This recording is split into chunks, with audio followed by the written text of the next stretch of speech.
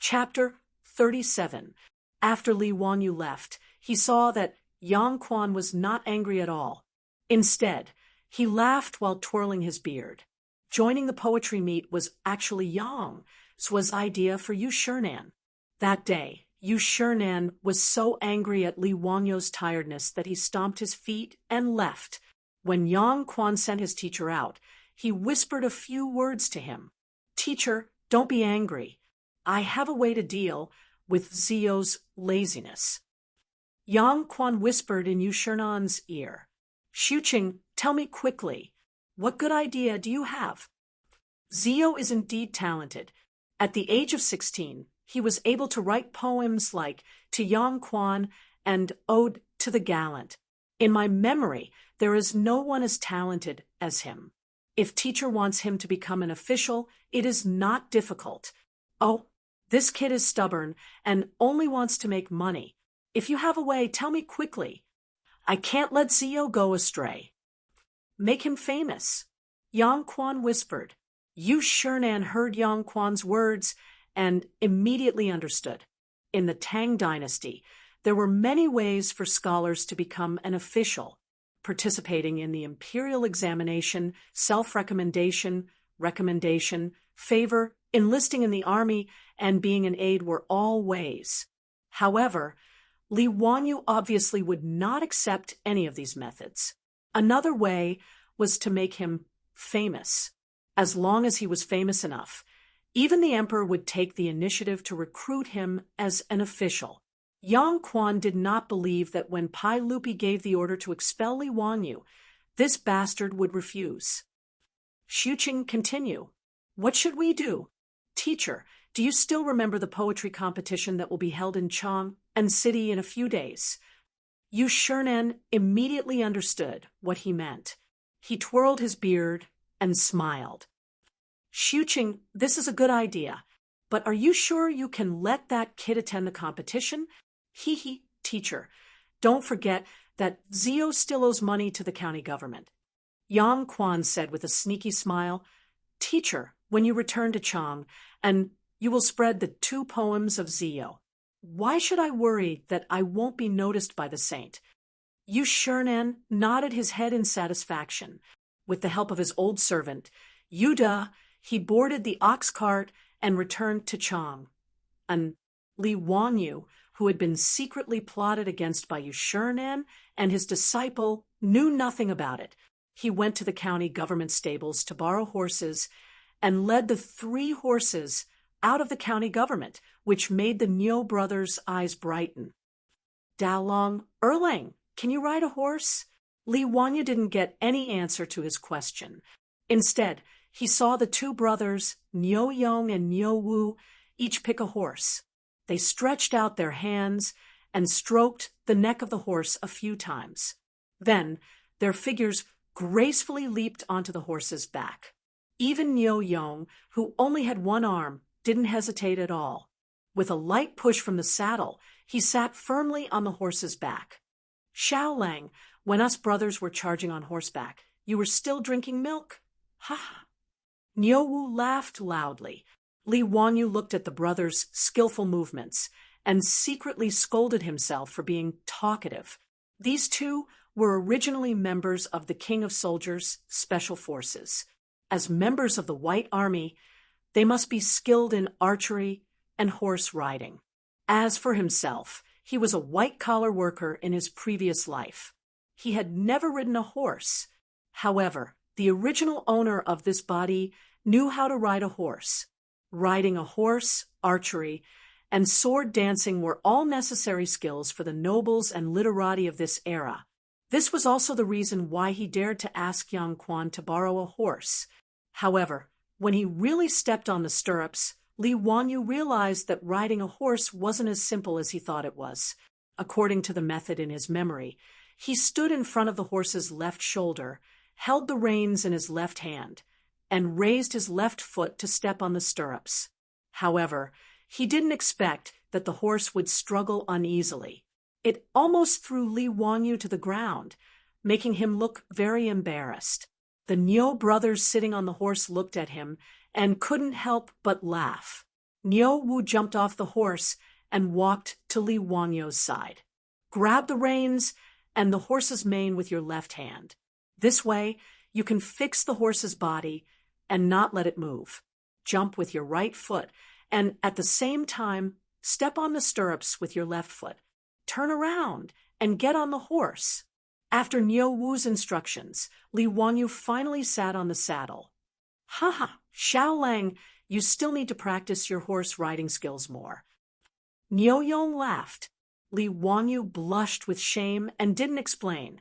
The three of them slowly rode out of the city and trotted towards Chang and city. On the way, Niu Wu urged the horse to gallop several times. He ran back and forth on the road from Hu County to Chang, and when the horse was sweating, he pulled back the reins and jogged back. Carefree. I haven't ridden a horse for many years. Li Wangyu could tell that the Niu brothers were also people who loved horses. Thinking about it, they probably didn't have many opportunities to gallop like this after they retired from the army. In Dingzhou village, there wasn't even an inferior horse to pull a carriage. There were only old cows in the village. For elites like the Niu brothers to not have the opportunity to ride a horse for more than 10 years, it was probably very depressing. It was just like how racers in the future didn't have the opportunity to touch the steering wheel. It was a very painful thing. After all, Niu Yong had lost an arm and was older than Niu Wu by 1 or 2 years. He was much calmer. He just rode the horse and followed Li Wangyu at a moderate pace. After a short while, Chang and city came into sight. In his memory, the previous owner of this body had been to Chang and before. But when Li Wangyu saw this dreamlike city with his own eyes, the world's most majestic city, the shock still made him speechless for a long time. The 12-meter high city wall had no end in sight. It was like a barrier that could never be breached. Chang and city was made up of Waigwa City, the Palace City, and the Imperial City. It covered an area of about 87 square kilometers. It was roughly half the size of the third ring of Xi, and in the future. Waigwa City was about 20 miles from east to west. It was equivalent to Li Wangyu walking from Dingzhou village to Hu County. It was about 70 miles from north to south. It was basically the distance from Hu County to Chang and city. More than 1 million people lived in this majestic city. One had to know that this was during the Tang dynasty. More than 1,000 years ago, there was no city more majestic and magnificent than Chang, and was 7 times larger than Constantinople. Even the most famous ancient city of Rome was only 1/5 the size of Chang and city. Chang and city was divided into 14 main streets from east to west and 11 main streets from north to south. The entire city was divided into 108 squares of different sizes. The entire city of Chang, and was horizontal and vertical. It was no different from a chessboard. Li Wangyu was momentarily stunned. A voice echoed in his mind for a long time. Dream of Chang, and he had traveled to Xi and in his previous life. But the Chang and now was not something that the Xi and of the future could compare to. The outer city wall of Chang and was divided into 4 directions: north, south, east, and west. Each direction had 3 city gates. There were a total of 12 city gates. They had come to Chang and from Hu County through the illustrious Virtue Gate in the south of Chang and city. The illustrious Virtue Gate was also the main gate of Chang and city. The other city gates had 3 gates, but the illustrious Virtue Gate had 5 gates. The so-called gates were openings in the city walls that were installed with heavy city gates. Although the illustrious Virtue Gate had 5 gates, only the small gates on the left and right sides could be used by people. They had set off from Dingzhou village early in the morning. By the time they reached Chang, and it was already noon, there was already a long queue at the city gate, waiting to enter the city for inspection. Li Wangyu curiously sized up the queue. There were many caravans made up of mules and horses. There were even caravans from the western regions riding camels. Li Wanyu was dazzled by the fair-skinned, yellow-haired, blue-eyed barbarian merchants and the sexy Persian singers. After waiting in line for half a day, the guards finally entered Chang, and city after inspecting the three of them for inspection. "Xiao Lang, where are we going now?" Niu Wu asked. They did not know why Li Wanyu had come to Chang, and city. "Let's go to Chongren Lane and find a place to stay first." Chapter 38. Entering the city from the illustrious Virtue Gate was the Vermilion Bird Avenue of Chang, and the Vermilion Bird Avenue, which ran from north to south, was a standard central axis of Chang, and it connected the Chengtian Gate of the palace, the Vermilion Bird Gate of the imperial city, and the illustrious Virtue Gate of the outer city. It divided Chang and into two symmetrical parts, Wanyan County in the east and Chang and County in the west. The pavement of the avenue was paved with green bricks. There were 3 to 4 meters deep drainage ditches and trees on both sides of the road. Li Wanyu was dumbfounded by the avenue that connected Chang, and it was too damn wide. Was this AF * King Avenue of Chang, and not an airplane runway? The 150-meter wide Vermilion Bird Avenue was beyond Li Wanyu's knowledge. A modern road was 3 meters wide. A 150-meter wide road was equivalent to a 50-lane road in the future. It was terrifying. The Vermilion Bird Avenue was the widest in Chang, and followed by the corresponding streets of the other city gates. The standard width was 120 meters, and the ordinary streets were 80 meters wide. It was a spectacular sight. The Vermilion Bird Avenue was different from other streets. There was a 10-meter wide road in the middle of the road. It was the imperial road used by the emperor. Ordinary people could cross it, but were not allowed to walk on it. The Tang dynasty was the same as the future. The traffic rules were to use the right side. The 8th volume of Tang Yuan said, "People respect the right side, and the right side is the most respected." Although there was a lot of traffic on the wide street, it was very orderly. The wide Vermilion Bird Avenue was bustling with people. There was an endless stream of diplomatic missions and caravans, as well as various horse and camel caravans and carriages. For a moment, Li Wanyu was mesmerized. When he entered Chang, and it was drizzling, Li Wanyu looked at everything in front of him, and a poem popped up in his mind. The drizzling rain on the heavenly street is as smooth as butter. The color of the grass can be seen from afar, but not near. The best thing about spring is that the willows are all over the imperial city. Han Yu's poem, one of the 18 members of the water department in early spring, described the beautiful scenery of the drizzling rain in Chang, and the heavenly street in the poem was another name for the Vermilion Bird Avenue. Riding on the horse, Li Wanyu was lost in thought. He muttered the poem, and then he heard a man's voice. "Good poem. The drizzling rain on the heavenly street is as smooth as butter. This Lang Jun has great literary talent." Li Wanyu turned his head in astonishment. He saw a young man riding a horse beside him. The young man was dressed in luxurious clothes and had a sword at his waist. The young man was looking at him with excitement. Seeing that Li Wanyu was looking at him, the young man on the horse cupped his hands towards Li Wanyu and said, "I accidentally heard you reciting a poem and got excited. Sorry for disturbing you. My surname is Fong, and my given name is June. My courtesy name is Eai. How should I address you?" Fong Jun?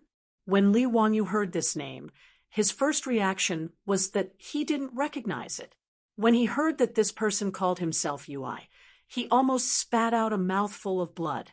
Fong Ju and Fong's love, F***CK, the famous cuckold party of the Tang dynasty. Their grasslands were so green that they could graze. Love is a ray of light, so green that you panic. Fong AI was the second son of Feng Xianling, a famous official of the Tang dynasty. Later, he married the famous princess Gao Yang. The story of Gao Yang cheating on the monk Bianji was known to everyone. What was even more tragic was that this guy was dragged by Gao Yang to play a game of rebellion. In the end, he was killed by Li Ji, who had just become the emperor. There was a tragedy in life called marrying a princess. Li Wanyu didn't expect his luck to be so good. He had just entered Chang and walked onto the Vermilion Bird Avenue when he met such a historical celebrity. "Hello, brother EAI. I am Li Wanyu of Hu County. My courtesy name is Li Wanyu." Holding back the urge to spit out blood, Li Wanyu greeted him. "Hu County? Brother EAI, were you born in the Li clan of Hu County?" Feng EAI asked. Feng EAI's words made Li Wanyu smile bitterly. "I was born in the Li clan of Hu County. However, my name was removed from the clan a few days ago. Let's not talk about it." "What? Removed from the clan? Why is that?" Feng EAI's face was full of shock.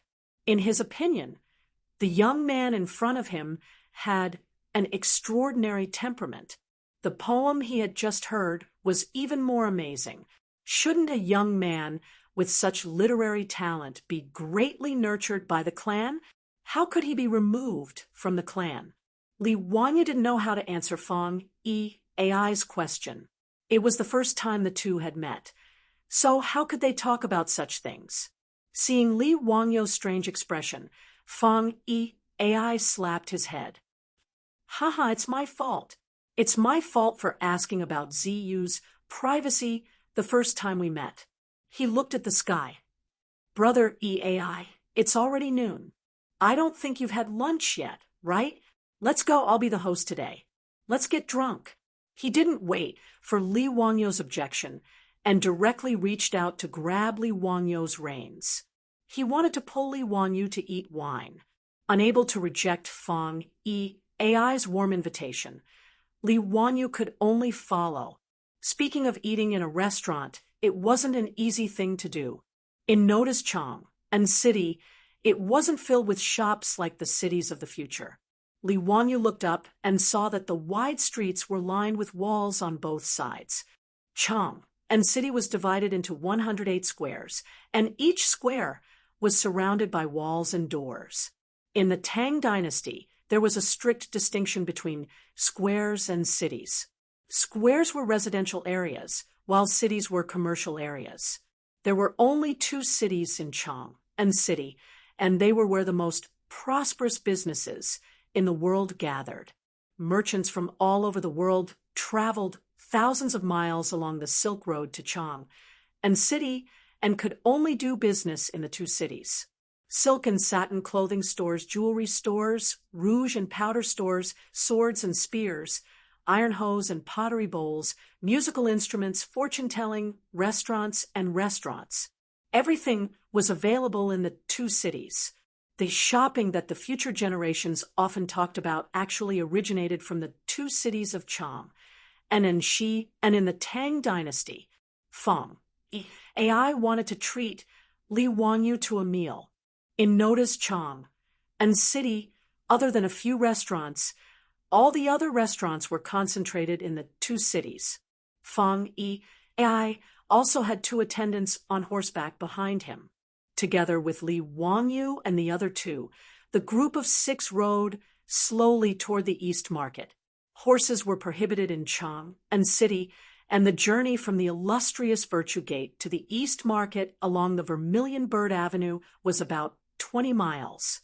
Li Wanyu was so hungry that his heart was stuck to his stomach when the group finally arrived at the restaurant. They stopped in front of a 2-story restaurant called Drunken Cloud Restaurant. Before Feng EAI got off his horse, a waiter came out to greet them. "Young Master Feng, you haven't been here for a long time. Please come in, come in." Everyone got off their horses. Feng EAI asked the waiter to prepare fodder for the horses and ordered his 2 attendants and the Niu brothers to prepare food. He then pulled Li Wanyu into the restaurant. Li Wanyu sized up this Tang Dynasty restaurant. The first floor was a spacious hall, and there were already many people sitting inside. It was very lively. However, the walls were really gaudy, densely packed with all kinds of words. Li Wanyu curiously looked over and was almost amused. It turned out that the walls of this restaurant were full of treasures of calligraphy, left behind by all kinds of literati. There were also poems inscribed on the courtyard walls and the walls of the house. Those Tang Dynasty literati with bad hands couldn't bear to see a clean blank space. Those who knew how to compose poems wrote poems. Those who knew how to write essays wrote essays.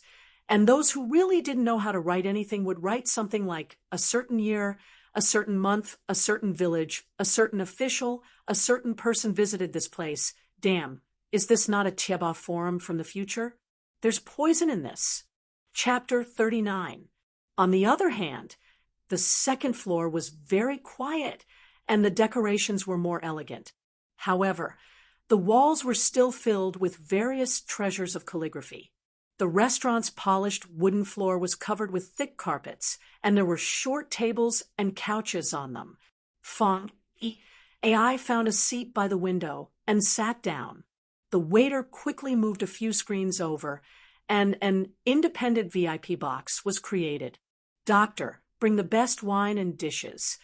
Fong AI sat down and called out. The doctor was referring to the waiter in the restaurant. Okay, please sit down. The good wine and dishes will be sent right away. Soon, the wine and dishes were served. Fong AI eagerly poured wine for Li Wanyu. This wine tasted slightly better than the one Li Wanyu drank at home, but for Li Wanyu, it was barely drinkable. After 3 rounds of wine, the two became familiar with each other. When Fong AI learned that Li Wanyu's father was Li Zhou, he immediately stood up and bowed to Li Wanyu. This made Li Wanyu confused. What was he trying to do?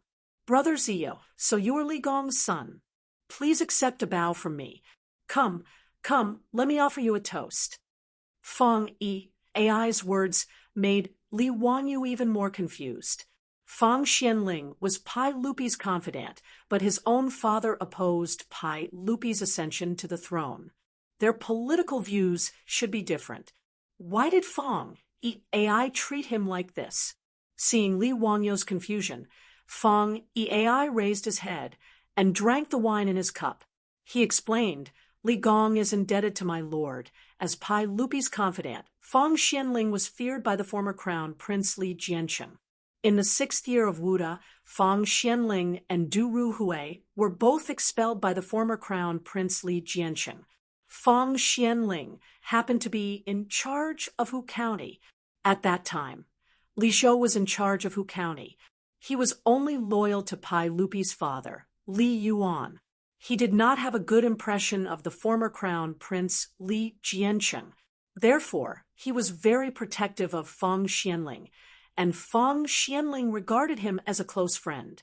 After the Black Tortoise Gate incident, Pai Lupi ascended the throne. Li Zhou was demoted and removed from his position in the court. Fang Xianling tried to persuade Li Zhou to work for Pai Lupi, but he was scolded by Li Zhou and cut off all ties with him. After Li Zhou fell ill and died, Fang Xianling was still crying at home, feeling sorry for Li Zhou. After listening to Fang Yai's explanation, Li Wanyu suddenly realized that his dead father actually knew Fang Xianling, a powerful person from the Tang Empire. Now that both sides had the relationship of their fathers, they were even closer. After drinking another cup of wine, Fang AI asked curiously, Brother Ziyu, why were you expelled from the clan? Humph, it's all because those leeches were too greedy. Li Wanyu didn't hide anything from him and told him about his experience. After listening to Li Wanyu's words, Fang AI was so angry that he slammed the wine cup on the floor. Old man, how dare you? I'm so angry. Ziyu, don't worry. Today I'll go home and report to the Lord. I'll definitely give you justice. Brother ZAI, no need. I don't care about the clan. It's better to leave the vampire clan. Who knows who he will regret in the future? Ziyu is ambitious. Come, let's drink. Fong, EAI didn't say much. He picked up the wine pot and filled Li Wanyo's cup. The two drank for a full hour. Even if the alcohol content of the Tang Dynasty wine wasn't high, Li Wanyu still felt a little tipsy. As for Fong EAI, this historical celebrity that he met today, Li Wanyu felt that he was quite a good and interesting person. Later generations had different opinions about Fong EAI. In the New Tang book, it was said that Fong Xianling's second son, Fong EAI, was uneducated and had martial strength. However, after today's meeting, Li Wanyu felt that Fong EAI wasn't as bad as the history books said. What uneducated and uneducated? It was said that Fong EAI was absurd and uneducated. However, Li Wanyu found that Fong EAI's talent was quite good, and his personality was very straightforward. He was very much to Li Wanyu's liking. Thinking about it, Fong Xianling was the prime minister of the Tang Dynasty and one of the 24 meritorious officials of the Lingyan Pavilion. How could he have a son who neglected to educate him? However, when he thought about the famous cuckold between Fong EAI and Princess Gao Yang, he felt that if there was a chance in the future, he must persuade Fong EAI to stay away from Gao Yang. At this time, the two had only known each other for half a day. Naturally, it wasn't the time to talk about this. However, Li Wanyu still remembered this in his heart. Fong EAI's alcohol tolerance was not good. When Li Wanyu only felt a little tipsy, he was already drunk. He called Fong EAI's attendants and asked them to carefully send Fong EAI back to the mansion.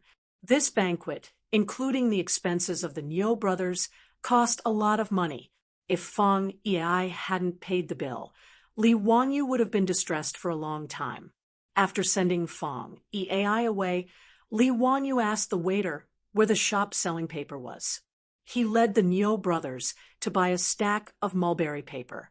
Not far from the East Market, the Chongren Square of Chong was northwest. Chongren Square gathered all kinds of inns of different sizes. It was a place where inns gathered. Li Wanyu casually found a hostel and booked 2 rooms to stay in. After letting the Niu brothers go to rest, Li Wanyu closed the door, took out the mulberry paper he bought, and found a charcoal pencil from the bag he carried with him. Li Wanyu busied himself in his room for the entire afternoon. It was only in the evening that Li Wanyu snuck out of his room. "Sir, are you going out? The drum of dusk is about to sound. After the drum stops, the gate will be closed. You must not go out." Seeing that Li Wanyu was going out, the waiter of the hostel hurriedly reminded him.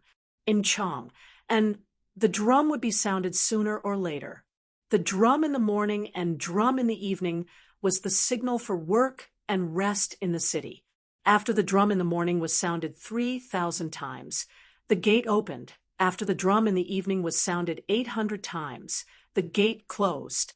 After the drum in the evening was sounded, those who were still on the street and did not enter the square would be arrested by the patrolling marquis for violating the night curfew.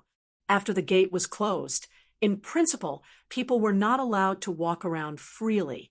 However, in a place where inns like Chongren Square gathered, there was no taboo in the square. Most of the scholars from other places who came to Chong and to select officials and participate in the imperial examination would live here. Therefore, even after the curfew, the restaurants attached to Chongren Square were noisy day and night. The lights were endless, just like the nightlife center of Chong. And Li Wanyu thanked the waiter with a smile, walked out of the hostel, and walked straight to the gate. The old guard guarding the gate also reminded him that the drum of dusk was about to be sounded. If he was late, the gate would be closed. Li Wanyu just smiled and thanked the old guard. After that, he walked to the gate of Ping Kong Square across the street. seeing that he was going to Ping Kong Square. The old guard did not say anything more. He just looked envious. Ping Kong Square was the most special square in Chang and of the Tang dynasty. The reason why the old guard looked envious was that it was, the legendary Red Light District. The second volume of the Legacy of the Heavenly Treasure of Kaiyuan said, Chang, and as Ping Kong Square, a place where prostitutes live. The young heroes of the capital gather here. People call this square a romantic place. Ping Kong Square was not only a red light district, but also the location of the famous office in the capital. Just like in the future, each province had an office in the capital, Chang, and called the Memorial Office. There were 15 memorial offices in Chang, and all of them were located in Ping Kong Square. It was convenient for the officials from other places to drink wine and have fun at night. Moreover, in the Tang dynasty, officials were not allowed to visit prostitutes. Scholars and officials in the imperial court were proud to come here for pleasure. Li Wanyu didn't come to Peace Lane because he was unable to endure his hunger and thirst and wanted to have some fun. He was here to make money. Chapter 40. The reason why Li Wanyu came all the way from Dingzhou village to Chang and was to come to Ping Kong Square and earn his first bucket of gold in the Tang dynasty. Outside a brothel, Li Wanyu saw a young fatty dressed in black struggling to dismount from the back of a strong horse with the help of a servant. Li Wanyu's eyes couldn't help but light up. Looking around and seeing that no one was paying attention to him, Li Wanyu sneaked over like a street vendor who sold pornography in the future and asked in a low voice, "Brother, do you want to buy a picture?" Li Wanyu's sneaky appearance gave the fair-skinned fatty a fright. "What do you want?" "Hee, brother, I'm asking you if you want to buy a picture." "Buy what picture?" The fatty blinked his eyes twice, not understanding Li Wanyu's meaning. Li Wanyu didn't answer him and looked around. "Brother, there are too many people here. It's not convenient. Can we talk somewhere else?" The fatty looked at him with a bit of vigilance, as if he didn't want to rashly come into contact with Li Wanyu. Seeing the fatty's vigilant look, Li Wanyu carefully took out a scroll of paper from his bosom, opened it, and showed it to the fatty, then immediately put it away. But with just a glance, the young fatty's eyes immediately widened, his nostrils flared, and his face was full of disbelief. "You want to sell this picture? Quick, let me take a closer look at it. There are too many people here, it's inconvenient." Li Wangyu's face showed that he was in a difficult position. The fatty immediately looked around, then pointed to an empty alley, and said, "Brother, how about you and I talk there?" Li Wangyu nodded, and the fatty also refused the servant's offer to follow him. The two of them walked into the alley, one in front and one behind. Quick, let me take a closer look at the picture." As soon as they walked into the alley, the fatty couldn't wait to urge Li Wanyu to give him the picture. Li Wanyu chuckled. He reached into his bosom and took out the mulberry paper again. He spread it open and handed it to the fat man. This time, Fatty looked at it even more carefully. His eyes were almost on fire.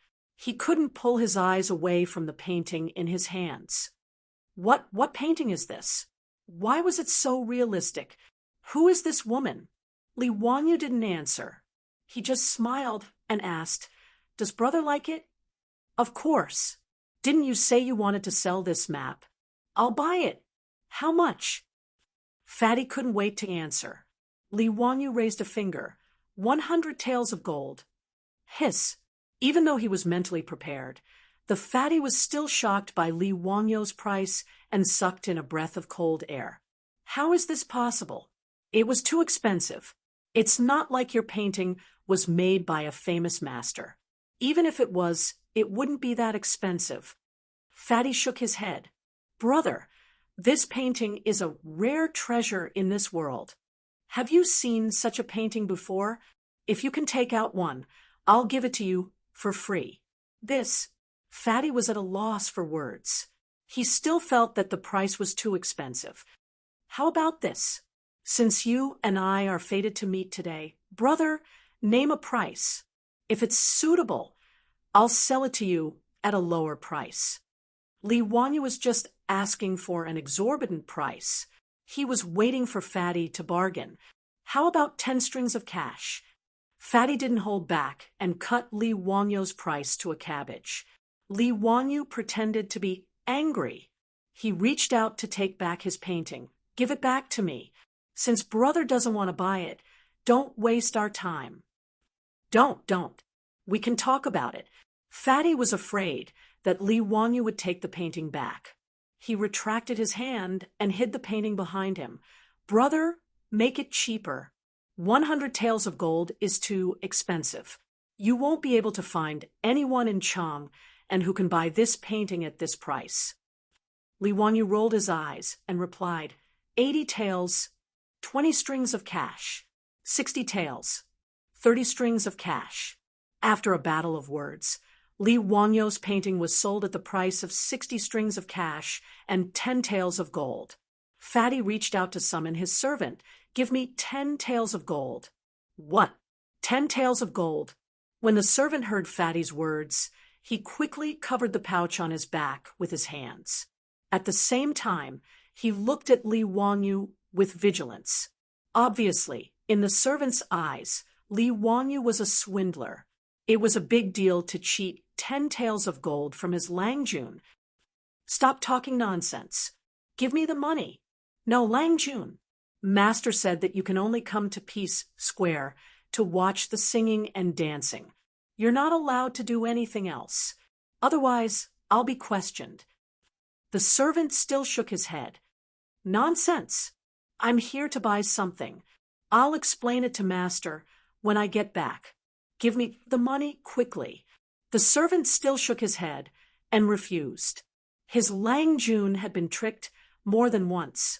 That was why the master had repeatedly told him to keep a close eye on him and not be tricked again. Spending money was a small matter. The most important thing was to lose face after being tricked. Fatty's family was a famous merchant in Chang and City. However, he was often tricked into spending a lot of money. He didn't care about spending money. His father didn't care either. However, because Fatty was always tricked, he would often spend money to buy a pile of junk and take it home as a treasure. He had almost become a joke in Chang'an City. That was why he told his son's servant to keep a close eye on the money. He could go out to drink and give tips. However, he couldn't just buy junk back. Fatty was forced into a corner. He held the painting tightly in his hand and showed it to the servant. Look carefully. I want to buy this painting. Give me the money quickly. With just one look, the servant was stunned. He stared at the painting in Fatty's hand. A line of bright red blood flowed from his nostrils unconsciously. Fatty's face was full of disdain. Useless thing. Quickly wipe the blood off your nose. I won't bring you to Peace Lane in the future. It's so embarrassing. Only then did the servant react. His face was full of shame. He wiped the blood from his nose with his sleeve and then took out 2 ingots of gold from his pouch and handed them to Fatty. Fatty handed the gold to Li Wanyu. Brother, we are done with the goods and the money. This painting belongs to me now. Of course, Li Wanyu heard that the drum of dusk had been beaten. He saluted to Fatty and said, Brother, we'll meet again. The two parted ways. Fatty didn't go to the brothel to watch the singing and dancing. He climbed onto the horse and called for the servant to return home immediately. Li Wanyu walked out of Peace Lane unhurriedly and returned to Chongren Lane. Li Wangyu's departure and return caused the old guard to misunderstand. He shook his head at Li Wangyu's back. He muttered softly, So, he's just for show. Nice to look at, but useless. He came back in less than the time it takes for a joss stick to burn. TSK. His body is so weak. Fortunately, Li Wanyu didn't know that the old guard thought of him like this. Otherwise, he would have vomited blood. "You're the weak one." After returning to the hostel, Li Wanyu went back to his room and closed the door. He immediately took out the 2 ingots of gold and looked at them excitedly. "Ha! I'm really a genius. I can even think of such a method. TSK, TSK. It can actually be sold for 10 taels of gold." The spending power of this Tang Dynasty's otaku is really terrifying. Li Wanyu talked to himself happily for a long time. Then, he carefully put the gold ingots into his bag. He lit the oil lamp, took a piece of mulberry paper, and started to work again. He held a charcoal pencil in his hand and kept drawing on the mulberry paper. Soon, the outline of a pattern appeared on the mulberry paper. It was a sketch of a naked woman. Chapter 41. Yesterday, when Su Chongqing said that he could sell paintings for money, Li Wanyu suddenly had an idea. Of course, he couldn't sell ordinary paintings for money, but what if it was a nude sketch? For men in the Tang Dynasty who had only seen exaggerated and secretive erotic paintings, a completely realistic and 3-dimensional human body sketch would have an impact on them no less than a mental bomb, right? Li Wanyu studied sketching in high school. Because of the restless hormones of young people, he had a special liking for human body sketches. At that time, he had copied many human body sketches and could be said to be the best at it. Therefore, Li Wanyu immediately thought of the idea of selling human body sketches in the Tang Dynasty. However, ordinary rice paper was too thin and not suitable for sketches, so he thought of using mulberry paper to draw. As for coming to Chang and to sell paintings, it was completely because of Ping Kong Fong, a consumer market with huge potential. Of course, many people in Huxian knew him, so he was embarrassed to sell the human body sketch. If this matter was spread out, it would not be good for his reputation. Even if Li Wangyu's skin was thick enough, he did not want to become a dissolute man like Tang Yin and Tang Bohu. In the Ming Dynasty, Tang Bohu was famous for his erotic paintings and called himself Jiangnan's #1 dissolute scholar. However, because he was short of money, he drew many erotic paintings. Wang Shu Palace Courtesan, Tao Gu's poem, and Mandarin Duck's secret score were all erotic paintings drawn by Tang Bohu. Moreover, if Su Chongqing knew that he was making money by drawing human body sketches, wouldn't he lose face? Therefore, he ran to Chang and even carried the Niu brothers behind his back, afraid that they would find out. After the human body sketch he drew in the afternoon was sold for 10 taels of gold, Li Wanyu was even more excited. He did not care that it was late and lit a lamp to start painting in the middle of the night. He did not expect to become rich by drawing human body sketches, let alone pay off the more than 1 million yuan he owed. Being able to sell it for 10 taels of gold today was completely because he met a fool. Li Wanyu estimated that his painting could be sold for 20 or 30 strings of coins, which was already amazing. He hoped to rely on the money from selling the paintings to solve his current emergency. Thinking about the plague of locusts that would start to spread through Guangzhou in a month, Li Wanyu felt anxious. This money was the survival money for him, Su Chongqing, Li Heng, and Perrin. 10 taels of gold could be exchanged for 60 strings of cash, which was 60,000 yuan. The current price of rice was 360 copper coins per bushel. With this money, they could buy more than 100 bushels of grain, which was enough for their family of 4 to tide over this difficult time. But what about the villagers of Dingzhou village? Not to mention the distant ones. Where were the Niu brothers who accompanied him out this time? How could he watch them starve to death? Li Wanyu let out a long sigh. I'll take it one step at a time. I'll do my best and leave the rest to fate. When the time comes, I'll save as many as I can. Under the flickering light, Li Wanyu began to draw again. In his eyes, this black and white human sketch was a life-saving food. While Li Wanyu was engrossed in drawing, The fat man who bought the paintings sat in a carriage and returned to his own residence in the sound of the evening drum.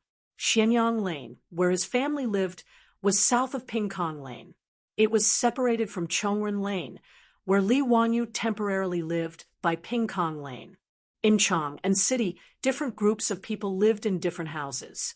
The 108 lanes could be understood as 108 small towns, somewhat similar to the well-equipped communities of the future. Each lane was surrounded by walls of different heights.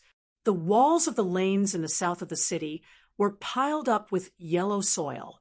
Most of the people who lived here were commoners. The population was sparse, and many of the lanes were farmland. The north of Chong and was where the imperial palace and the government resided.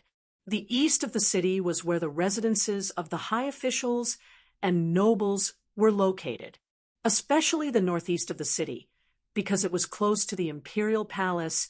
The residences of the officials were densely packed. The west of the city was where Shi City was located. The trade in Shi City was extremely prosperous.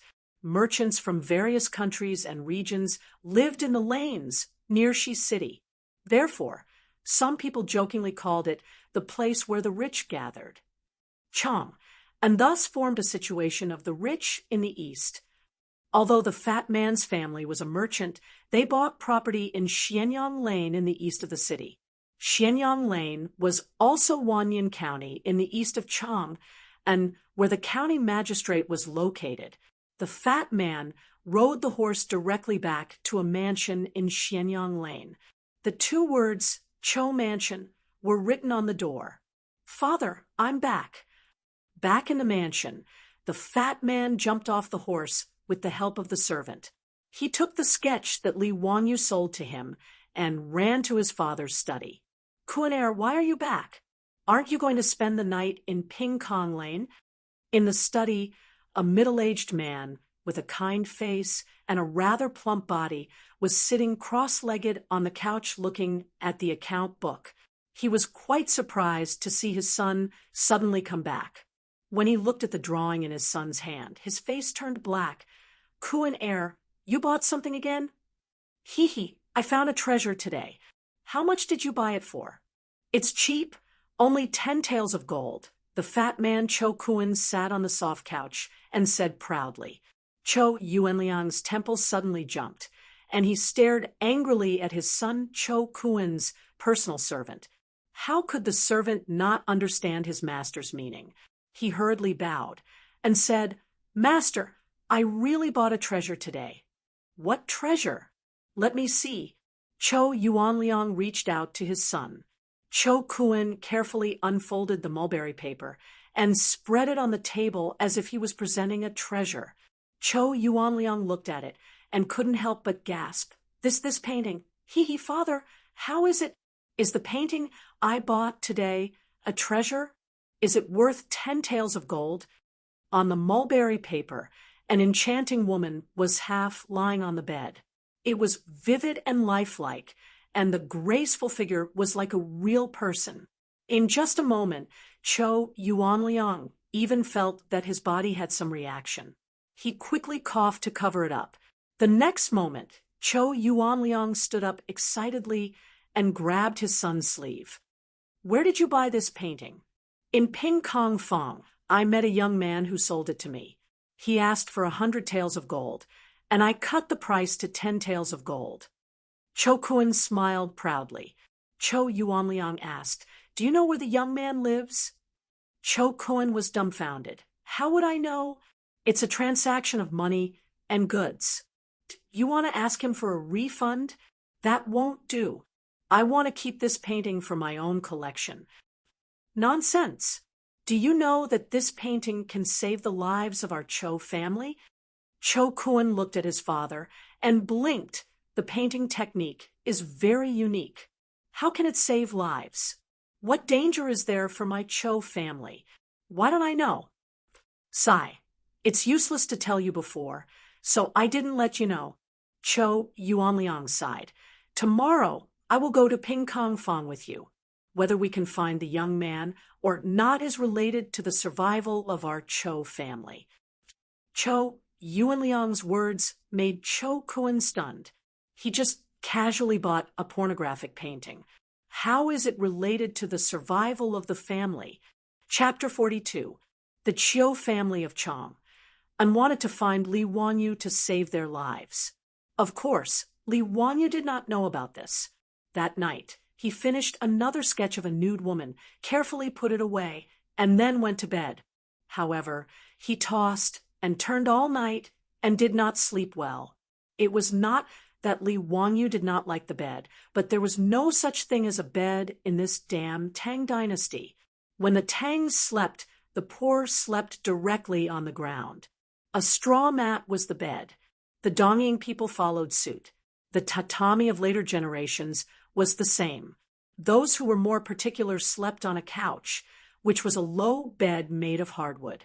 The feeling was so good that Li Wanyu missed Simmons very much. Li Wanyu had always thought that there should be a bed in the Tang dynasty because Li Bai's famous poem, Quiet Night Thoughts, said, "The bright moonlight before the bed is suspected to be the frost on the ground."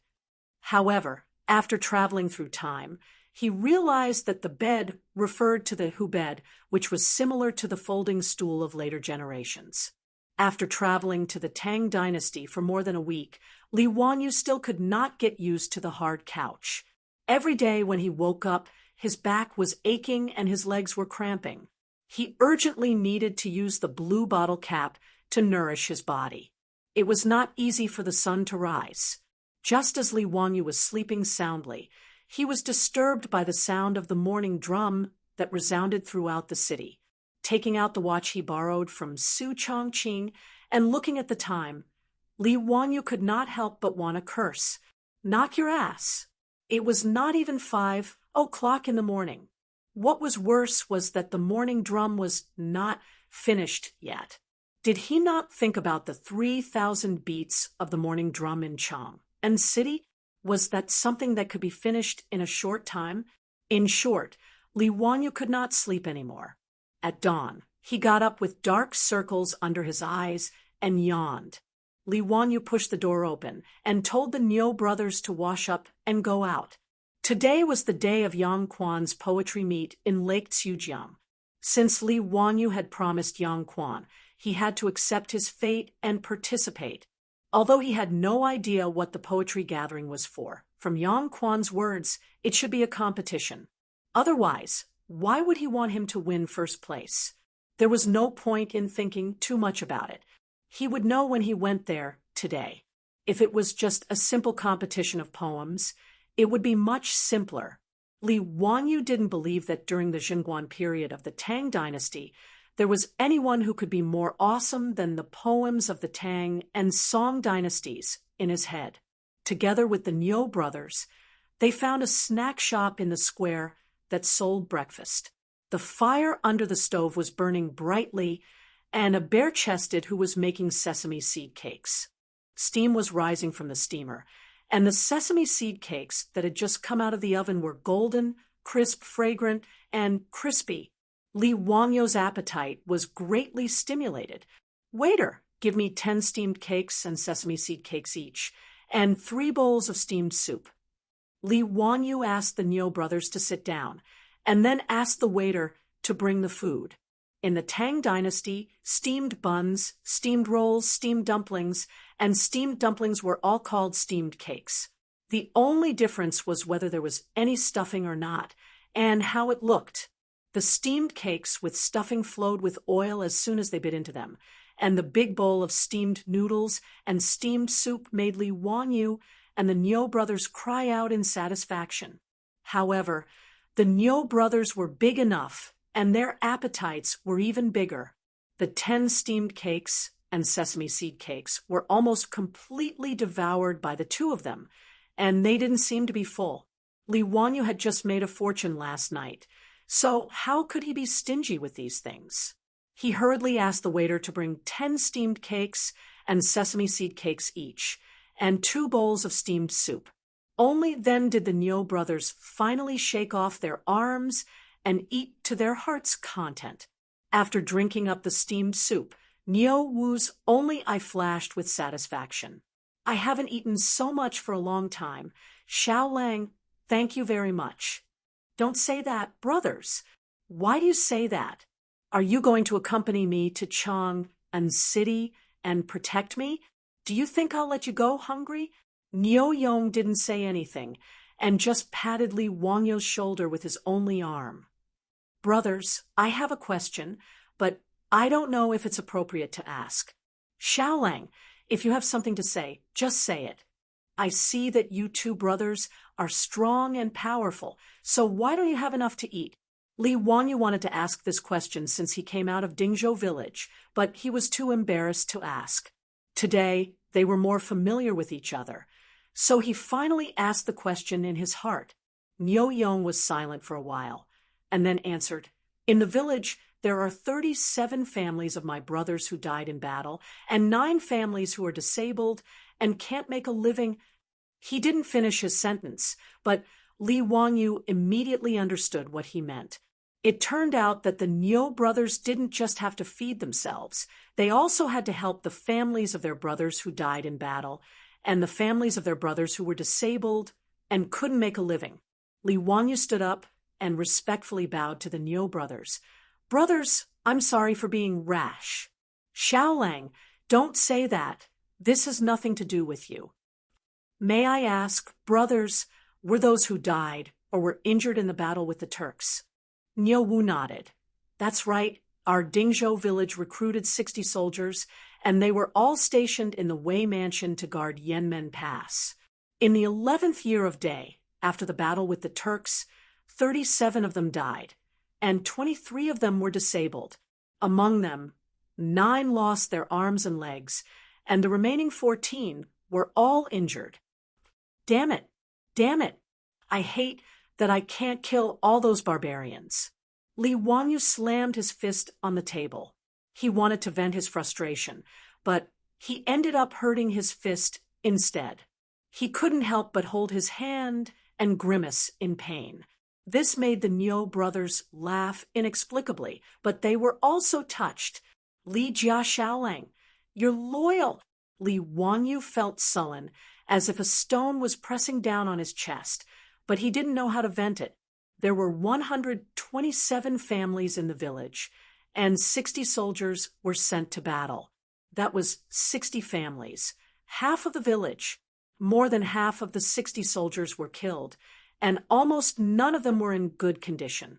These soldiers of the previous dynasty fought against the hungry wolves of the grassland and the Turks, and they protected the Chinese people. But now the Tang dynasty government had almost completely forgotten about them. How hateful! He remembered the song Serving the Country with Loyalty from the future, and couldn't help but beat the table to the beat, and sang at the top of his voice. The smoke of war rises, and the mountains look to the north, the dragon rises, and the horse neighs, and the sword is like frost, the heart is like the yellow river, and the water is boundless. Who can resist 20 years of unhindered rule, where the long saber of hatred goes? How many brothers and sisters are buried in other villages? After he finished shouting, he only felt happy, and the sullenness in his heart was released along with the song. But Niu Yong and Niu Wu were stunned, as if they were struck by lightning. Where the long saber of hatred goes, how many brothers and sisters are buried in other villages? Niu Yong murmured, but he couldn't stop the tears in his eyes from falling. Niu Wu roared like a beast. Big brother, I hate it so much. Many people around the snack bar were stunned by Li Wanyu's shout, as they had never heard such a strange song before. However, the lyrics were so passionate and unrestrained. Everyone's blood surged when they heard it. Good. What a great Tang dynasty that makes people come to congratulate. Someone suddenly clapped and cheered. The original lyrics were the great China that makes people come to congratulate, but Li Wanyu changed it to the Tang dynasty. Li Wanyu looked at the source of the sound, but it was an unfamiliar man in fine clothes, about 30 years old. Xiaolang, does this song have a name? Serving the Country with Loyalty. Chapter 43. The finely dressed man nodded. What a good song. Serve the country with loyalty. Little Lang, you are too considerate. You flatter me. Li Wanyu did not recognize this person, but seeing his extraordinary bearing, he politely replied. He originally thought that the finely dressed man was just a passerby, but he did not expect that the man would not be courteous and directly sit at Li Wanyu's table. He even called for the waiter to bring him food. Waiter, 2 steamed cakes, a sesame seed cake, and a bowl of soup. Xiao Lang, you don't mind treating me to breakfast, right? The last sentence was said to Li Wanyu. Li Wanyu was also helpless against this man who acted so familiar, but he could still afford to treat him to breakfast, so he immediately smiled and expressed that it was fine. How should I address Xiao Lang? Li Wanyu of Hu County. My courtesy name is Zio. Zio? Moreover, Zilly has the worry of hunger and cold. Good. I wonder which erudite scholar came up with this courtesy name for Zio. The finely dressed man kept asking. Li Wanyu's forehead was filled with black lines. Who is this guy? Are you here to check my household registration? However, it was not good for him to not answer, so he could only helplessly reply, It's you, Gongyu, the secret supervisor. The finely dressed man was stunned when he heard this. Then he laughed loudly. So it's you, Gongyu. No wonder, no wonder. Is Zio going to Crooked River Lake to participate in the poetry competition? Yes. Killing a man in 10 steps, leaving no trace for 1,000 miles. Was that chivalrous journey also written by Zio? When Li Wanyu heard this, he could not help but be stunned. How did this man know? It's just a game. It's not presentable. Sorry for the ridicule. Li Wanyu politely replied. The finely dressed man laughed. It seems that Zio will be the winner of this year's Crooked River Lake poetry competition. Ha ha, you flatter me. Li Wanyu wanted to ask the man's name, but the man didn't say anything else. He finished his food in 2 or 3 bites and cupped his hands towards Li Wanyu. Many thanks for Xiao Lang's hospitality. I will take my leave now. After saying that, he stood up and left in a carefree manner. Li Wanyu felt his balls ache as he watched. *CK, do you have to be so straightforward? After asking him for such a long time without rhyme or reason, was he going to leave after eating breakfast for free? Anyway, this person should be an important figure in the imperial court of the Tang dynasty. Otherwise, he wouldn't have known about my ode to chivalry from Yu Shinan. Do the math. After breakfast, Li Wanyu felt his heart ache again when he paid the bill. Steamed biscuits, and who biscuits cost 2 copper coins each. So they ate 40 of them. 5 bowls of mengu soup cost a total of 95 copper coins. Adding on the money they paid to the well-dressed man, they had a total of 104 copper coins. It was equivalent to more than 400 yuan in the future. It was just breakfast. Li Wanyu now understood why rice was said to be expensive in Chang.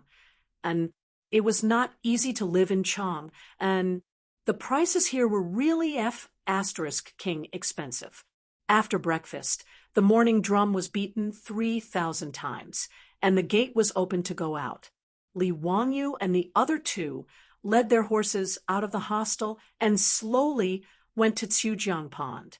After Li Wanyu's insistence, the Niu brothers finally didn't carry bows and short spears on their backs. They only carried long sabers on their waists. What a joke!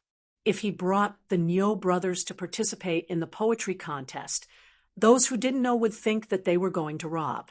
Xiujiang Pond was located in the southeast corner of the outer city of Chang, and it was a distance of about 20 miles from Chongren Square. Li Wanyu could only sigh that Chang, and was really too big. If the civilians in the city didn't have horses or oxen to ride, they would have to walk for several hours to cross the city. When they arrived at Xiujiang Pond, it was still early. Xiujiang Pond was popular in the Qin and Han dynasties and flourished in the Sui and Tang dynasties. The Tang dynasty rebuilt Xiujiang, dug the Yellow Canal, built the Imperial Garden, built the Great Wild Goose Pagoda, and built the New Gate. The Crooked River Pond became the most famous tourist attraction in the capital city. The noble ladies of the Tang dynasty were used to bring in carriages and horses to drink wine in Xiujiang Pond. They sang and painted boats and enjoyed leisurely banquets. After the new jinshi passed the examination, they would often go to Xiujiang Pond in groups to hold big banquets and drink wine. The so-called Xiujiang Pond flowing wine was known as one of the 8 sights of Chang, and the Imperial Garden in Crooked River Pond was the famous hibiscus garden. Li Wangyu didn't know where the poetry contest was held, so he led the Niu brothers to stroll around Xiujiang Pond, admiring the beautiful scenery of the Tang dynasty's Imperial Garden. But not long after, Li Wangyu felt discomfort in his stomach. Li Wangyu asked the Niu brothers to wait for him by the Crooked River Pond for a moment before he ran off to relieve himself. When Li Wangyu finished relieving himself, he walked back to look for the Niu brothers. But he was shocked to find that the Niu brothers were surrounded by a group of scholars making a lot of noise. "Is this Xiujiang Pond a place for people like you to come? What a disgrace to the educated. Why aren't you scramming?" A scholar dressed like a scholar pointed at the Niu brothers and scolded loudly. "Are the vulgar Tian Shilang worthy of coming to Xiujiang Pond? 2 ugly people like charcoal. Aren't you afraid of scaring the noble ladies?" That's right, although Xiujiang Pond doesn't prohibit entry. "Is this a place for Tian Shilang?" A group of scholars surrounded the Niu brothers and scolded them. The Niu brothers didn't say a word. Niu Yong used his only arm to hold Niu Wu back, not letting him be impulsive.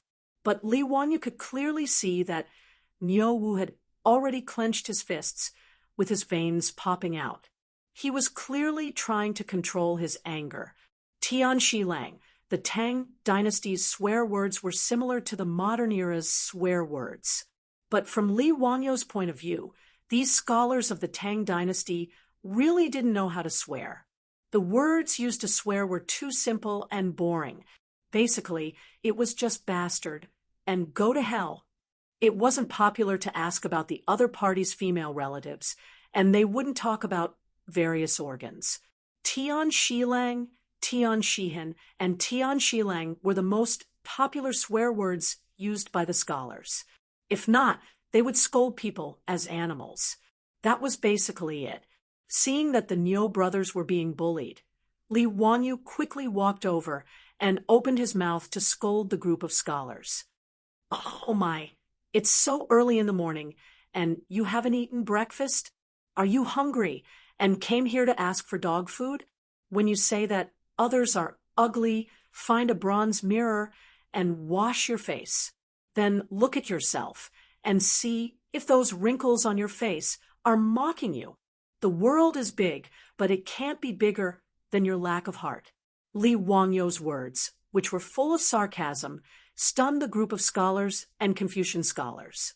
After pondering the meaning of Li Wangyu's words for a long time, the group of people finally reacted. He was calling them dogs, ugly and lacking in heart. After understanding the meaning of Li Wangyu's words, the group of scholars immediately jumped up. "Tian Shilang! Tian Shilang! How dare you! You what? You shut up!" Without waiting for them to speak, Li Wangyu interrupted again. "You lack calcium since you were young and lack love when you grew up. Your grandmother doesn't love you and your uncle doesn't love you. Your left face is asking for a slap and your right face is asking for a kick. Donkeys kick donkeys and pigs trample on pigs." Li Wangyu continued to scold. "The Tang dynasty had so many weapons, but you didn't learn them. You only learned the sword. You didn't learn the upper sword and learned the lower sword. The lower sword had so many moves, but you learned the drunken sword. You didn't learn the bronze sword and iron sword, but learned the silver sword. Congratulations! You have finally mastered the Wulin's lost art, the drunken silver sword. You have reached the realm of becoming one with the sword man. His series of carefree scoldings directly caused the group of scholars to have their brains shut down. They looked at him in a daze, not knowing what they were thinking. Li Wanyu was scolding happily, but he didn't notice that there was a group of people dressed in luxurious clothes watching them from the side. In the middle of the crowd, a man in his 30s with a curly beard pointed at Li Wanyu and said with a smile, "This kid's mouth is too mean." Chapter 44. Beside the man was the young man who had freeloaded Li Wanyu's breakfast this morning. He laughed and said, "Your Majesty, I know this man. Ha ha, I even freeloaded his breakfast this morning."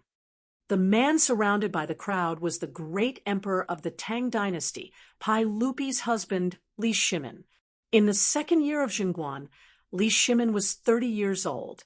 Moreover, Li Shimin, Li Erlang, was a handsome man in the eyes of the Tangs. That curly beard on his face was praised by Du Fu in a poem. Curly beard like Taizong, beauty reflected in the spring beyond the Great Wall. Oh, Wuji, you know this man? The man who had freeloaded Li Wanyu's breakfast was actually the imperial uncle Zhang Sun Wuji, the great Yin's Duke of Zhao. Your Majesty, you know that my residence is at Chongren Lane. Early this morning I met this boy in the square. At that time, he was singing the song Serving the Country with Loyalty. Although the tune was strange, it made my blood boil, and I wished I could take my saber and mount the horse to fight the Tujua again. So I went up to him and asked. Only then did I know that he was the genius Li Wanyu Li Zio. Oh, this man is Li Zio, Duke Yu Gallantry, and on Yang Quan were written by this man. Haha, that's him. In the crowd, Yu Shernan smiled and replied while twirling his beard. Pai Lupi nodded, but then shook his head. This man's mouth is really sarcastic. It's not like what Duke Yu said. Were those two poems really written by him? Before Yu Shernan could answer, another official walked out from the crowd and cupped his hands towards Pai Lupi. Your Majesty, although Li Zio's words are sharp and he doesn't care about trifles, he is a real talent. I also have a new poem written by him here. Would Your Majesty like to hear it? A new poem? Xian Ling also knows this man. Pai Lupi asked curiously. No, this is the first time we've met.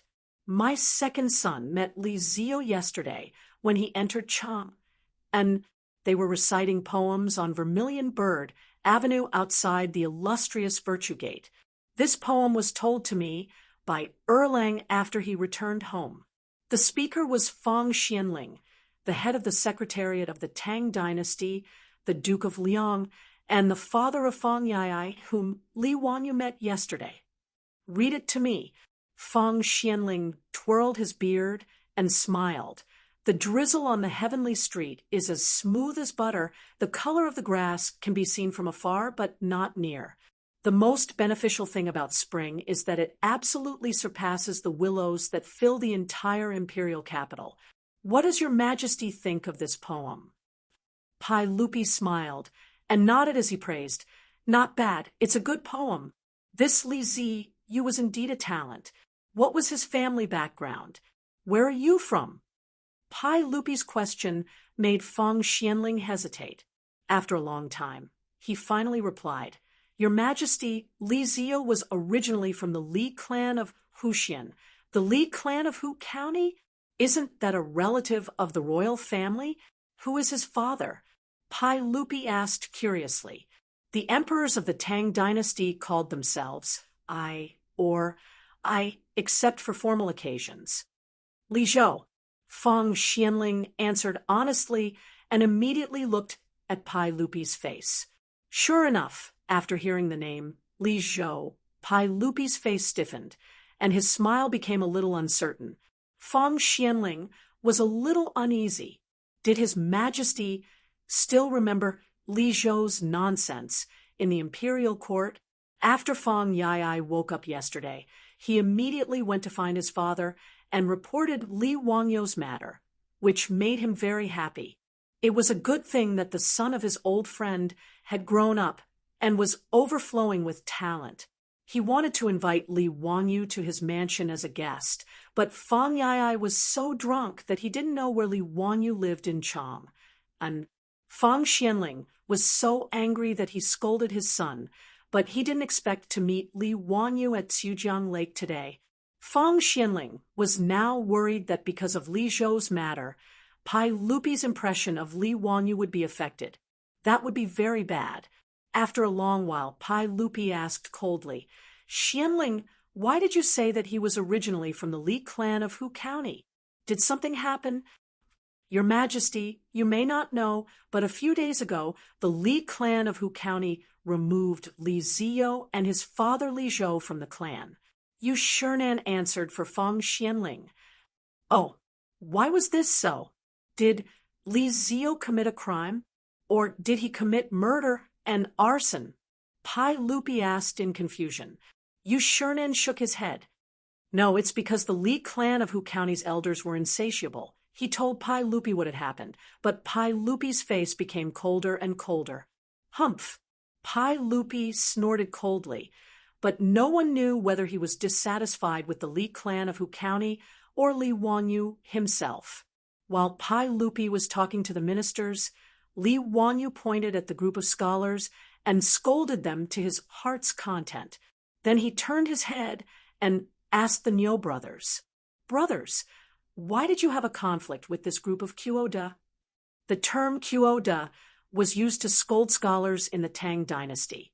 Niu Wu was stunned by Li Wangyou's string of wonderful words. He never knew that scolding people could be so eloquent and brilliant. For a moment, he was amazed by Li Wangyou. He carefully swallowed a mouthful of saliva and replied, "My brother and I were waiting for you here, but then this group of scholars came. They thought we were blocking their way and wanted to drive us away. They also mocked my brother's physical disability. I couldn't help but scold them back, saying that they were poor and had a conflict with them. If it wasn't for my brother holding me back, I would have let them know the power of my fists." "Humph, you're all so mighty. Even the current saint doesn't allow commoners to visit Noda's Crooked River Lake. What right do you have to drive my brothers away?" Li Wangyou said coldly. Niu Yong's broken arm was lost during the battle with the Turks. In Li Wangyou's eyes, it wasn't a physical disability, but a medal of merit. This group of scholars used Niu Yong's physical disability to mock him. They deserve to die. Bah, today's Crooked River Lake is a literary event. Everyone in Noda's Chang and city knows this. Where did these Chiu-ba come from to pollute the environment? Not to mention scolding you, even if they beat you. So what? Li Wangyou's words caused the scholars to fiercely refute. "Haha, what a good Chiu-ba. Do all of you know that it was these Chiu-ba who protected all of you, allowing all of you to spout nonsense here today?" Li Wangyou sneered. "Nonsense! How can these two Chiu-ba protect us? Just because they are missing arms and legs? Haha, what a joke!" "Tian Shalang, you have the nerve to talk big and protect us. Ridiculous. We are scholars who study the literature of the saints. In the future, we will be officials patrolling the heavens and educating the people. That is protecting the people. Tu Chiu-ba, you have the nerve to talk about protecting us. Ridiculous." The people who were stunned by Li Wangyou's scolding just now jumped up and down after hearing his words. However, the group of Confucian scholars, who lacked the strength to truss up a chicken, did not dare to do anything to the Niu brothers, who were physically handicapped but had strong bodies and long sabers. They could only continue to insult them verbally. "Shut up!" Li Wangyou roared and pointed at the Niu brothers. "My two brothers were loyal to the country and fought a bloody battle with the Turks at Yanmen Pass. Their village had 60 government soldiers, and 37 of them died. The rest were all injured. How dare you insult them? Based on what? Just because you have a mouth. Without the Chioba fighting to the death with the foreign tribes, would you defend against the foreign tribes with your mouths? Li Wanyo's scolding stunned the group of scholars. The warriors who were injured in the bloody battle with the Turks were indeed not people they should insult. The scholars were ashamed by Li Wanyo's words. Suddenly, someone exclaimed and asked in confusion, "Since the establishment of the Tang dynasty, we have never fought with the Turks at Yanmen Pass." Li Wanyu straightened his neck. In the 11th year of the Great Cause, the Battle of Yanmen Pass, everyone was stunned. The previous dynasty? What about the previous dynasty? The previous dynasty did not fight the Turks. Chapter 45. Pai Lupi and his ministers, who were eavesdropping not too far away, almost sprained their backs when they heard Li Wanyo's words. They didn't know whether to laugh or to cry. They thought that those two were soldiers of the Tang dynasty, but they didn't expect them to be soldiers of the previous dynasty. Someone beside Pai Lupi suddenly laughed. "This brat scolded well. Delightful, delightful. Lu Guogong, be careful with your words. This brat is obviously talking nonsense. How can he say that the soldiers of the previous Sui dynasty are protecting the scholars of the Tang dynasty?" Someone among the ministers was dissatisfied with Li Wanyo's words and retorted. Lu Guogong was the #1 troublemaker of the Tang dynasty. Cheng Yaojin, Cheng Jijia. When Cheng Yaojin heard this, he glared at the minister who spoke with his bell-sized eyes. "What, do you have a problem with my words? Why don't you tell my fists what you have a problem with?" You. Seeing that Cheng Yaojin was about to make a move, the minister could only fling his robe and ignore this troublemaker. A disgrace to the educated. A disgrace to the educated. "Hey!" Cheng Yaojin spat a mouthful of thick phlegm on the ground. "That brat is right. Do you think you can rely on your mouth?" "All right, Jijia, stop talking." Seeing that the two of them were getting out of hand, Pai Lupi spoke up to stop them, but his tone was obviously biased towards Cheng Yaojin. At this moment, besides Zhang Sun Wuji, Du Ruhui, Fang Xianling, Wei Zheng, and the other ministers, there was also Lu Guogong, Zhao Junwang, Wei Xiaogong, Yi Country Duke Wei Qi, Wei Country Duke Li Jing, Xiao Country Duke Chai Xiao, Qing Country Duke Ho Junji, Yi Country Duke Qin Shubao, and the other founding ministers. Li Wanyo's words just now had struck a chord with these generals. Although they didn't praise Li Wanyu directly like Cheng Yaojin, they all nodded in their hearts, thinking that Li Wanyu was indeed not bad.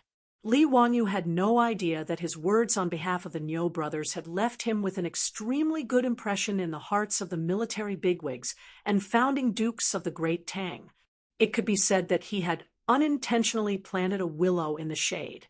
Pai Lupi looked at the Niu brothers who were dressed in tattered clothes and said quietly, "The soldiers of the previous dynasty are also the people of the Tang dynasty.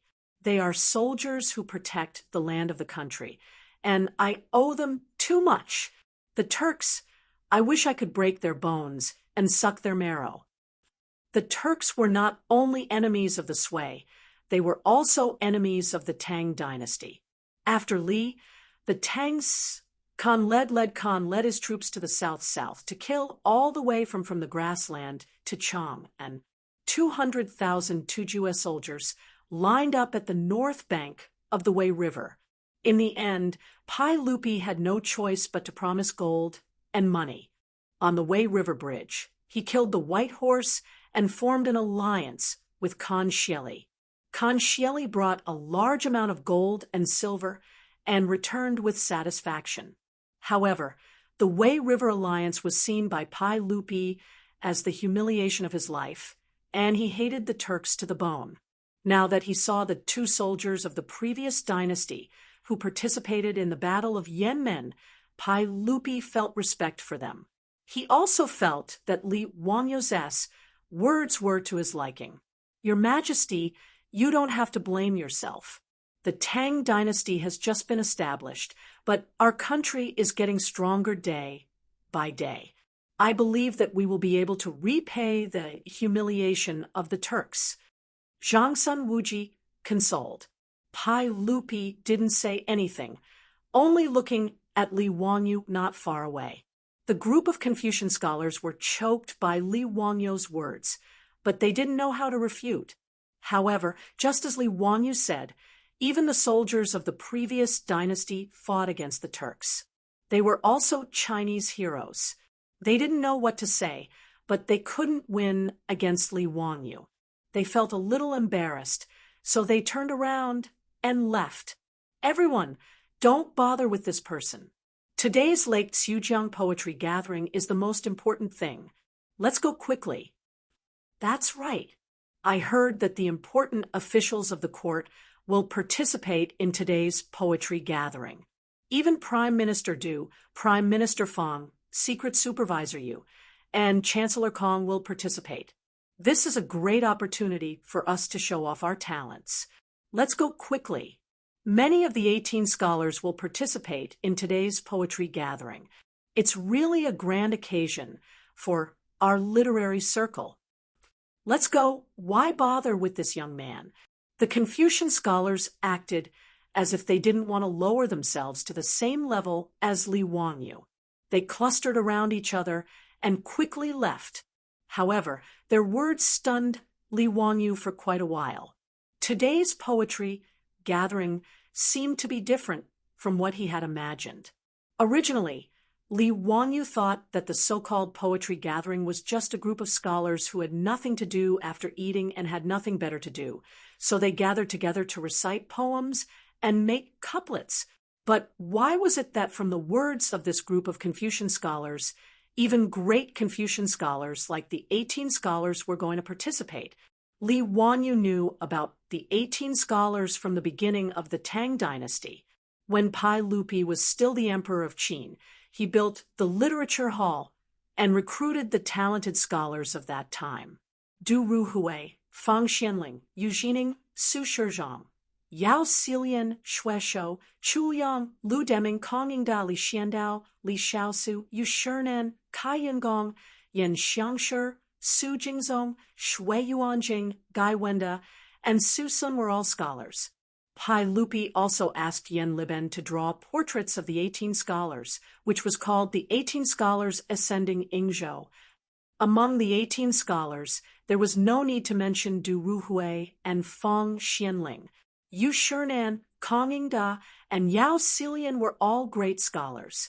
There was even Su Jingzong, who was later listed as the #1 treacherous official. With such a group of big shots participating in the poetry gathering, no matter how he thought about it, he felt that he had been tricked by that bastard Yang Quan. For a moment, Li Wangyu had the urge to turn around and leave. He didn't want to become famous. Making a fortune in silence was the way of the king. If he really took first place in such an eye-catching poetry gathering, he was afraid that there would be a lot of trouble in the future. As the saying goes, there is no first place in literature and no second place in martial arts. If he took first place in the poetry gathering, a group of scholars would come to him every 2 to 3 days to compare their essays. Wouldn't he be depressed to death? Li Wangyu rolled his eyes. The more he thought about it, the more he felt that something was wrong. He called the Niu brothers and was about to leave. He didn't care about Yang Quan's reward of 100 strings of coins. At most, he would draw a few more nude sketches in the next 2 days. As for Yang Quan, he would find a way to fool him later. In any case, Yang Quan didn't know what happened in Chang'an City. Who knew that when Li Wangyu was about to turn around and leave, he was blocked by someone. "Zia, where are you going?" "The poetry gathering is over there." Yu Shiren smiled and pointed in the direction that the scholars had left. Looking at Yu Shiren's wrinkled face, Li Wangyu felt a toothache. He was even more certain that he had fallen into Yang Quan's trap. It would be strange if Yu Shiren didn't know that Yang Quan had asked him to come to Chang, and to participate in the poetry gathering at Xiujiang Pond. Yu, are you also going to participate in the poetry gathering? I suddenly remembered that I have something to do at home. It's a pity that I can't participate in today's poetry gathering. Yu, take care. I'll take my leave first. Zio actually has something to do. That's a pity. I heard from Xuqing that he was going to find someone to collect a debt. I wonder if Zio is going because of this. Shernan smiled like an old fox. The only thing missing was his tail wagging behind him. Damn it, using debt to threaten him again. Did Yang Bailao have no human rights? Li Wangyou's expression changed. He immediately smiled at Shernan and said, Yu, what are you talking about? No matter how important something is, I still have to participate in the poetry gathering. I'm going now. If I don't get first place, I swear I won't give up. He didn't wait for Shernan to speak. He cupped his hands and turned around, leading the Niu brothers in the direction that the scholars had left in. Chapter 46. After Li Wanyu left, Pai Lupi led a group of officials over. Elder Yu, this Li Zio's temperament is very lazy. In the crowd, an old man looked at Li Wangyou's back and said with a smile. The one who spoke was one of the 18 scholars, the chancellor of the Imperial College, the 31st grandson of the late Confucius. Kong Ingda, you're right, Master Kong. Ziyu is a rare talent, but he has a lazy personality. He still needs to be polished. Shernan smiled. After Shernan returned to Chang and from Hu County, he spread Li Wangyou's 2 poems far and wide. Li Wanyu had left a deep impression on a group of court officials and great scholars. Today, they unexpectedly saw Li Wangyou's eloquence, which made them feel funny and even more curious about Li Wangyu. Du Ruhui was not stingy with his praise. Just by looking at his 3 poems, I know that he is not a fish in a pond. In the future, he will be a capable official of His Majesty. Everyone knew how to carry a sedan chair, especially the other officials. Seeing that Feng Xianling, Zhang Sun Wuji, and Shernan were thinking highly of Li Wangyu, many officials also spoke up and praised Li Wangyu. Pai Lupi did not comment on this, and the officials and generals could not guess what he thought of Li Wangyu. Li Wangyu did not know that the reason why so many officials were participating in the poetry gathering was because Pai Lupi's first imperial examination after ascending the throne was imminent. The imperial examination of the Tang dynasty was divided into more than 50 subjects, such as Xiucai, Mingjing, Jinshi, Ming-Fa, Mingzi, and Mingshu. Jinshi was the most important subject, and many of the prime ministers of the Tang dynasty were Jinshi. Jinshi mainly tested current affairs, poetry, and essays. The imperial examination was held by the Ministry of Ministers, and because it was usually held in the spring, it was also called the Spring Imperial Examination. In the Tang dynasty, not only did they look at exam results, but they also needed the recommendation of famous people. As a result, the examinees would rush to the noble family's door before the exam and present their representative works to them. This was called handing in the exam papers. Handing in the examination papers was a serious detriment to the original intention of the imperial examination. Originally, they wanted to give the commoners a path to promotion, but because of the scroll, the commoners had all become disciples of the aristocratic families. This was the reason why people said that there were no poor families in the upper class and no noble families in the lower class. In Pai Lupi's view, the aristocratic families were actually the cancer of the Tang dynasty. Although Emperor Li's imperial family was one of the most influential families in the Tang dynasty, the Longxi Li clan, one of the most influential families in the world, the Li clan was one of the most influential families in the world. However, the aristocratic families controlled culture and knowledge. In the imperial court, the aristocratic families controlled most of the positions. Pai Lupi was naturally afraid of the aristocratic families that threatened the imperial rule. Pai Lupi wanted to use the imperial examinations to weaken the aristocratic families, but he didn't expect that just a system of submitting papers would almost cause his efforts to go down the drain. Therefore, Pai Lupi simply held this poetry gathering before the spring imperial examination.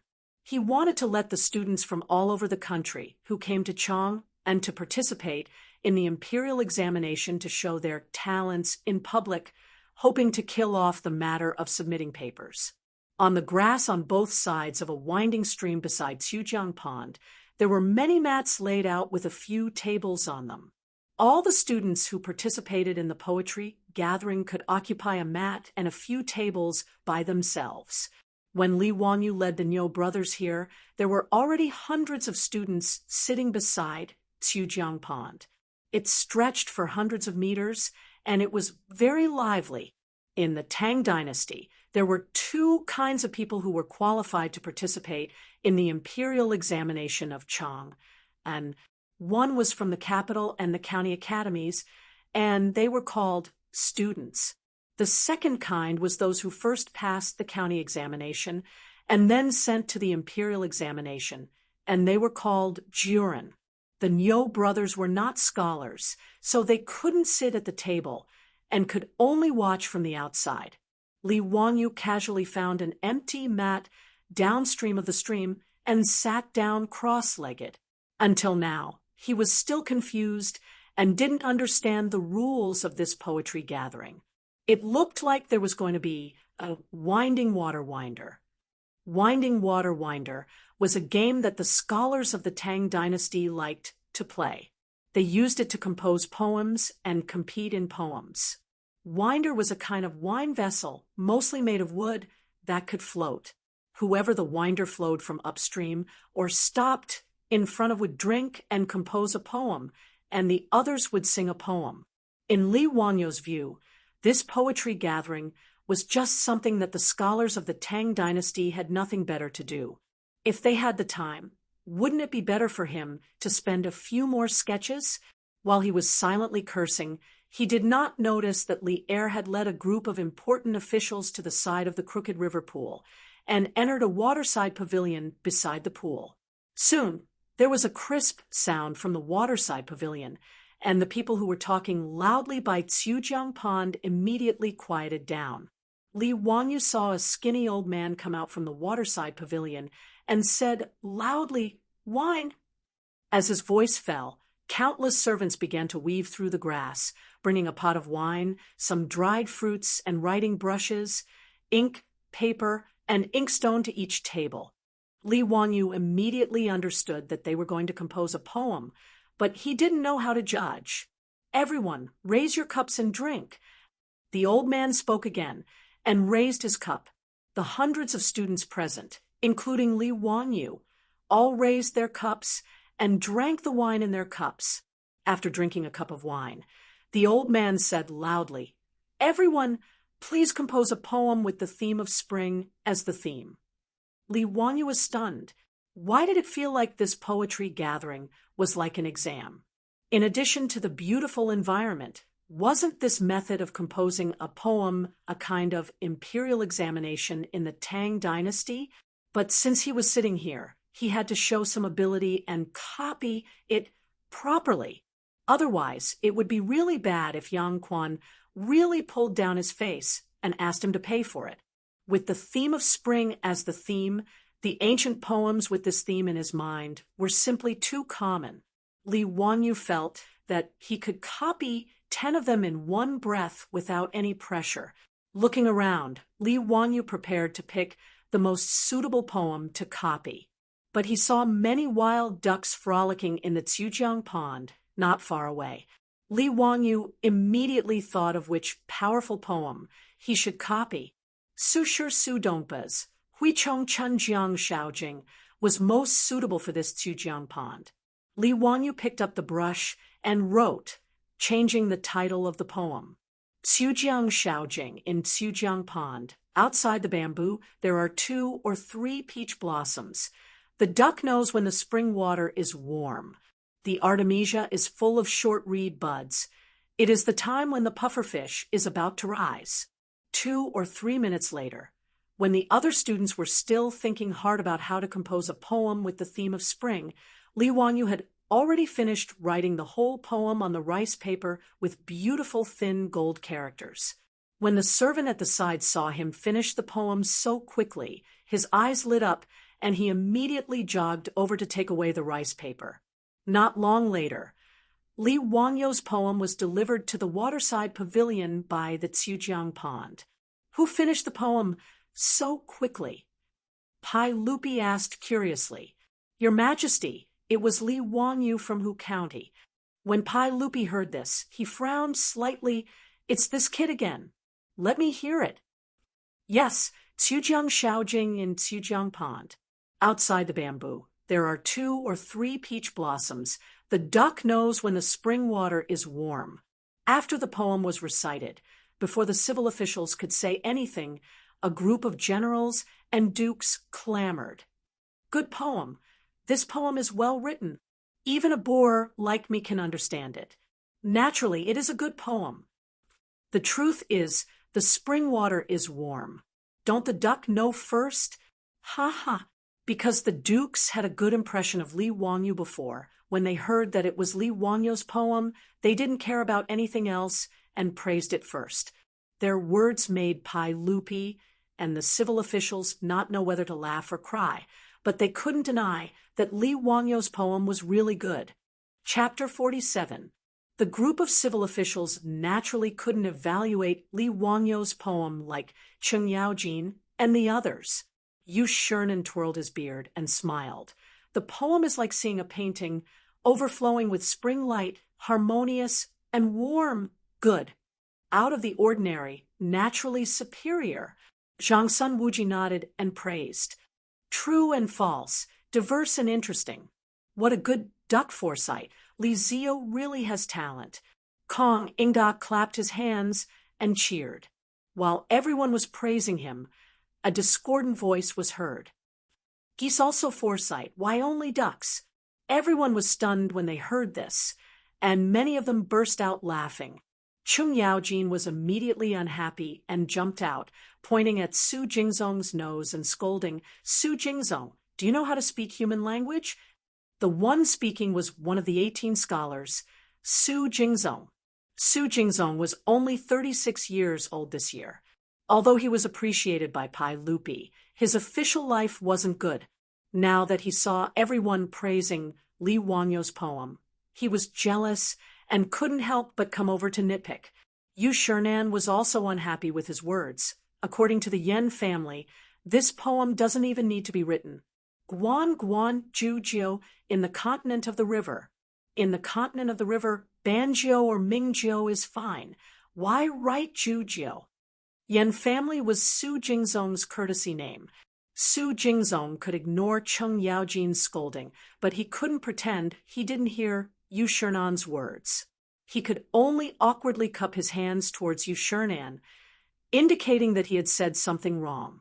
Being slapped in the face by Yu Shernan in public made Su Jingzong very embarrassed. Although he asked for it, this person held the grudge against Li Wangyu and became more jealous of Li Wangyu.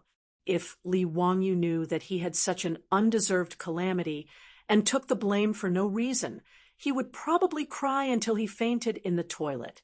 Being targeted by the #1 scoundrel of the Wuzhou dynasty, #1 on the list of traitorous officials, wasn't this considered sitting at home while disaster came from the sky? Luckily, Li Wangyu did not know what had happened in the waterside pavilion. At this moment, he was drinking wine calmly and in a good mood, looking at the scholars around him scratching their heads and scratching their cheeks as they racked their brains to write poems. However, the old man from before did not give them too much time. After the time it took for an incense stick to burn, the servants took away the rice paper on the tables and sent them into the waterside pavilion. Not long after, servants came out and asked those scholars who didn't write anything or those who didn't know anything to leave their seats according to the name list. These scholars who were chased away knew that they had exposed their cowardice and didn't dare to say much. Each of them covered their faces with their sleeves and left in fear. Soon, less than half of the 100 people who had been sitting by the stream were left. The old man shouted again, "Everyone, let's raise our cups again and drink to victory. Students, please use the frontier fortress as the theme and compose a poem." F***CK. Again, Li Wanyu looked at the remaining 40 to 50 people around him and thought to himself, could it be that this poetry meet is still an elimination system? All right, let's cut the crap and continue to copy poems. It was just nice that the bunch of scholars had looked down on the Nyo brothers, and he was still unhappy about it. He could copy a poem to vent his anger. Before Li Wanyu put down the wine cup in his left hand, his right hand picked up the brush and started to write. This time around, his speed was even faster. The other scholars were still thinking about the words of the old man when Li Wanyu had already laughed out loud and threw the brush down. The servant who took away Li Wanyu's poem had learned to be smart and stood not too far away from him. When he saw Li Wanyu throwing the brush down, he immediately ran forward and rolled up the paper and took it away. On the tables around Li Wanyu, a few scholars cursed in their hearts when they saw this scene. Who exactly was this young man? Are you sure you're composing a poem? Chao Ji, who was reputed to be extremely talented, had to walk 7 steps to compose a poem. This fellow in front of them didn't even need to think about it. Many scholars snorted coldly in their hearts. This person was obviously trying to please the crowd with claptrap. In the waterside pavilion, Kong Ingda had just announced the topic of the poem to everyone. He had just walked back when the servant brought in Li Wanyu's poem. Pai Lupi couldn't help but stare. Is this fellow playing with us? How can he compose a poem so quickly?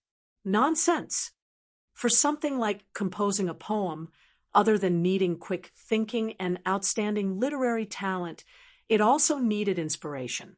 Even so, most of the masterpieces that had been handed down from ancient times were actually a long process of deliberation.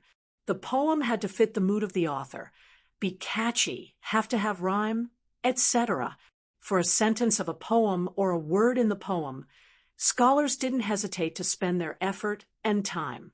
The Tang Dynasty poet Jia Dao once used a few years to compose a poem. A sentence: birds sleep in the trees by the pond, monks push the door under the moon. He racked his brains over whether to use the word knock or push and offended Hanyu, causing a beautiful story. From then on, deliberation became a popular and commonly used word. It was used to describe repeatedly pondering and deliberating when writing an article or doing something. From this, one could see that composing a poem wasn't something that could be done casually. That was why Chao Ji's poem in 7 steps became a beautiful story. The group of officials were also dumbfounded by Li Wanyu's speed. Su Jingzong jumped out again. Your Majesty, this fellow is clearly disrupting the poem gathering. He should be punished as a warning to others. Bastard, it's you again? If I don't let you know the power of my fist today, you won't be able to learn how to speak properly. Cheng Yaojin also went against Su Jingzong today. He was a founding duke. If he really wanted to beat Su Jingzong up, then so be it. Su Jingzong would be beaten up for nothing and wouldn't be able to find a place to cry. Pai Lupi shouted in dissatisfaction. Jija, have you caused enough trouble? Your Majesty, it's not that I want to cause trouble. It's clearly this fellow who is deliberately causing trouble time and time again. Humph, you're a duke, and you have the nerve to cause trouble for others? Pai Lupi glared at him. Cheng Yaojin was Pai Lupi's most trusted general. How could Pai Lupi really reprimand him for Su Jingzong? He was just using this as an excuse to vent his dissatisfaction with Li Wanyu. Pai Lupi was depressed because he had a good impression of Li Wanyu just now. He had even personally come up with the poem about the frontier fortress. He wanted to see what kind of poem Li Wanyu, who had passionately lectured the group of scholars, could write about the frontier fortress. In the end, Li Wanyu didn't give him any face at all. Kong Ingda had just announced the topic, and he had already finished writing. Other than scribbling, what other explanation could there be? Yu Shernan was also somewhat embarrassed.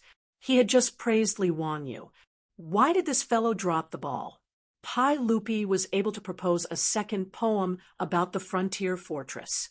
Everyone present was shrewd. How could they not see that this had something to do with the small argument by the crooked river pool? It was clear that Pai Lupi was already interested in Li Wanyu and wanted to see his talent one step further. Your Majesty, let me go and warn that weary fellow to write another poem. Yu Shernan could only speak up. He hoped that Pai Lupi would give him face and give Li Wanyu another chance. Humph! Pai Lupi didn't express any opinion.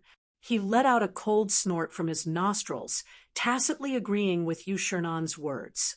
Yu Shernan didn't care about his old age.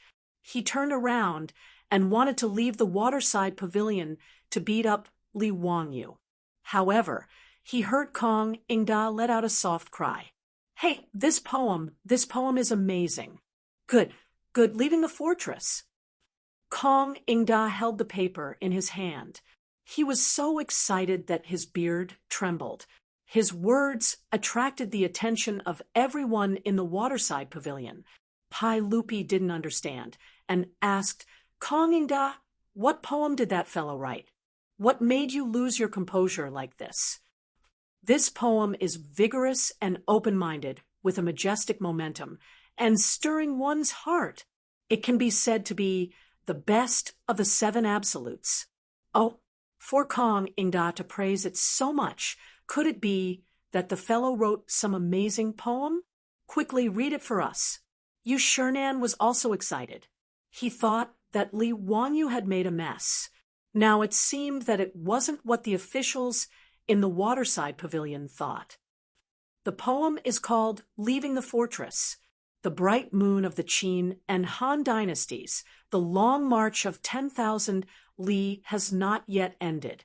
But with Long Qingfei, the general, there will be no horse to cross the Yin Mountains.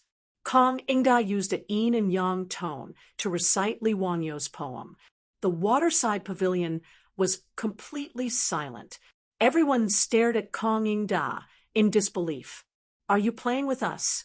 Such a magnificent poem was written by that tired kid without any hesitation.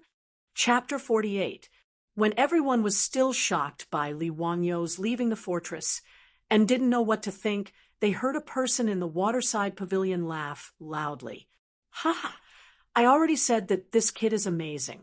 Su Jingzong, what else do you have to say? Chung Yaojin's laughter made the frozen atmosphere in the waterside pavilion loosen up. Su Jingzong's face twitched a few times, and he shut his mouth. He jumped out twice to criticize Li Wanyu, but he didn't expect to be slapped in the face. This made Su Jingzong sullen and depressed, feeling that he lost face in front of Pai Lupi today.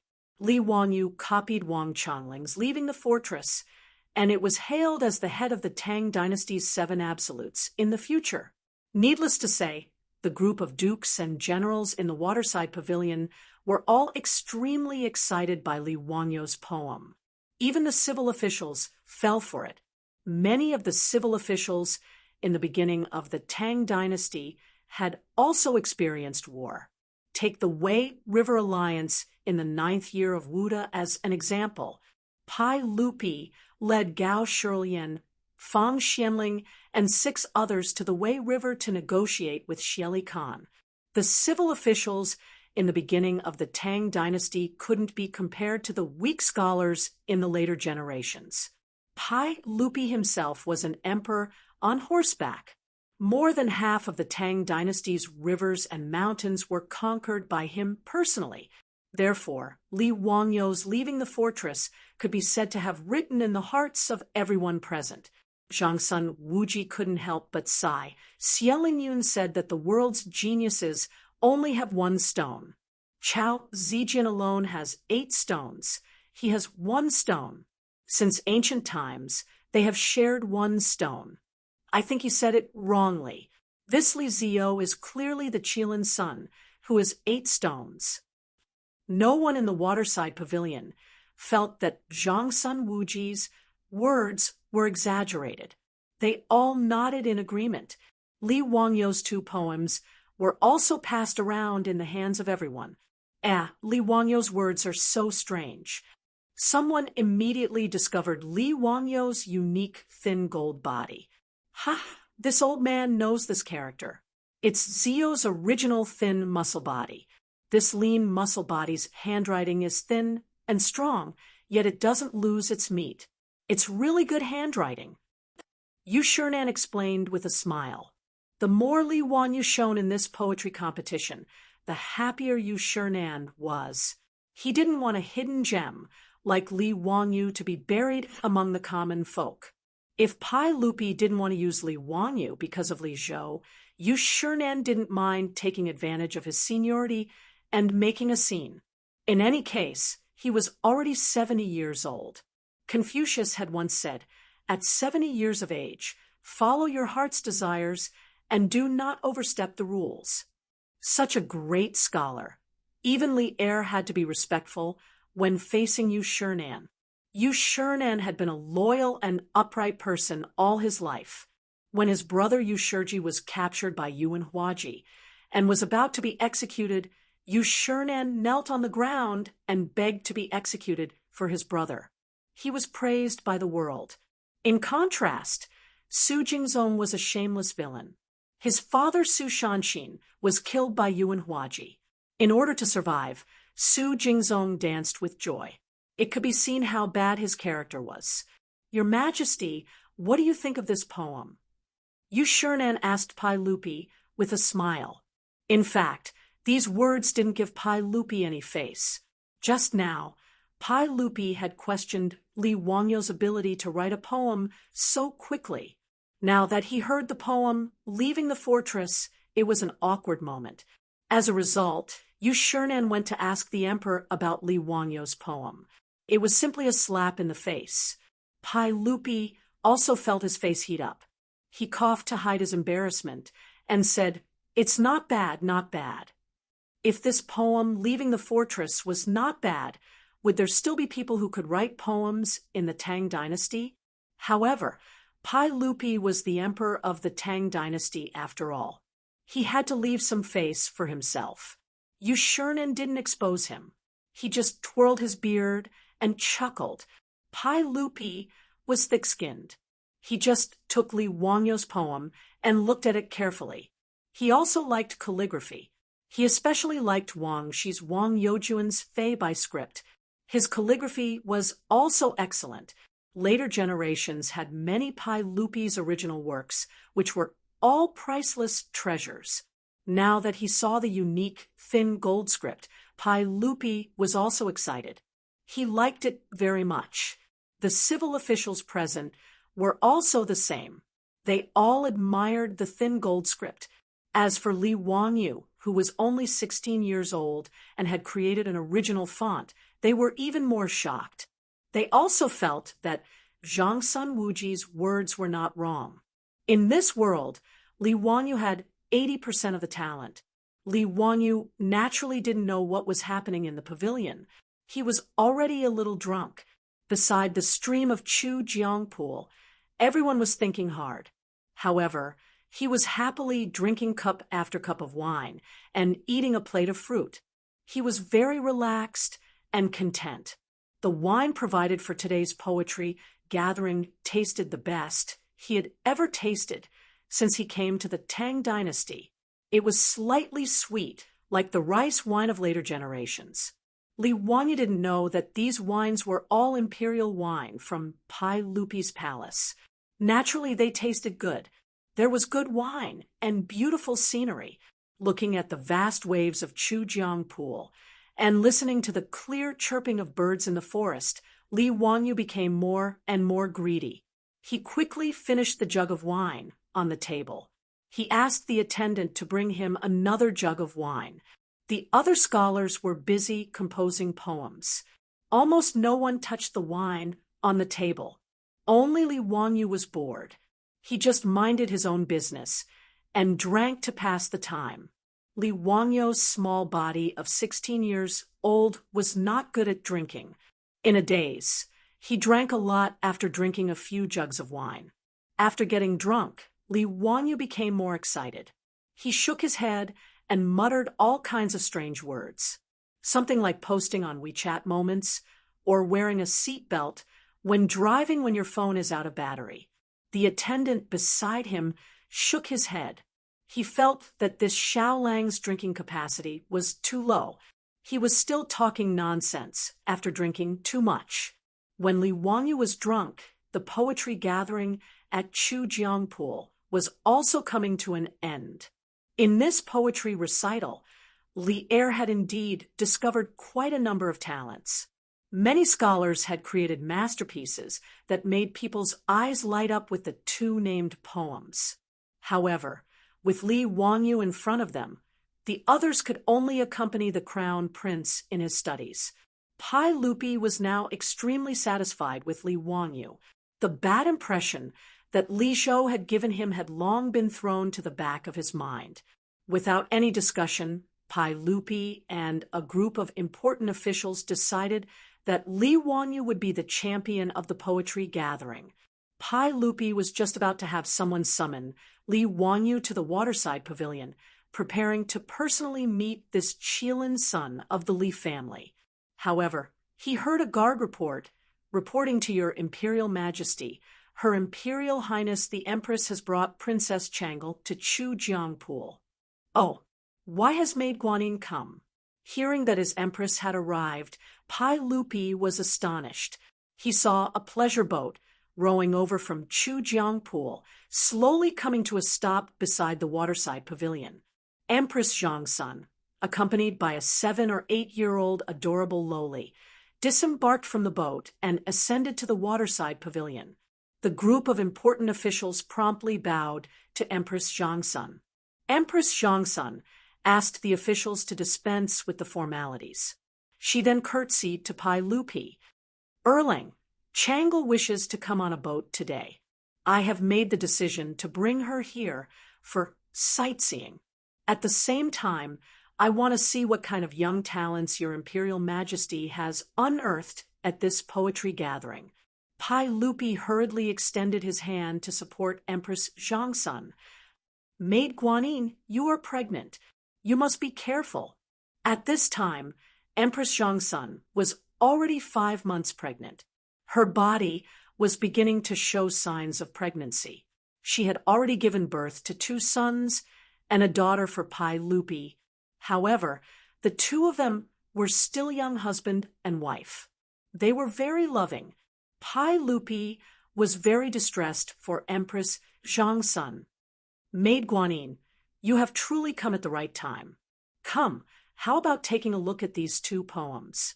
Pai Lupi carefully supported Empress Zhangsun to sit down. As if presenting a treasure, he handed over Li Wangyu's 2 poems to Empress Zhangsun. He then picked up Princess Changle and began to tease her. Princess Changle was the eldest daughter of Li Shimin and Empress Zhangsun. Her name was Li Lizzie, and she was 8 years old this year. She was of noble birth. Since childhood, she had been doted on by her parents. She grew up under the gazes and doting of tens of thousands of people. Changle, do you miss father? In the Tang dynasty, there was actually no such title as imperial father.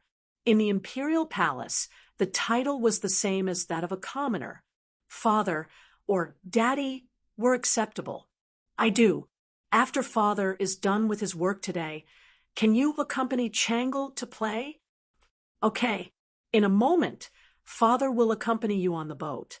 As father and daughter whispered to each other, Empress Zhangsun finished reading the 2 poems. She could not help but exclaim in admiration, Erlang, who composed these 2 poems. Truly a talent for worldly affairs. Chapter 49. In a trance, The already drunk Li Wanyu only felt that he was being supported by someone. He swayed as he walked, and it was only because of the support of his attendants that he didn't fall. Seeing him so drunk, Empress Zhangsun couldn't help but cover her laughter. "Erling, this is Li Wanyu? How did he get so drunk?" Li Wanyu was dizzy and couldn't see clearly who was in front of him. He thought that the people supporting him were the Niu brothers. Because Niu Yong was missing an arm, Li Wanyu thought that it was Niu Wu who was supporting him. Erling, I'm fine. Ha, today's wine is very, very good. Come, let us brothers drink another cup." Pai Lupi ordered people to summon Li Wanyu. He wanted Empress Zhangsun to see this young talent, but he didn't expect to bring in a drunk cat. What made him even angrier was that as soon as this guy entered the pavilion, he began to talk nonsense and shouted something about Erlang. Wasn't he Pai Lupi Erlang Pai Lupi? Empress Zhangsun had always been used to calling him Erlang.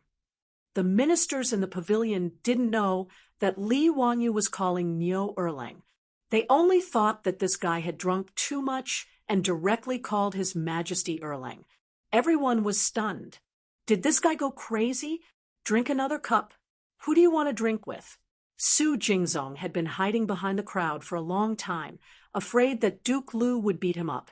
Now that he saw Li Wanyu being rude in front of His Majesty, he immediately jumped out. "Your Majesty, this guy is talking nonsense.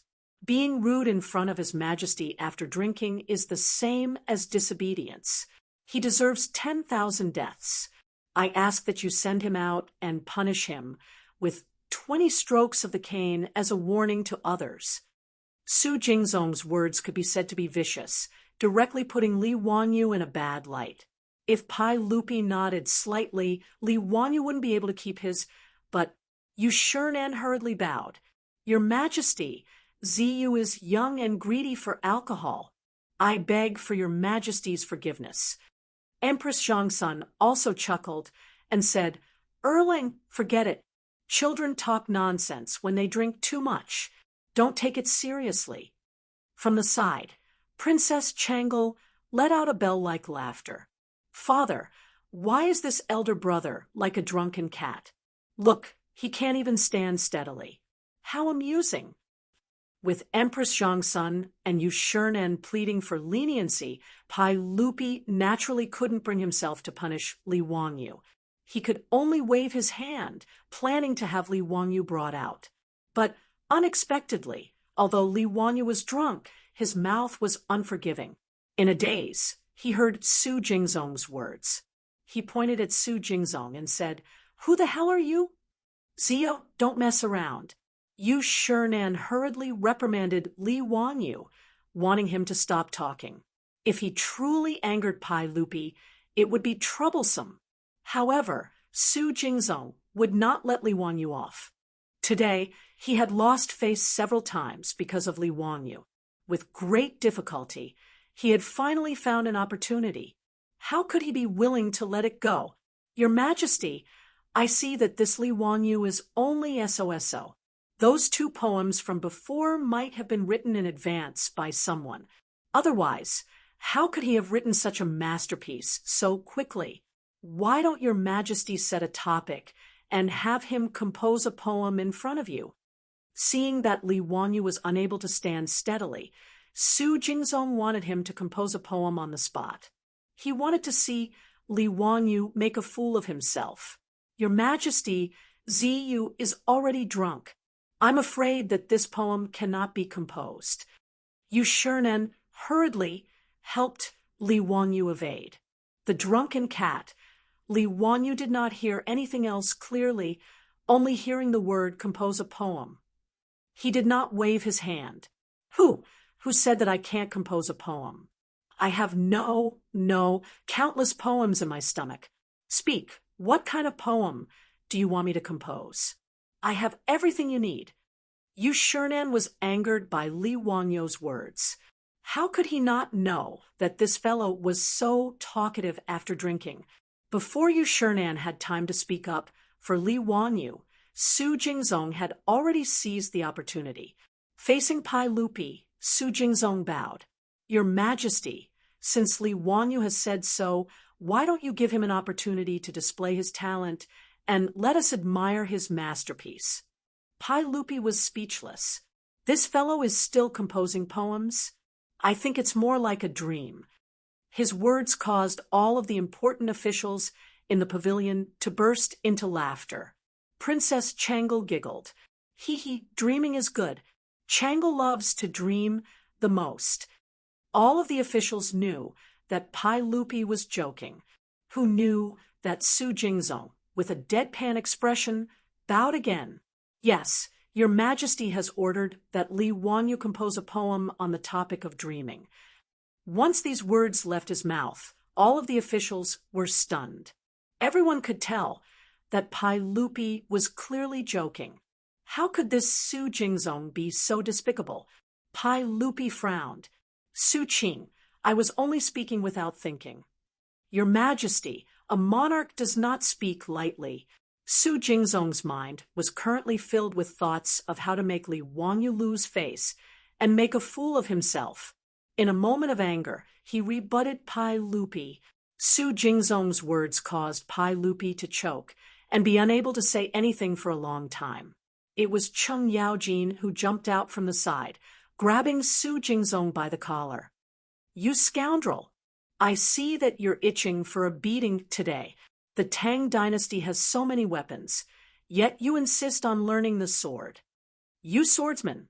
Previously, Cheng Yaojin had heard Li Wangyu's brilliant curses by the side of the crooked river pond. He had been greatly satisfied and had been silently memorizing it. Now that he finally had the opportunity to use it, he opened his mouth and began to spew. Su Jingzong was able to endure. Faced with Cheng Yaojin's humiliation, he did not say a word. Even as Cheng Yaojin's saliva sprayed on his face, he did not try to defend himself. Everyone could tell that Lu Guogong was learning from Li Wangyu's previous curses. None of them could restrain themselves from laughing. Even Pai Lupi was so angry that he began to laugh. However, this was the first time that Empress Changsun and Princess Changle had heard such curses. They were both dumbfounded. Second young master, when did Lu Guogong become so eloquent? Empress Changsun asked Pai Lupi in a low voice. Pai Lupi chuckled mischievously. Leaning close, he repeated Li Wangyu's curses to the group of Confucian scholars. Empress Changsun could not help but roll her beautiful eyes. The reason why Cheng Yaojin had jumped out was because Li Wanyu was to his liking today. Regardless of whether it was the cursing of the Confucian scholars at the edge of Lake Chu or the stunning leaving the fortress, Cheng Yaojin had a favorable impression of Li Wanyu. As a result, he had deliberately pestered Su Jingzong endlessly in order to fool Pai Lupi over with his earlier joke. However, no one had expected that drunken cat Li Wanyu would suddenly shout, "If you want to compose a poem, then compose a poem." Simple, very simple. Dreaming is also simple. Shaking off the attendant who was supporting him, Lu Guogong staggered towards the seating area in the waterside pavilion. As he neared, Li Wanyu swayed his body and shouted to Su Jingzong, "You, help me take off my boots." As previously mentioned, the Tangs had to take off their boots when they sat. Li Wanyu was so drunk that he actually remembered to take off his shoes. This was quite rare. Su Jingzong's face was as black as the bottom of a pot. Although his official position was not high, he was still one of the 18 scholars. Li Wanyu actually yelled at him to take off his boots. This was simply a naked humiliation. However, without waiting for him to speak, Pai Lupi's light words floated over. Since Su Qing wants Li Zio to compose a poem while drunk, it is only right that you help him take off his boots. Pai Lupi, the Emperor of the Ages, was definitely a narrow-minded fellow. He was taking revenge on Su Jingzong for embarrassing him earlier. Now he was forcing Su Jingzong to take off Li Wangyu's boots. Chapter 50. The moment Pai Lupi opened his mouth, Su Jingzong was placed in a difficult position.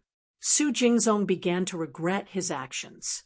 Why did he provoke this drunken cat for no reason? He cast a pleading gaze towards the crowd, hoping that someone would speak up and help him out of this predicament. However, all of the important officials in the pavilion felt that Su Jingzong had gone too far just now. Right now, they were just watching a good show. No one spoke up for Su Jingzong. Left with no other choice, Su Jingzong could only grieve without tears, pinch his nose, and accept the situation. He, the grand 18th scholar, actually had to take off his boots for Li Wanyu, a fledgling. What kind of humiliation was this? Trembling, Su Jingzong squatted down, using all his strength to remove Li Wanyu's boots. Thank you. Li Wanyu did not forget to pat Su Jingzong on the shoulder, expressing his thanks. It would have been better if he had not said anything. After he finished speaking, Su Jingzong's face flushed red. Thank you, my ass. Do you really think I'm your servant? Li Wanyu, from now on, the two of us cannot exist under the same sky. Ignoring how Su Jingzong was roaring in his heart, Li Wanyu leisurely walked over to the banquet table, plopping his butt on the table. Picking up a brush, he licked the ink twice. Discovering that the ink had already dried, he pointed the brush at a figure by the table. You grind the ink for me." As soon as he spoke, the gathered officials were in an uproar. This fellow was truly crazy. He actually had Princess Changle grind the ink for him. Originally, when Princess Changle saw that Li Wanyu wanted to compose a poem, she had curiously run over, wanting to see how he would compose a poem. Unfortunately, she had been pointed at by Li Wanyu having her grind the ink. Lier's face, which had been smiling and watching the show, immediately darkened. He reached out and patted the table beside him. He stood up and said, "How dare you ask my princess to grind ink for you? Li Wanyu, do you want to die? What's all this noise about? It's just grinding the ink. It's not like I'm going to publish it. Hee princess, how are you? Big brother will give you a tip later." Li Wanyu spoke incoherently.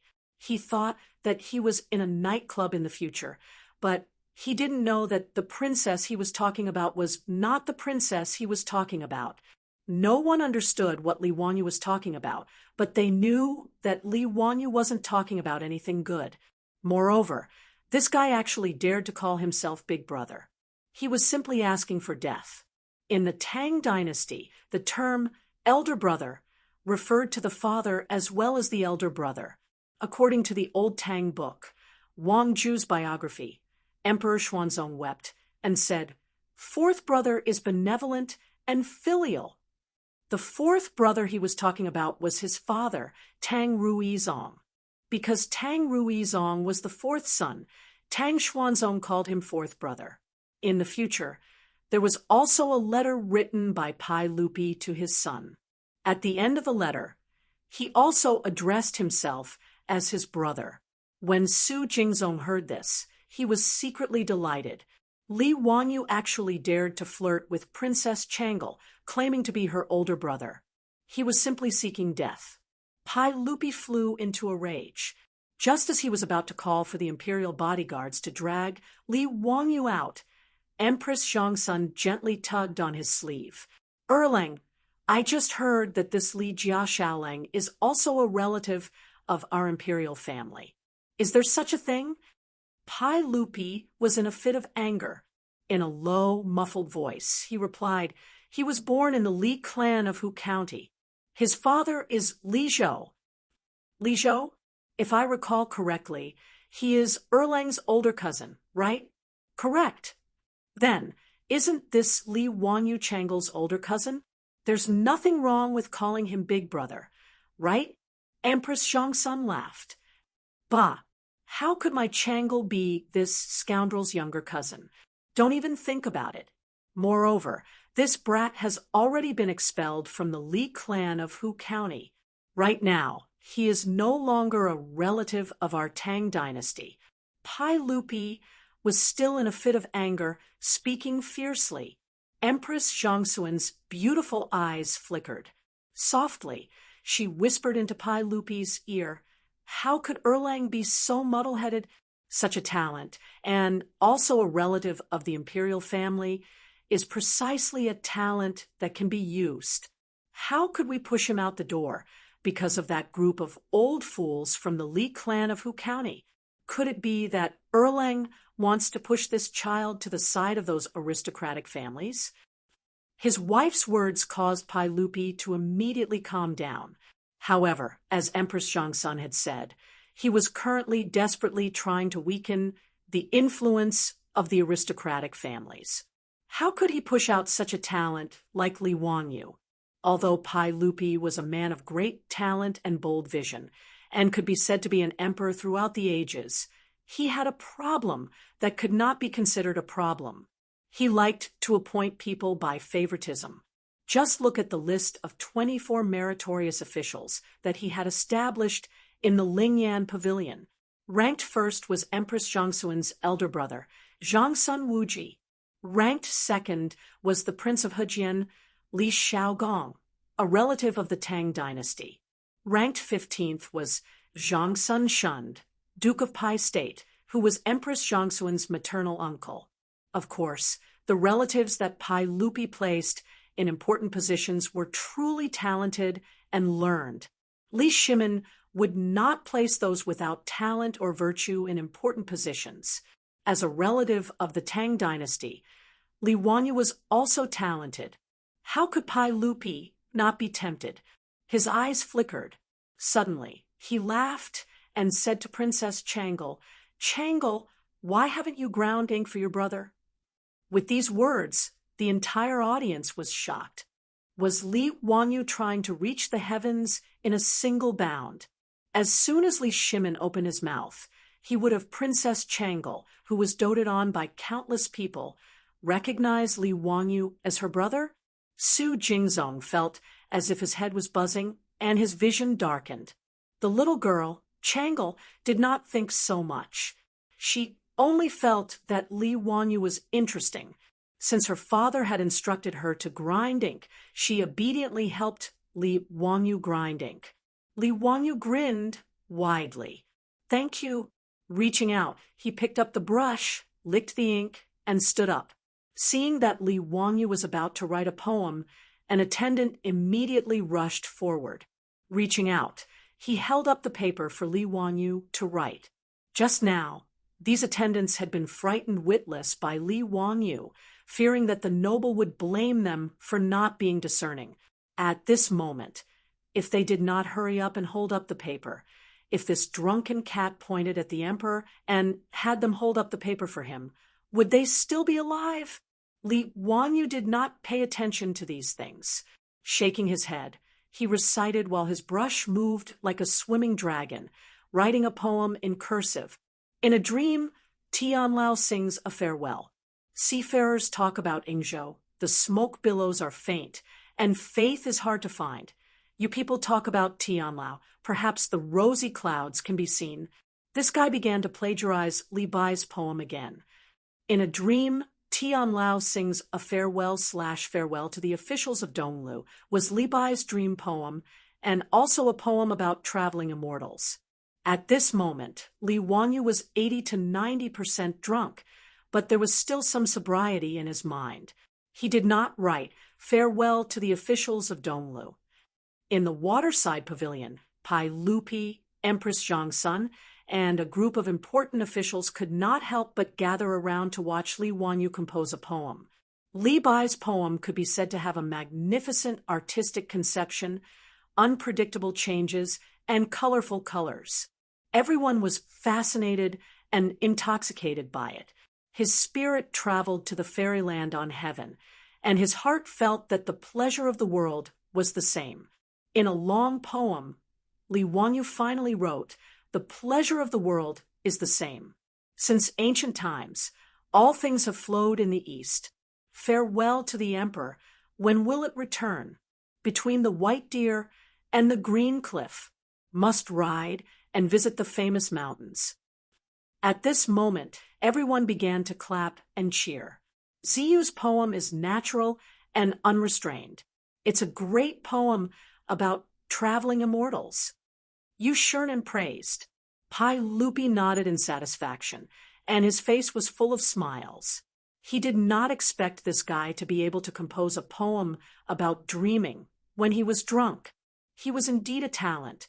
He and Empress Zhongsun looked at each other excitedly. Pai Lupi was already determined to order Li Wanyu to enter the imperial court as an official. At this moment, everyone thought that the poem was finished. Li Wanyu picked up the brush shakily, licked the ink, and wrote again. How can you lower your eyebrows and bend your waist to serve the nobles, making me unhappy? Li Wanyu recited loudly as he wrote. After he finished, the waterside pavilion was completely silent.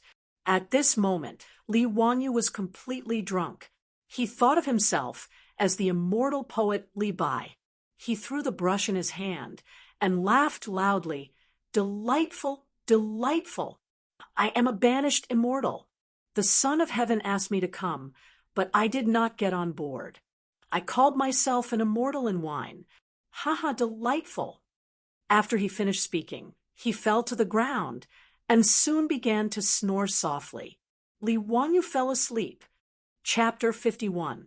Li Wanyu fell asleep, but none of the officials said anything.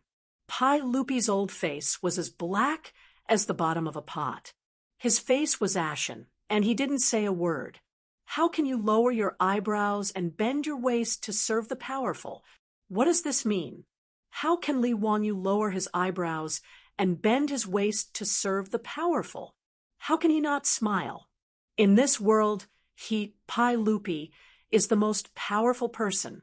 The words Li Wanyu just wrote were simply a look of contempt for Pai Lupi. What do you want the narrow-minded Pai Lupi to think? It was simply pointing at a monk and cursing a bald donkey. He didn't leave any face for Pai Lupi. Moreover, he shouted something like, "The Son of Heaven calls for you, but you don't come on board. You call yourself a wine immortal. How arrogant!" Pai Lupi didn't immediately have the guards come in to drag Li Wanyu away and chop him to death. This was already very magnanimous. The officials present were also thunderstruck by the last two lines of Li Wanyu's poem. Yu Shernan sighed in his heart. Ziyu has caused a disaster. Only Su Jingzong felt that the originally cloudy sky seemed to have suddenly become clear. He felt very carefree. Li Wanyu, you're seeking your own death. Looking at Li Wanyu, who had fallen to the ground and was sound asleep, Su Jingzong couldn't help but smile. Erlang. Empress Zhongsun wanted to comfort him, but Pai Lupi reached out to stop her. Guanin's servant, there's no need to say more. Since this child isn't willing to lower his eyebrows and bend his waist, we naturally won't force him. Let him be happy. After Pai Lupi finished speaking, he ignored the others. With a sullen face, he picked up Chang Lu and turned to leave. Empress Zhongsun sighed. Helplessly, she turned to the officials and dukes and said, "His Majesty is in a fit of anger. We can't say much. I'll have to trouble you all to take care of the Li family's young man. No matter what, you have just heard His Majesty's order to let Changle call Li Jia Shaoling brother. There are some things that His Majesty can do, but you can't. You must not act on your own initiative." All the officials present understood her meaning and hurriedly bowed to Empress Zhongsun. "Your Highness the Empress is too serious. This official, naturally, will not meddle." Empress Zhongsun's words were a warning to the officials, telling them not to deal with Li Wanyu just because Pai Lupi left in a fit of anger. Empress Zhongsun was both angry and happy about this Li Jia Shaoling. She was angry that he didn't know what was good for him, but she was happy that he was talented. Pai Lupi was angered by Li Wanyu's poem and left. She didn't want to refute Li Shimon's face. but out of love and care, it was only right to warn the officials and have them protect Li Wanyu a little. Empress Zhongxuan's words did indeed make many people who had other thoughts give up, but it was as the Empress said. Even if Pai Lupi was angered by Li Wanyu and left, their surname was Li. It was said that one stroke couldn't write two Li characters. If he thought he was clever and killed Li Wanyu, and Pai Lupi thought of this Li family's Qilin son, then he would be the unlucky one. Even Su Jingzong restrained some of his thoughts. At least, he wouldn't put the idea of dealing with Li Wanyu on the surface. I heard that this child's parents are both dead. He is very pitiful. Empress Zhongxun looked at Li Wanyu, who was sleeping soundly on the ground, and touched the child in her belly. She couldn't help but feel motherly love. Okay, let people send this child away. Everyone, please keep this child a secret. Let's wait for His Majesty to make a decision about what happened today. Yushernan shook his head and sighed. He could only let the attendants take Li Wanyu, who was sleeping soundly, out.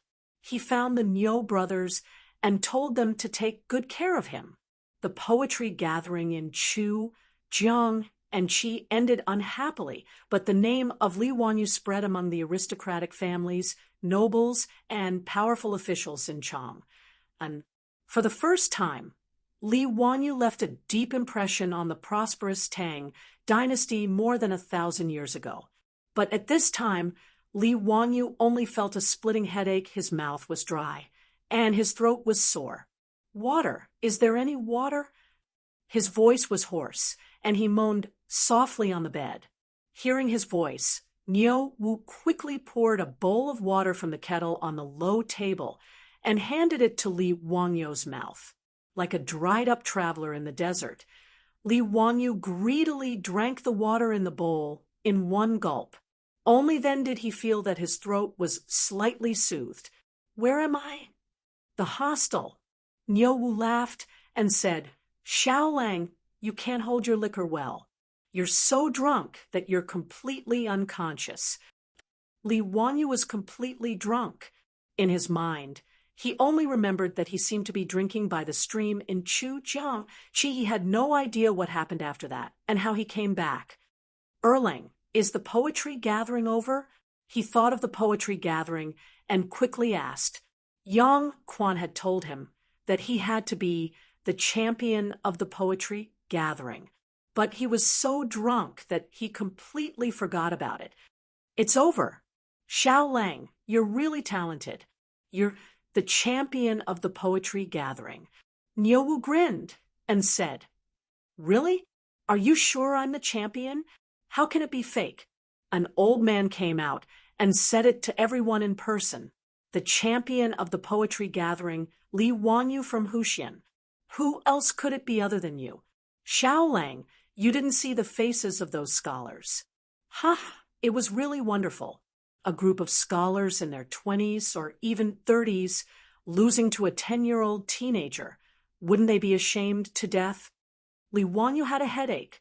He patted his head hard. The after effects of this Tang Dynasty wine were quite strong. And then, you brought me back. Li Wanyu asked, How could that be? When my brother and I were happy for you, we saw you being carried away by two attendants. It was said that there was a noble who wanted to see you. Xiaolang, what noble person did you see? Tell me about it. A noble person wanted to see him? Li Wanyu's mind was in a mess. There were only a few vague figures. There seemed to be a princess. Didn't he say that he would give a tip?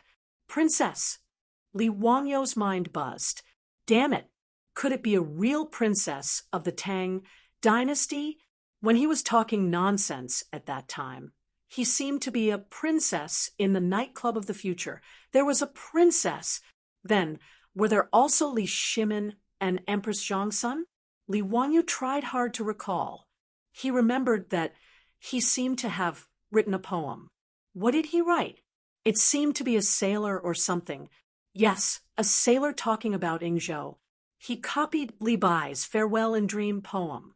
Suddenly, A flash of lightning flashed through his mind. Li Wanyu froze on the spot. He almost cried. He couldn't be so Chinibu, right? In front of Pai Lupi and Empress Zhongsun, he wrote the sentence, "How can I bow to the powerful and make me unhappy?" It's over. Isn't it F*** king over? Li Wanyu muttered. He slapped himself. Why did he drink wine? For no reason. Wasn't this a mess? In front of the emperor of the Tang dynasty, how could he bow to the powerful and make him happy? Did he have nothing better to do? Li Wanyu didn't care whether Pai Lupi appreciated him or not. He was afraid that if he offended Pai Lupi, he would lose his life. Li Wanyu had died once. He didn't believe that he could die again and travel again. Xiao Lang, what did you say? Niuwu didn't hear clearly and asked in confusion. No, nothing. Erlang, what happened after that? What happened after that? He asked nervously and looked up at the door from time to time. He was afraid that a group of soldiers would rush in and take him away to prison. After that, someone sent you out and told me and my brother to take good care of you. We brought you back to the hostel. Really? That's it. Didn't he say anything else? Li Wanyu couldn't believe it. He even asked the Niu brothers to take good care of him. Didn't he write the last sentence? Really? How can it be fake? That's good. That's good. By the way, what time is it now? Shen Sure, it's almost Yusher. Xiao Lang, you slept for the whole afternoon. Niuwu replied. That was 4 or 5 o'clock in the afternoon. There was still some time before the evening drum was sounded and the door was closed.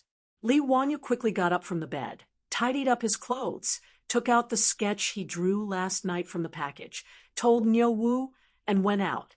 He planned to sell another painting and buy food to go back to Zhou village tomorrow. Cheng, and was too scary. He couldn't stay here for long. Chapter 52. Under the strange gaze of the old guard, Li Wanyu walked to Peace Square on the opposite side of the street. Peace Square was still crowded with people. Li Wanyu carefully shuttled through the crowd, looking for a suitable target.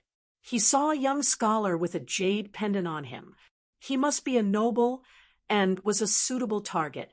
Just as he was about to walk over to sell his sketch, his arm was grabbed by someone. Xiao Lang, where are you going? I've been looking for you. So hard. Li Wanyu was stunned. He turned his head and saw that it was the fat man who spent 10 taels of gold to buy his drawing yesterday evening. Brother, what's the matter? You still want to buy my drawing? Li Wanyu didn't understand why the fat man was looking for him. Could it be that he wanted a refund? The fat man didn't answer. He turned his head and shouted behind him, Father, I found Xiao Lang.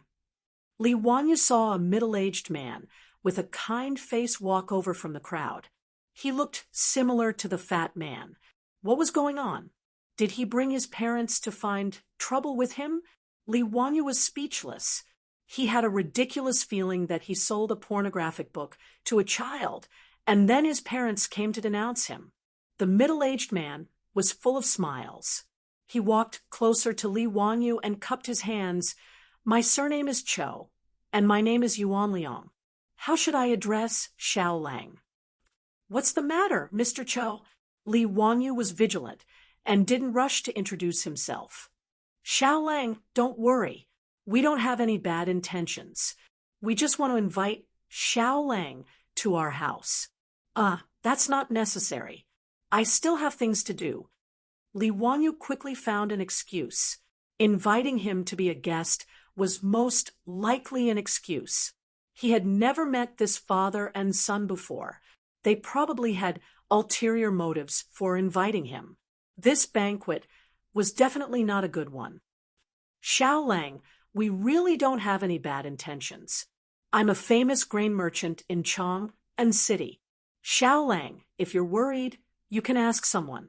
My Chiu family has been pure and kind for generations. They have a good reputation in Chong, and today I took the liberty to invite Xiao Lang to my residence as a guest because I have something to ask of you. That's why I shamelessly invited Xiao Lang. Excuse me, Mr. Cho, why did you ask me to go? Cho Yuanliang hesitated for a moment and replied softly, Xiao Lang, please draw a picture for me. Drawing? Li Wanyu seemed to understand. He looked at Cho Yuanliang with a playful look. This guy's son was already so old, but he was still so interested in Chang'ong too. From the looks of it, he even wanted to customize a pornographic image. Li Wanyu somewhat believed Cho Yuanliang's words. He thought that since his enemy was a famous grain merchant, he shouldn't be able to deceive a poor kid like him, right? It couldn't be that they wanted to trick him into going to their residence and then put him under house arrest to draw Chang'ong too for them. Right? Li Wanyu was about to nod and agree, but he still had an idea. I can go to your residence, but I still have 2 brothers waiting for me in the hostel. I wonder if it's convenient for my brothers to go with me? Of course. I wonder where Xiao Lang's brother is. Let's go and pick them up together. Li Wanyu nodded. They went back to Chongren Lane to find the Niu brothers. He was also afraid that if the Chiu family had any bad intentions, at least their safety would be guaranteed with the 2 brothers guarding them. In the hostel, he also secretly inquired about the Chiu family from the waiter. As Cho Yuanliang said, the Chiu family was a famous grain merchant in Chang and city with a good reputation. He was relieved. He rode out with the Niu brothers and walked into the Chiu mansion in Xianyang Lane in the evening drum. Cho Yuanliang arranged for the servants in the mansion to arrange food and accommodation for the Niu brothers. He also invited Li Wanyu into the central room and ordered the servants to bring wine. After sitting down and talking, Li Wanyu knew that the fat man was called Cho Kuan, the only son of the Chiu family. He also had several sisters who had already been married. When Li Wanyu heard Cho Kuan's name, he was surprised for a moment and then secretly laughed. This name was so domineering. The Tang dynasty wrote from top to bottom. Could Cho Kuan be read as Cho Ribai? After carefully thinking about Cho Yuanliang's name, Li Wanyu snickered even more. The surname Cho sounded the same as Beg. The father and son, one begged for forgiveness, the other begged for re-ex. Li Wanyu secretly ridiculed the Chiu family's ability to give names. He almost spat out the wine in his mouth. It was so hard for him to hold back his smile with a strange expression. After 3 rounds of wine, the conversation started. Li Wanyu finally figured out why the father and son of the Chiu family were so anxious to find him. The Chiu family had been merchants for generations. Cho Yuanliang was honest and kind, but he had 2 small shortcomings. First, he liked to drink wine. Second, he liked to pretend to be cultured. It was not a bad thing to pretend to be cultured. Although the status of merchants in the Tang dynasty was not low, they were not as good as scholars. In order to put up a facade and raise their status, it was understandable to make friends with some scholars. For this reason, the Chiu family did not even settle down in the west of the city. Instead, they bought property in the east of the city in Xianyangfang with the purpose of being closer to Pingkangfang. Although Pingkangfang was a red-light district in Chang, and the Little Sisters, there were not low-class prostitutes who only sold their looks. They could still recite poems, paint, and write poems. They could dance, ride, shoot, and play with swords. They were most loved by the nobles and scholars. Therefore, the scholars and even the bureaucrats of the Tang dynasty liked to go to Pingkangfang to drink and chat, enjoy singing and dancing, recite poems, and talk about life with beautiful women. Cho Yuanliang moved here to make it easier to make friends with the scholars. However, the bad thing was that he was greedy for good wine. A few days ago, Cho Yuanliang invited a group of scholars to a banquet in Pingkangfang. Although he was a patron, he was often humiliated by those poor and stinky scholars.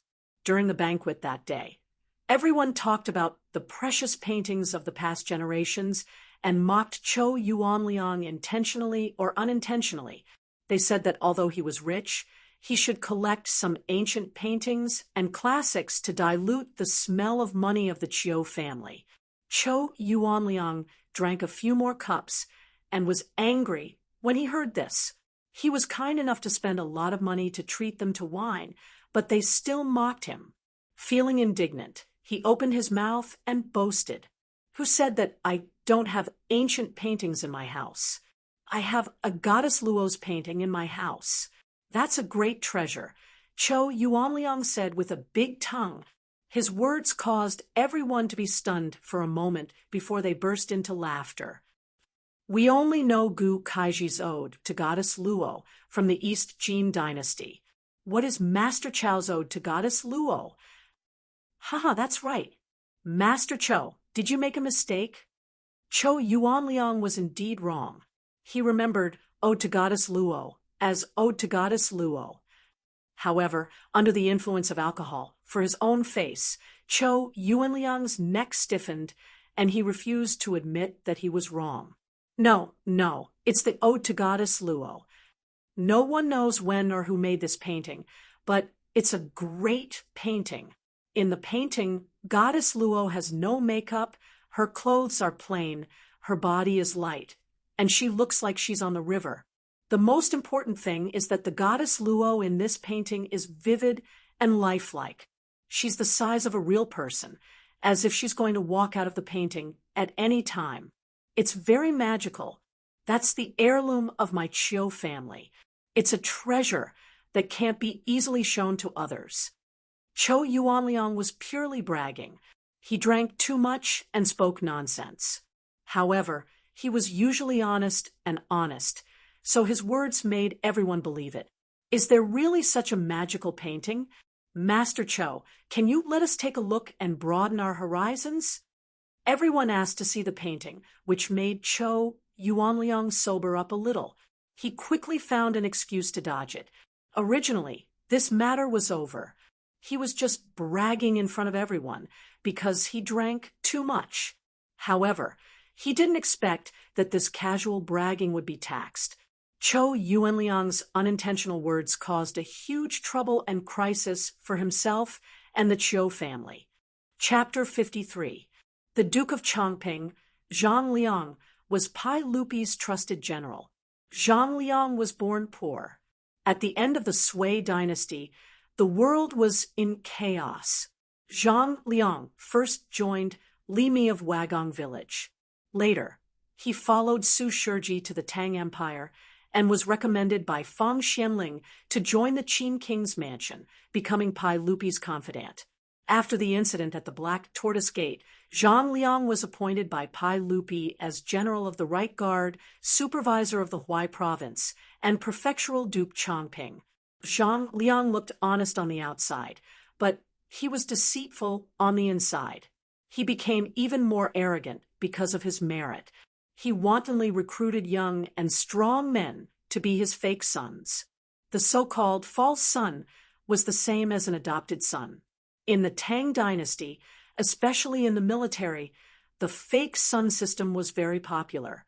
Those who could be recorded as fake sons were, of course, brave, courageous, and outstanding talents. Zhang Liang took in 500 fake sons, but he relied on his power to commit crimes. The old Book of Tang described Zhang Liang's 500 fake sons as adopted sons are beasts, and their evil deeds are obvious. It meant that his fake son was a beast and had committed many evil deeds. In the later generations, there was only one person who dared to shout, "My father is Li Gang." However, Zhang Liang had 500 fake sons who could shout, "My father is Zhang Liang" at any time and run amok in Chang, and Cho Yuanliang's boasting at the banquet had somehow reached the ears of Zhang Liang, the Duke of Chongping. Not long after Zhang Liang learned that his enemy had such a treasure, his fake son came knocking on his door. He said that in a few days, Zhang Liang, the commandery Duke of Chongping, would be celebrating his 40th birthday. He invited the Chou family to bring the Goddess of Luo's painting to the banquet to celebrate the commandery Duke of Chongping's birthday. This actually meant that the enemy family wanted to give the ancient painting Luo Shen Tu to Zhang Liang as a congratulatory gift. However, the aristocrats of the Tang dynasty still paid attention to face. It was not good to come forward and snatch it, but they used this method to force the enemy family to hand over the ancient painting. If Chou Yuanliang really did have this ancient painting, then so be it. As a merchant, he could not afford to offend the Duke of Chongping. But where was the goddess Luo's scripture? That was simply made up by Chou Yuanliang when he was drunk. But no matter how he explained, Zhang Liang's fake son only thought that he couldn't bear to part with it and used this excuse to dodge. As a result, he angrily spread the word that if the Chou clan did not bring a painting to the commandery Duke Chongping's birthday celebration to liven things up, then they were not giving the commandery Duke Chongping any face. If he angered the commandery Duke Chongping, he might lose his head. At this point, Chou Yuanliang could only lower his head and admit defeat. He promised that on the day of Duke Chongping's birthday, he would bring the goddess of Luo's painting to celebrate and liven things up for the Duke. After Zhang Liang left with satisfaction, Chou Yuanliang looked around for a brilliant painter wanting to draw a Luo Shun painting to deal with it. However, he had boasted so much back then. How could he find an artist to draw a painting that was exactly the same as a real person in such a short time? He spent a lot of money and found several painters to draw the so-called Goddess Luo painting, but he was not satisfied with any of them. Seeing that Zhang Liang's birthday was approaching, the Qiu family was about to face a disaster. When Qiu Yuan Liang saw the sketch of a naked woman bought by Qiu Kuan, he saw hope at once. That was why Qiu Yuan Liang dragged Qiu Kuan to look for Li Wanyu all over Ping Kong Fong. Finally, with the blessings of the heavens, he found it. After explaining all this to Li Wanyu, Qiu Yuan Liang looked hopefully at Li Wanyu. Xiaolang, may I ask if this painting was made by you? The reason why Qiu Yuan Liang guessed that the sketch was made by Li Wanyu was because the paper was very new. It was obviously a newly completed painting. Secondly, he had heard Qiu Kuan describe the process of buying the painting. He guessed that the painting was made by the person who sold it. Otherwise, the price would not have been so easily negotiated. Li Wanyu thought for a moment and then nodded slightly. That's great. It really was made by Xiaolang. Then may I ask Xiaolang to draw a Goddess of Luo's painting for me? Don't worry, I will buy it for 100 taels of gold. Li Wanyu naturally would not refuse this condition. He immediately nodded and agreed. He was currently in a panic because of the lack of money. Anything that could earn money was a good thing.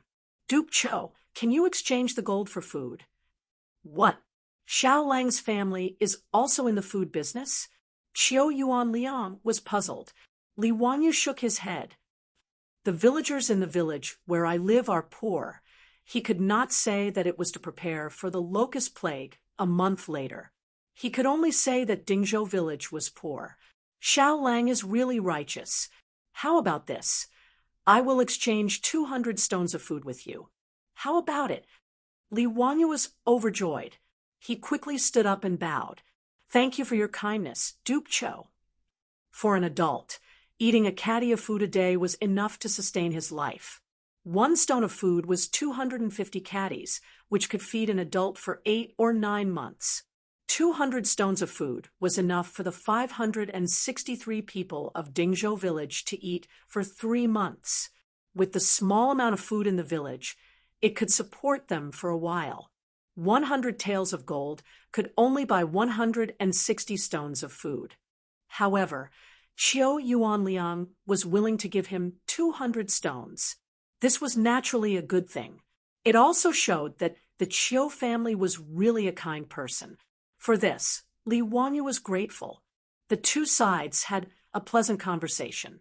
Qiu Yuan Liang immediately asked people to bring a pile of blank scrolls that had been mounted. All of them were large scrolls that were taller than a person. However, Li Wanyu only glanced at them and shook his head with a wry smile. Duke Chou, these scrolls are not good. Why is that? Qiu Yuan Liang was puzzled. These blank scrolls that had been mounted were all bought by him. They were all good paper and scrolls. Duke Chou, I remember you said that the painting was old. Qiu Yuan Liang blushed and nodded. He was just bragging. But as long as you are not blind, you can see that these scrolls are new at a glance. How can you deceive those people? Li Wanyu felt that the father and son of the Qiu family were good people. In addition, he hated the arrogance and despotism of Zhang Liang's fake son, so he was sincerely willing to help. Qiu Yuan Liang and Qiu Kuan were both dumbfounded. Both of them had overlooked such an important point. However, as Li Wanyu said, even a blind person would know that these scrolls were new. How could they deceive Zhang Liang's fake son? What should we do? Is my Qiu family really doomed? Qiu Yuan Liang let out a long sigh. Li Wanyu smiled. Duke Chou, don't panic. I have a way to make these scrolls old. Xiao Lang can make them old. If you need anything, just say it. My Qiu family will not hesitate. Qiu Yuan Liang was overjoyed. It's very simple. Yellow cedar, honey locust, and tea leaves. That's it. Yes. Li Wanyu smiled and nodded. This was what he got from Baidu in his previous life. It was not to fake, but to pick up girls. That's right, to pick up girls. To put it simply, in order to deceive the girl, Li Wanyu shamelessly lied that he had been secretly in love with her for many years. He had written many love letters, but did not dare to send them out. Originally, he just wanted to win the girl's favor. However, the girl asked him for the love letters that he had not sent out. He had never written any love letters before, so he wrote a few new ones overnight. Then, he found the method of making old ones from the internet and deceived the girl. Although the girl finally gave Li Wanyu a good person card, Li Wanyu remembered the method of making old calligraphy and paintings. However, he did not expect that it could be used in the Tang dynasty. Yellow cedar was a traditional Chinese medicine. Qiu Yuan Liang immediately sent the servant to the medicine shop in the square to buy the medicine. As for honey locust and tea leaves, the Qiu family had them. There was no need to go out and look for them. Not long after, the servant ran back with a lot of yellow cedar. Honey locust and tea leaves were ready. Chapter 54. Qiu Yuan Liang and Qiu Kuan looked at Li Wanyu expectantly. Xiaolang, do you still need anything? Is this enough? It's enough. Ask someone to boil the yellow cypress and Chinese honey locust. Soak the tea leaves in the water alone. Also, prepare a few ovens to dry the painting later. When the yellow cypress and Chinese honey locust were boiled, Li Wanyu asked someone to bring a brush. He carefully dipped the brush in the yellow-brown liquid and brushed it on the painting several times. Then, he asked someone to take it to dry. After that, he brushed it several times with tea water, dried it, and then brushed the yellow cypress and Chinese honey locust water. After repeating it several times, the original brand new painting became like an ancient painting that had been through thousands of years. It was very old. As for the scroll of the painting, it didn't matter. If he was asked, he would answer that the original one was rotten and replaced it with a new one. Li Wanyu made 7 or 8 scrolls old in one breath. He was afraid that he didn't draw well and needed to redraw for backup. After all, he hadn't drawn such a big sketch of a person before, so he wasn't very confident. He asked Qiu Yuanliang to prepare charcoal and steamed biscuits for him. Hearing that Li Wanyu wanted steamed biscuits, Cho Yuanliang thought that Li Wanyu was hungry again and planned to prepare another table for him. Li Wanyu could only explain, with a smile, that he wasn't hungry. The steamed biscuits were used as a tool for drawing. Those who had learned to sketch knew that wiping with a steamed bun could replace an eraser, and it could gradually soften the sketch. It was a very convenient tool. There was no place to find an eraser in the Tang dynasty, so steamed biscuits were just right to replace it. When everything was ready, Li Wanyu suddenly slapped his forehead. He had forgotten the most important thing. He was still short of a model. Li Wanyu had never drawn a portrait of a beautiful woman in ancient clothes before. Without a model as a reference, he couldn't draw it. When Cho Yuanliang and his son said this, they were dumbfounded. Although they didn't understand what Li Wanyu meant by model, they understood that Li Wanyu needed to draw this picture according to a woman. Cho Yuanliang was straightforward. He immediately ordered the servants in the mansion to find all his concubines and let Li Wanyu choose who was suitable to be the model. This guy's straightforwardness was a bit beyond Li Wanyu's expectation. This was the Tang dynasty. How could he let his concubines come out to see him, an outsider, and let them be his models? However, Li Wanyu felt that this was the Tang dynasty. A concubine was not a wife at all, let alone have any status. And a wife, a concubine, and a guest's wife, a wife-aunt's wife for a year and a half. A man who had concubines, but no wife was still an unmarried golden bachelor. And if his wife died, even if the husband had a house full of concubines, he would still be a widower without a wife. He would have to find another good family to marry his wife. Scholars like Bai Jui and Su Dongpa often gave their concubines to others. It was normal to give concubines to confidants and meritorious officials. In the Tang dynasty, there were hundreds of concubines at most and dozens of concubines at least. From the nobles to the common people, taking in concubines was a common phenomenon. Moreover, when the master of the Tang dynasty invited guests, these concubines had to come out and dance to liven things up. It was even common for the guests to directly ask these concubines to serve them or even give them as gifts. Bai Jui had a poem, 12 Beauties Before the 9 Candlesticks. The master keeps them drunk for entertainment. Cho Yuanliang only kept a dozen concubines. With his wealth, he could be considered diligent and thrifty. However, when these young and beautiful concubines stood in front of Li Wanyu in light silk and satin, letting him choose, Li Wanyu had an illusion. How was this similar to when he accompanied clients to nightclubs in the future, and the mothers brought a group of princesses for the guests to choose from? Cho Yuanliang's concubines even included Puji, who had blonde hair, blue eyes, fair skin, and towering breasts.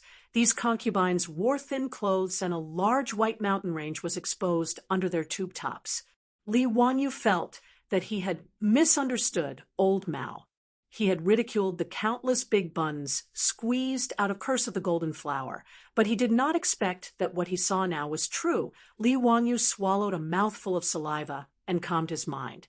He chose a concubine with an outstanding figure and appearance from the many concubines and let her be his model. Xiaolang, do you like this concubine? Why don't you give her to Xiaolang to warm his bed? Cho Yuanliang saw Li Wanyu choose a concubine and hesitated for a moment before offering to give her away. The concubine that Li Wanyu chose was tall and had an outstanding appearance. She was his type. However, Li Wanyu immediately shook his head and refused Cho Yuanliang's words. The native of the Tang dynasty had such a strong taste. He wanted to give away his concubines at every turn. How about giving them money instead? In his opinion, a concubine was also one of his wives. How could he give her away like this? Was he afraid that he was not green enough? Li Wanyu was not an innocent little virgin, nor was he obsessed with mental cleanliness. In his previous life, he often accompanied clients to some brothels. This group of beautiful women had already made his mouth dry up. The reason why he gritted his teeth and refused was that he did not dare to take them home for fear of being hunted down by his beautiful boss. Secondly, he was resistant to sending people back and forth like goods. Cho Yuanliang thought that Li Wangyu was young and shy, so he enthusiastically persuaded him again with an attitude that if he did not accept his wife, he was looking down on him. Li Wangyu could not stand it. In the end, Li Wangyu was forced to use his trump card. He claimed that he wanted to cut off his decline and observe filial piety for his father. Only then did Cho Yuanliang embarrassedly give up the idea of giving him a concubine. There were only 3 days until Zhang Liang's birthday banquet. In other words, Li Wangyu had to draw this goddess Luo painting within 3 days. Time was tight, and the task was urgent. Li Wangyu planned to work through the night and strive to draw this goddess Luo painting as soon as possible. He was also afraid that Su Chongqing and the others would be worried about him at home, so he asked Niu Wu to make a trip. The next morning, he rode back to Dingzhou village to report that he was safe. He plunged into the studio that Cho Yuanliang had prepared for him and began to paint in peace. 3 days later, on the day of Zhang Liang's birthday. Today, the door of the studio was still closed. Cho Yuanliang and Cho Kuan were anxiously pacing back and forth in front of the door. "Father, it's almost 9 o'clock. In 4 hours, it will be Duke Chongping's birthday banquet. Is Li Jia Shaoling in a hurry?" Fatty Cho Kuan anxiously asked his father in a low voice. "He's in a hurry. He's definitely in a hurry." In reality, Cho Yuanliang was also not sure. Rather than saying these words to comfort his son, it was better to say that he was comforting himself. In these 3 days, Li Wangyu practically did not take half a step out of the studio. The food was all sent to the studio by the food servants. He painted almost without rest or sleep. When he was truly too tired, he would put on his clothes and lie down for a while. Even the model concubine was nearly paralyzed from exhaustion. Regarding this, the Cho father and son saw it and were moved to tears. Previously, he had ruined 5 or 6 paintings. After all, to draw a life-size sketch was something that Li Wangyu had never tried before. In order to draw this goddess Luo painting, he could be considered to have given it his all. Just as the Cho father and son were anxiously waiting, the door of the studio creaked open. Li Wangyu's face was filled with exhaustion. He held a painting scroll in his hand as he stood at the door and smiled at them. Under the sunlight, Li Wangyu's body seemed to be covered in a golden glow, revealing 8 spotlessly white teeth. Fortunately, I did not disappoint. Chapter 55. Cho Yuanliang and Cho Kuan were both excited. They reached out with trembling hands to take the picture in Li Wangyu's hand, which was related to the life and death of the whole family. The old and yellow picture scroll was slowly unfolded. A beautiful and dignified woman in plain clothes seemed to be standing in front of them, smiling at them without saying a word. Her facial features were delicate, with willow leaf eyebrows, red phoenix eyes, a hanging nose, cherry mouth, and ears without accessories. Her appearance was somewhat similar to Cho Yuanliang's beautiful concubine, but she had a bit more of an otherworldly immortal aura. Goddess Luo was Mi Fei, the spouse of Hebo, the god of the Yellow River in China's preaching mythology. She was the local water god in charge of the Luo River. Li Wangyu's sketch, Luo Shen Tu, was based on Cho Yuanliang's concubine. Her fluttering clothes accentuated the fact that she was riding the clouds and walking slowly on the vast waves. For a moment, Cho Yuanliang and Cho Kuan were stunned. In fact, Li Wangyu's sketching level was at most the level of the students in the ordinary art schools of later generations. If it was given to those professional teachers, he would be criticized. However, in the Tang dynasty more than 1,000 years ago, Li Wangyo's sketching skills were already amazing.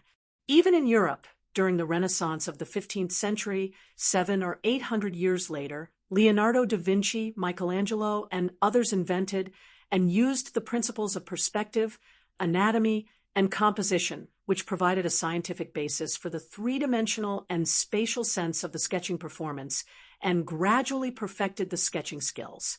In the Tang Dynasty, Li Wangyo's Goddess Luo's painting was unique and unparalleled.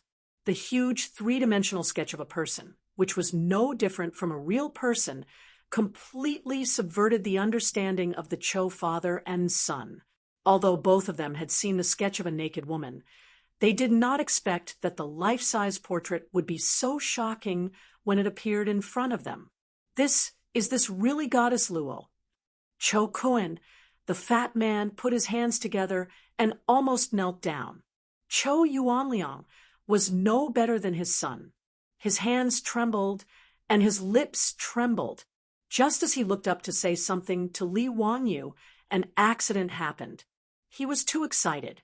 Just as he was about to speak, he felt his heartbeat quicken. Then everything went black, and he fainted. Chou Yuanliang suddenly fainted and fell to the ground, which shocked Chou Kun and Li Wangyu. They quickly stepped forward to support him. Chou Kun frantically called for the manor's servant to immediately invite the medical workers from the square over. That's right, a medical worker, not a doctor. The medical conditions in the Tang Dynasty were not that good. Just look at the lifespan of the royal family. In addition to the Imperial Medical Bureau, the Tang Dynasty also had a professional official medical institution, the Imperial Medical Bureau. The Imperial Physician Department not only provided medical services for the ministers and nobles in Chang, but also for ordinary officials, soldiers, and officials. The doctors in the Imperial Medical Department were divided into physician, and worker according to their medical skills. As for the civilian doctors, they were called Luyen worker. They were doctors who worked in the pharmacy, and their medical skills were quite reliable. The other was the Jianghu traveling doctor, who basically treated patients according to fate. It all depended on whether the patient's life was tough or not. There was a pharmacy in Xianyang Square, so naturally there were doctors who worked there. The Chou family's servant trotted out to invite the doctor.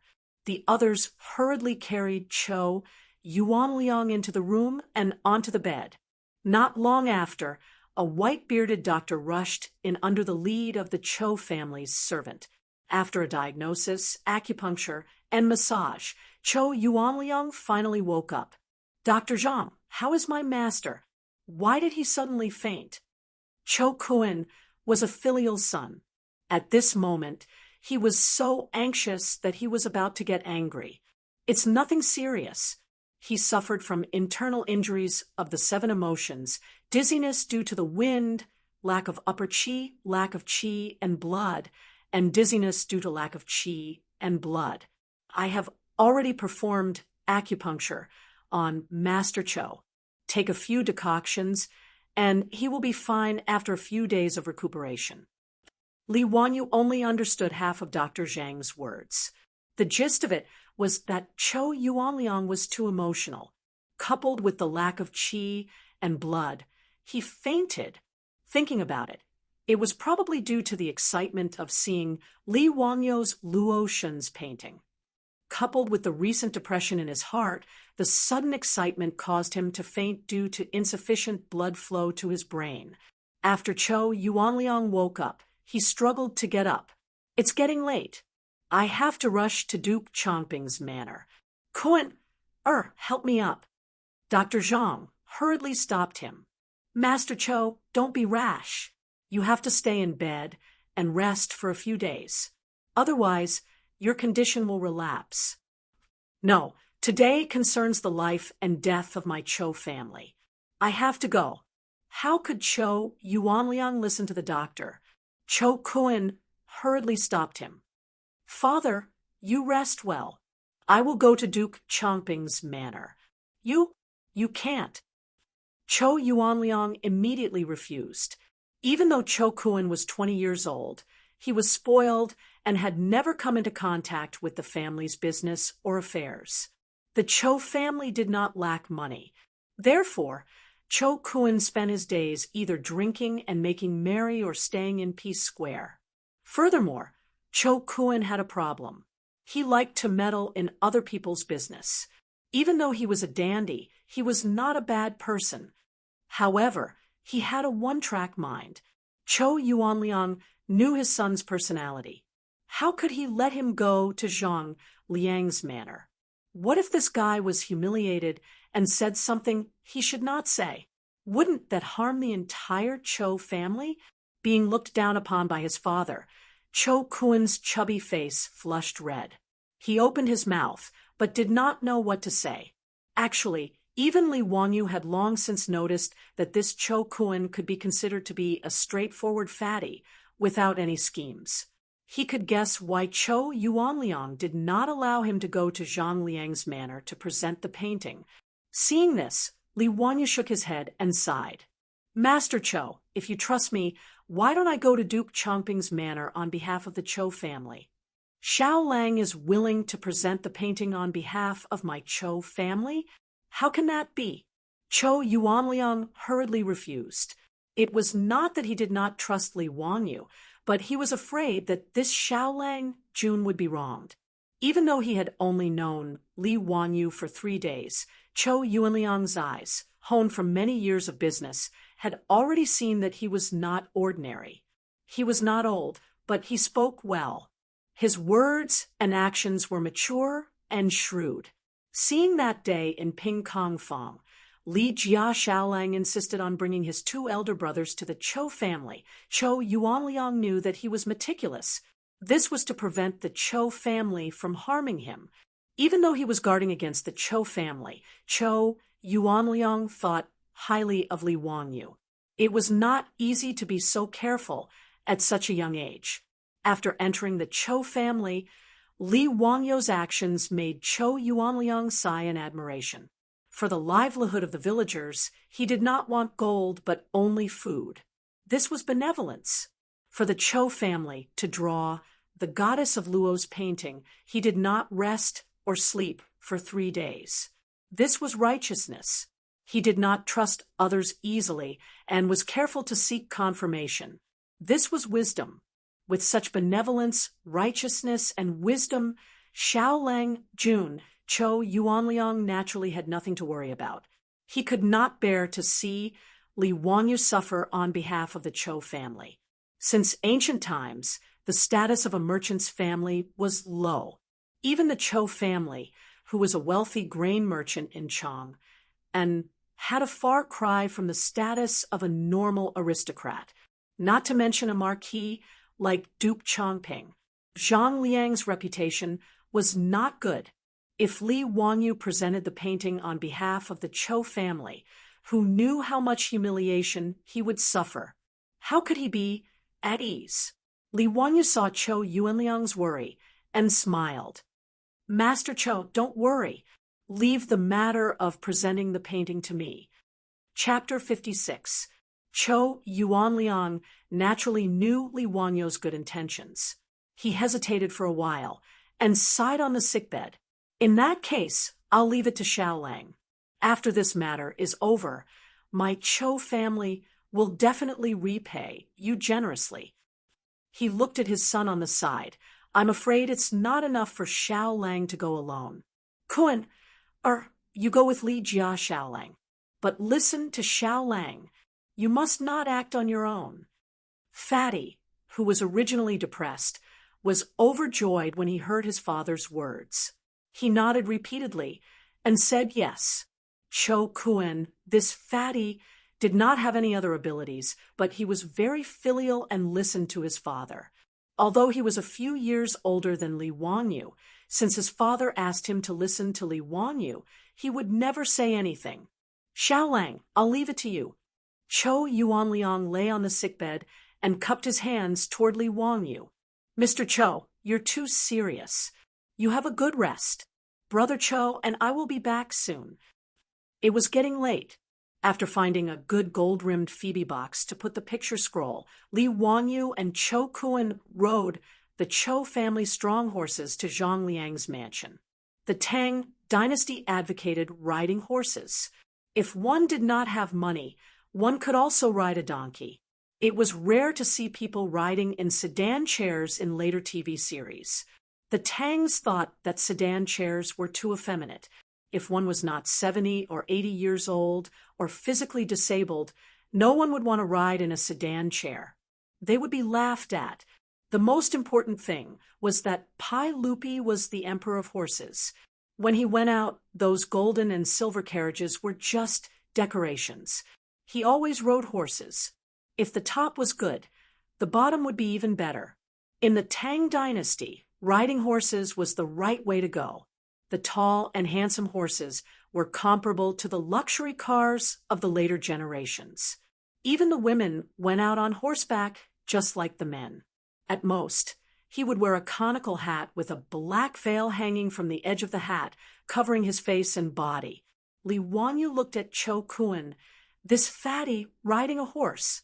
He was worried about the horse under him.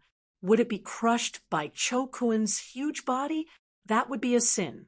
He felt that if the horse carrying Cho Kuan on its back had something to say, it must be because of the bitterness in the baby's heart. But the baby did not say anything. Zhang Liang's mansion was located in Anqing Lane, northeast of Chongren Lane. Because Chong and was too big, it was nearly 4 kilometers away from the Cho mansion. The two of them chatted along the way. Before the banquet started, they arrived in front of Duke Chongping's manor, which was located on the side street of the Gate of Heaven Influence. In the city of Chong and of the Tang dynasty, only the third-grade officials of the royal family and above could open their doors to the street. Ordinary people could only open their doors in the square. Zhang Liang was the founding prefectural duke and was a primary grade 2 prefectural duke. Naturally, he had the right to open the gate of his residence to the main street. At this time, the 80-meter wide side street of the Gate of Heaven Influence was already filled with horses. The attendants of the various officials who came to attend the banquet were all chatting outside Duke Chongping's manor, waiting for the banquet to end to pick up their masters. Li Wangyu and Cho Kuan had just arrived in front of Duke Chongping's manor when they heard someone shout before they even got off their horses. Where did this merchant come from? Don't you know the rules? Is this a place where you can stop? Get lost. Li Wangyu was stunned. Why were they being chased away when they had just arrived at the entrance? Looking up, they saw a middle-aged man standing at the entrance of Zhang Liang's manor. He looked like a steward and was shouting at them. The reason why this steward could tell that Cho Kuan was a merchant, including how Li Wangyu could tell that Cho Kuan was selling the map at a glance, was not because of his sharp eyes, but because of the color of Cho Kuan's clothes. One of the main characteristics of the Sui and Tang dynasties was the color of clothes, which mainly referred to men's clothes. Women did not matter. Regardless of whether they were noble women or commoners, they all wore colorful clothes as long as you could afford them. In the Tang dynasty, the color of one's clothes could not be casually worn. Bright yellow was used exclusively by the imperial family. This went without saying.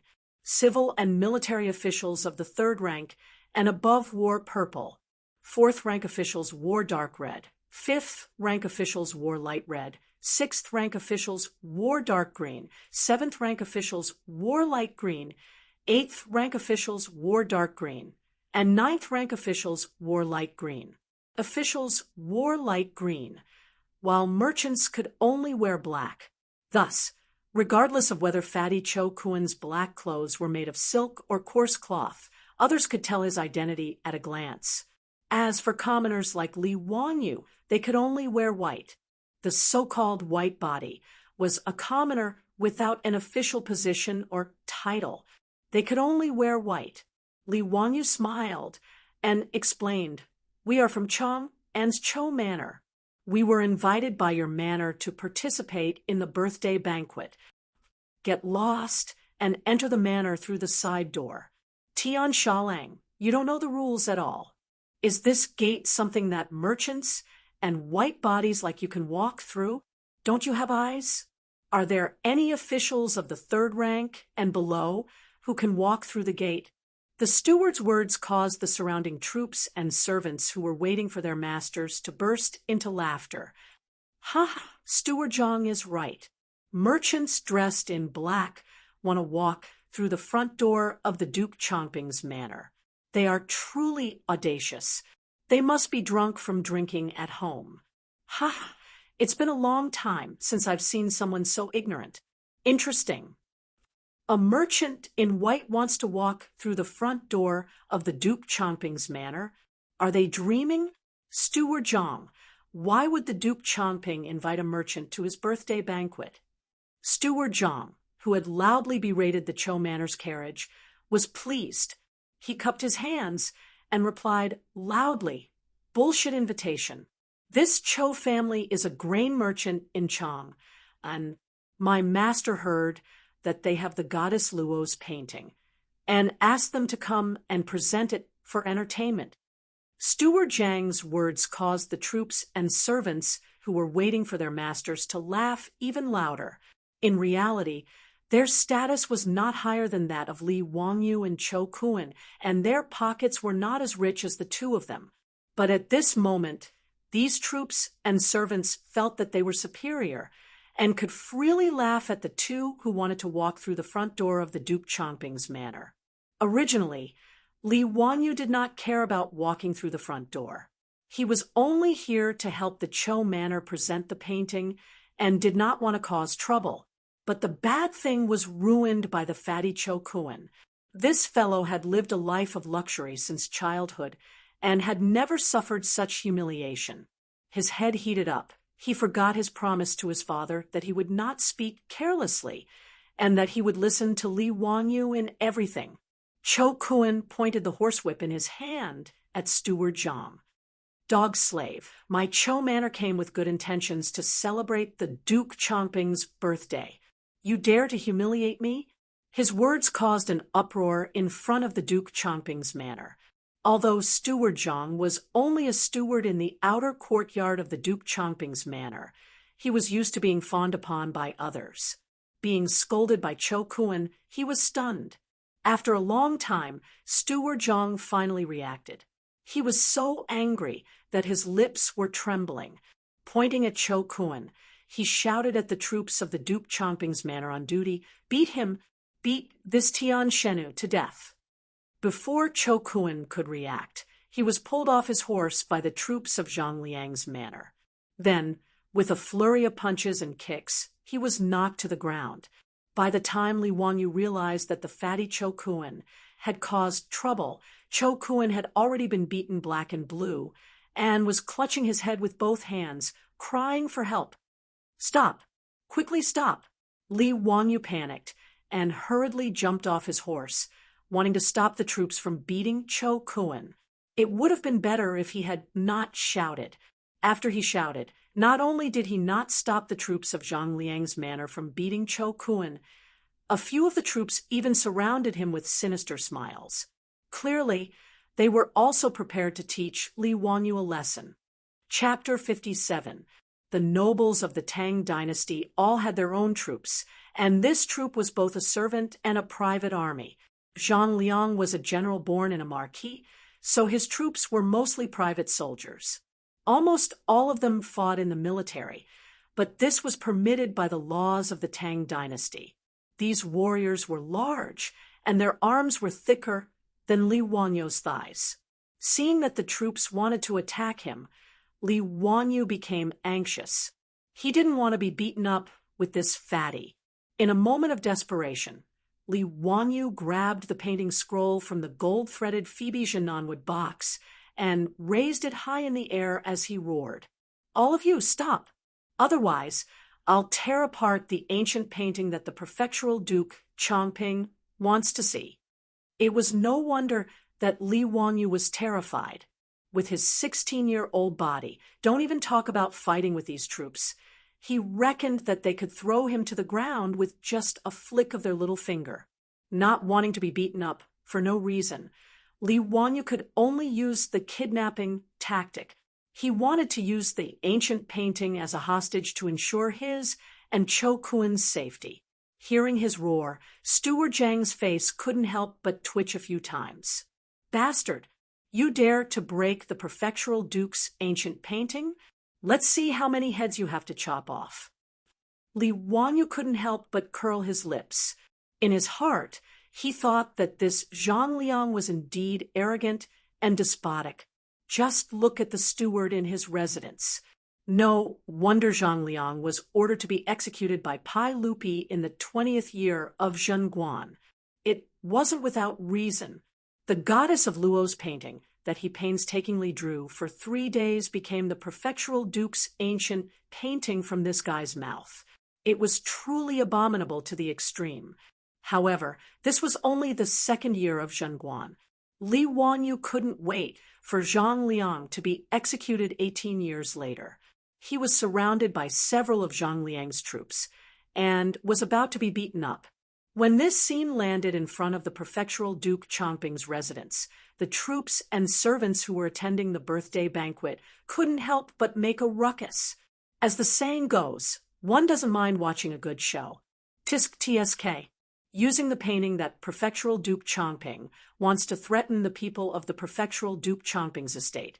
This guy is really courting death. Isn't it? Originally, they would only suffer some physical pain at most. But now, this matter can't be settled peacefully. I'm afraid these two untactful things will at least lose a layer of skin. Peeling off a layer of skin is already considered good. If Commandery Duke Chongping is angered, I'm afraid this enemy of his will be finished. While everyone was laughing and talking about Li Wanyu and Cho Kuen, they saw Li Wanyu holding the scroll in his hand. He wanted to use it as an amulet, but he didn't expect that the surrounding troops would grab the scroll in his hand and snatch it away. Li Wanyu was dumbfounded. The only protective talisman he could think of was gone just like that. Shouldn't we all have a good talk? They were all civilized people, so why did they have to fight?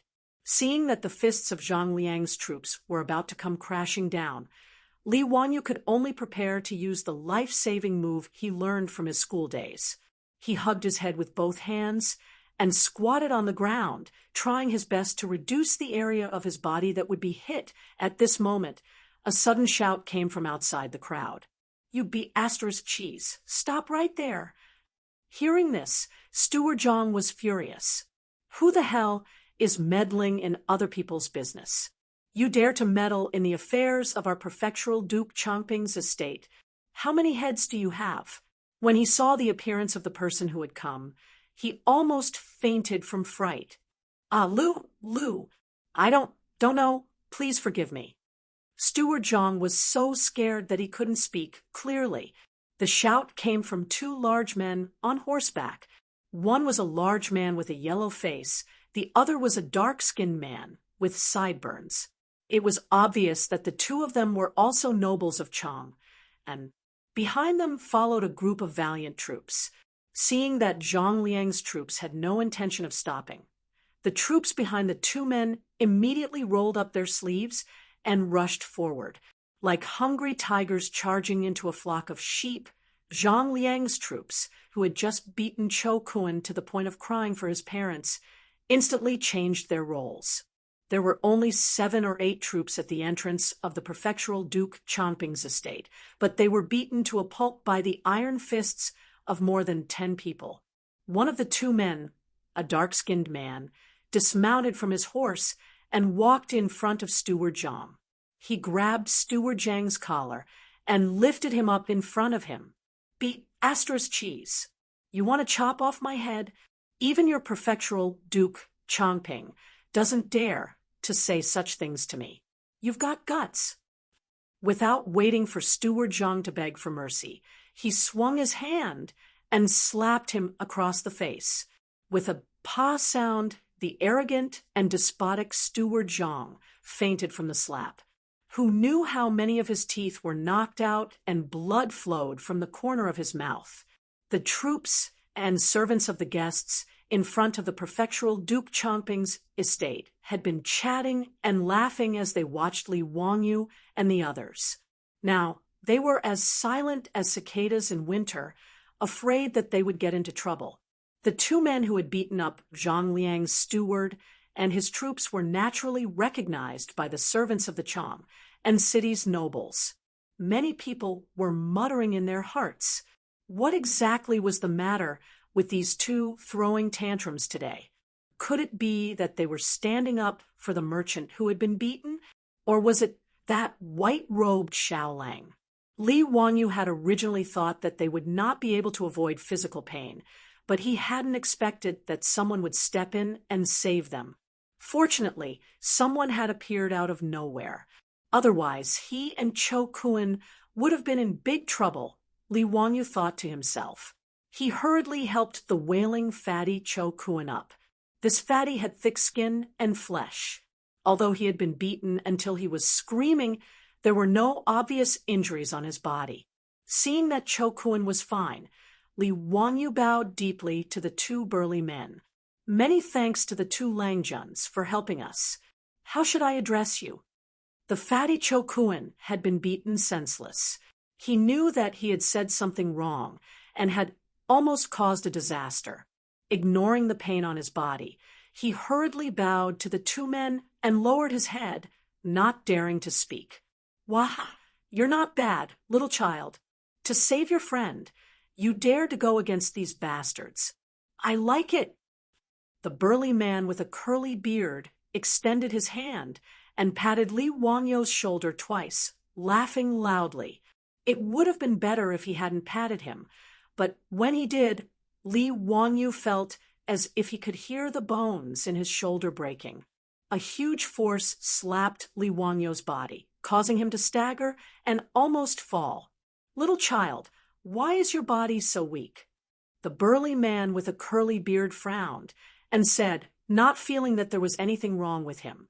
Li Wangyu wanted to cry, but had no tears. What kind of person was this?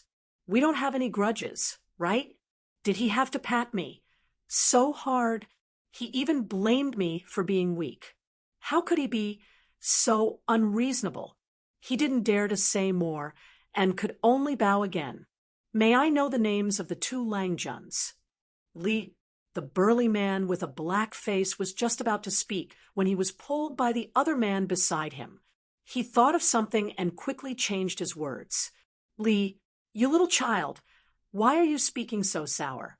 I am Cheng Jijia, and this is Qin Shubao. When Li Wangyu heard this, he felt as if he had been struck by lightning. The number one troublemaker of the Tang dynasty, the devil incarnate, Duke Lu, Cheng Yaojin, Cheng Jijia, Duke Yi, Qin Xiong, Qin Shubao. Damn it! Just now, he was still thinking that Cheng Yaojin would appear out of nowhere, but he didn't expect it to be Cheng Yaojin, the devil incarnate. His mouth was really effective. Unfortunately, there was no lottery in the Tang dynasty. Otherwise, he would have bought a few lottery tickets. Chapter 58. Cheng Yaojin and Qin Xiong were also here to attend Zhang Liang's birthday banquet.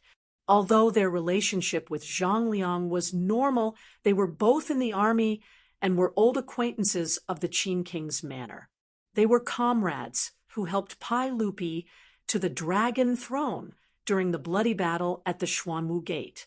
Naturally, they had to attend Zhang Liang's birthday banquet. Of all the famous generals in the early Tang dynasty, Cheng Yaojin and Qin Xiong had the best relationship. They knew each other since childhood and met at Wagong village to fight together. The two left Wangshechong and joined the Tang army, becoming Pai Lupi's disciples. As a result, their relationship was much deeper than other people's. Today, Cheng Yaojin and Qin Xiong had agreed to attend Zhang Liang's birthday banquet together.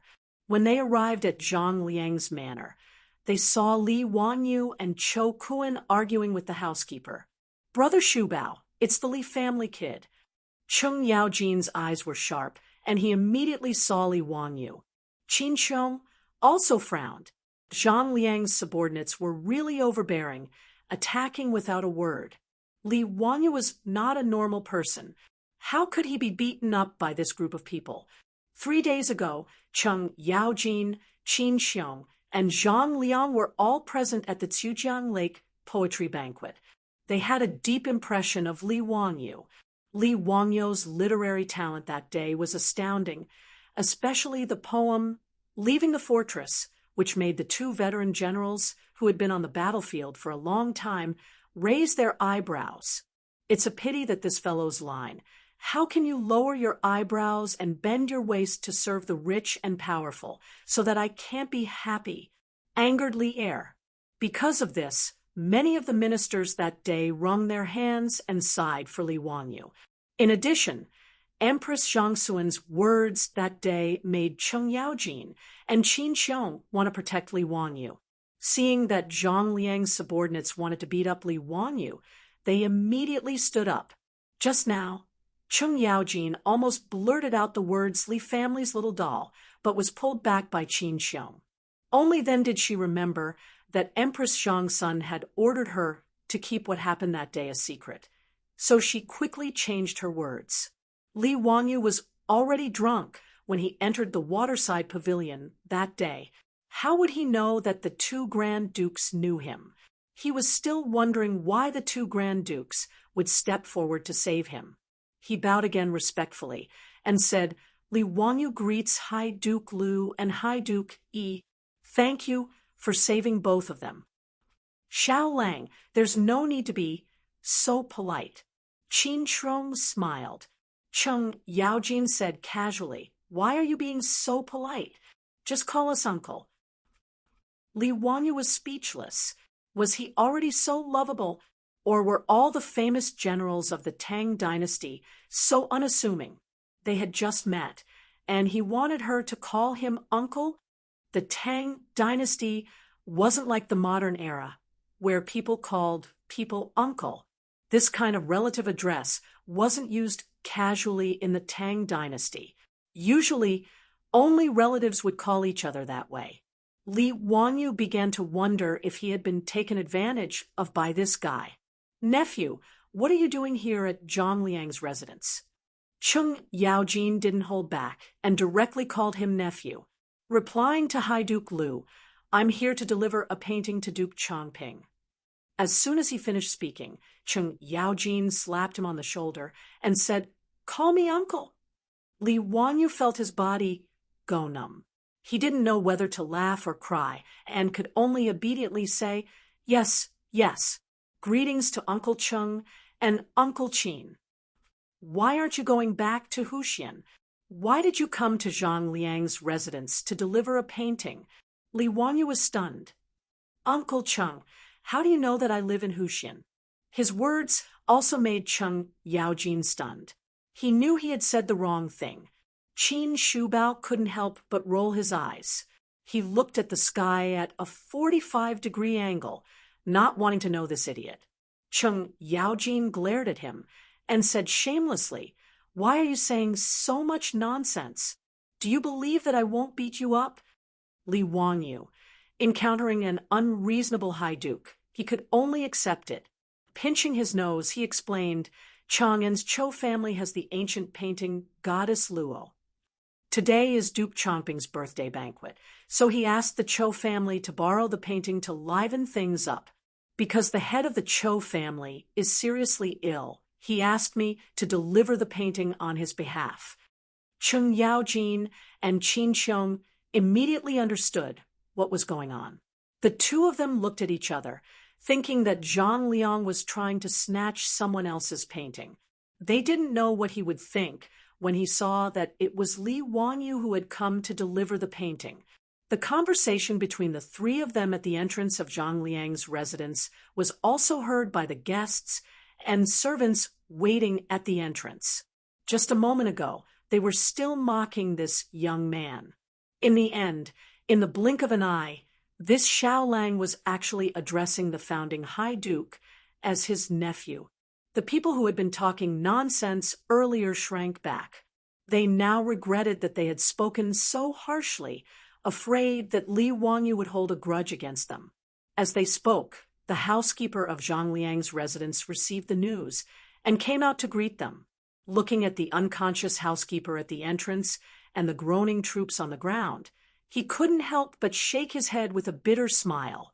How did they provoke these two fiends without rhyme or reason? He hurriedly ran over to greet Cheng Yaojin and Qin Xiong. Greetings to the two high dukes. How did these bastards offend the two high dukes? I'll take care of them later. No need. I've already helped your duke, Chongping, take care of them. A bunch of blind fools. Yes, yes. High dukes, please come in. The housekeeper didn't dare to say more. Did the two high dukes need a reason to take care of people? Even Zhang Liang himself couldn't say anything. He bowed and invited Cheng Yaojin and Qin Xiong in. At the same time, he added in a small voice, "The sage also came today, but he told people not to make a fuss." Hearing this, Cheng Yaojin and Qin Xiong couldn't help but laugh. They looked meaningfully at Li Wangyu. 3 days ago, Li Wangyu was drunk and recited poetry, angering Pai Lupi. Today, they actually met again at Zhang Liang's residence. There was going to be a good show to watch. Cheng Yaojin and Qin Xiong looked at Li Wangyu. It was obvious that he didn't remember what happened that day. This was even more interesting. Zhang Liang's housekeeper looked at Li Wangyu and Cho Kuan, who were standing to the side. He found it strange that a commoner and a merchant would be with Cheng Yaojin and Qin Xiong. These two are? The housekeeper asked carefully. They're here to deliver a painting to your duke. All right, enough nonsense. Lead the way. Cheng Yaojin waved his hand impatiently. When the housekeeper heard that they were here to deliver a painting, he understood what was going on. But that Cho family was clearly just a merchant's family. How did they have a relationship with two dukes? He didn't dare to say more. He ordered the servants in the residence to help Steward Zhang and the troops into the residence. He led Cheng Yaojin and Qin Xiong to the main hall. Li Wangyu held the painting scroll and hesitated. He didn't know if he should go in with them. After all, he and Cho Kuan were commoners and merchants. They didn't have the qualifications to go to the main hall of Zhang Liang's banquet. Should he just give the painting to the housekeeper, and he and Cho Kuan would have completed their mission? While he was hesitating, Cheng Yaojin walked over and stretched out his hand without saying anything, like a captive in a military battle. He stretched out his long arm and clamped Li Wangyu under his armpit. Nephew, why aren't you leaving? Why are you dilly-dallying? After saying that, Cheng Yaojin didn't wait for Li Wangyu to resist. He clamped him under his armpit and strode into Zhang Liang's residence as if he was weightless. Li Wangyu was completely dumbfounded by Cheng Yaojin's actions. What was going on? I'm here to deliver a gift, not a gift. Chapter 59. Li Wangyu still wanted to struggle, but Cheng Yaojin's arm was like an iron hoop, clamping him so tightly that he could not move at all. Qin Xiong did not stop him. He stroked his beard and laughed, then stroked his beard and strode towards the main hall. Cho Kuan was dumbfounded.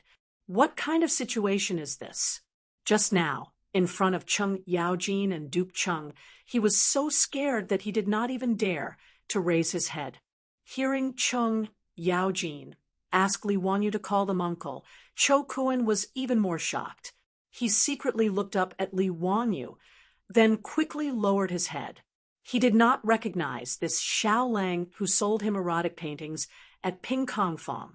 Now that he saw Li Wangyu being taken away by Cheng Yaojin in such a way, he was even more confused. The small eyes on his fat face blinked hard, trying to see if he was hallucinating.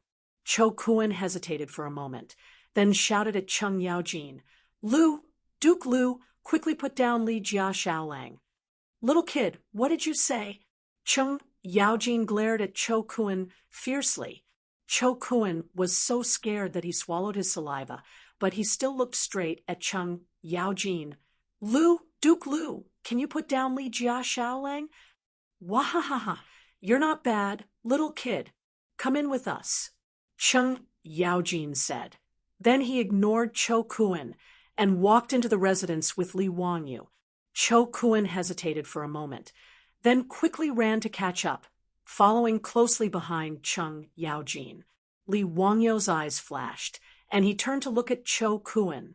He felt that this fatty was a good person, and that he did not take the risk of being beaten in vain to save him. At this time, the main hall of Zhang Liang's residence was full of guests, and it was very lively. Servants were shuttling back and forth, serving all kinds of wine and food to the guests.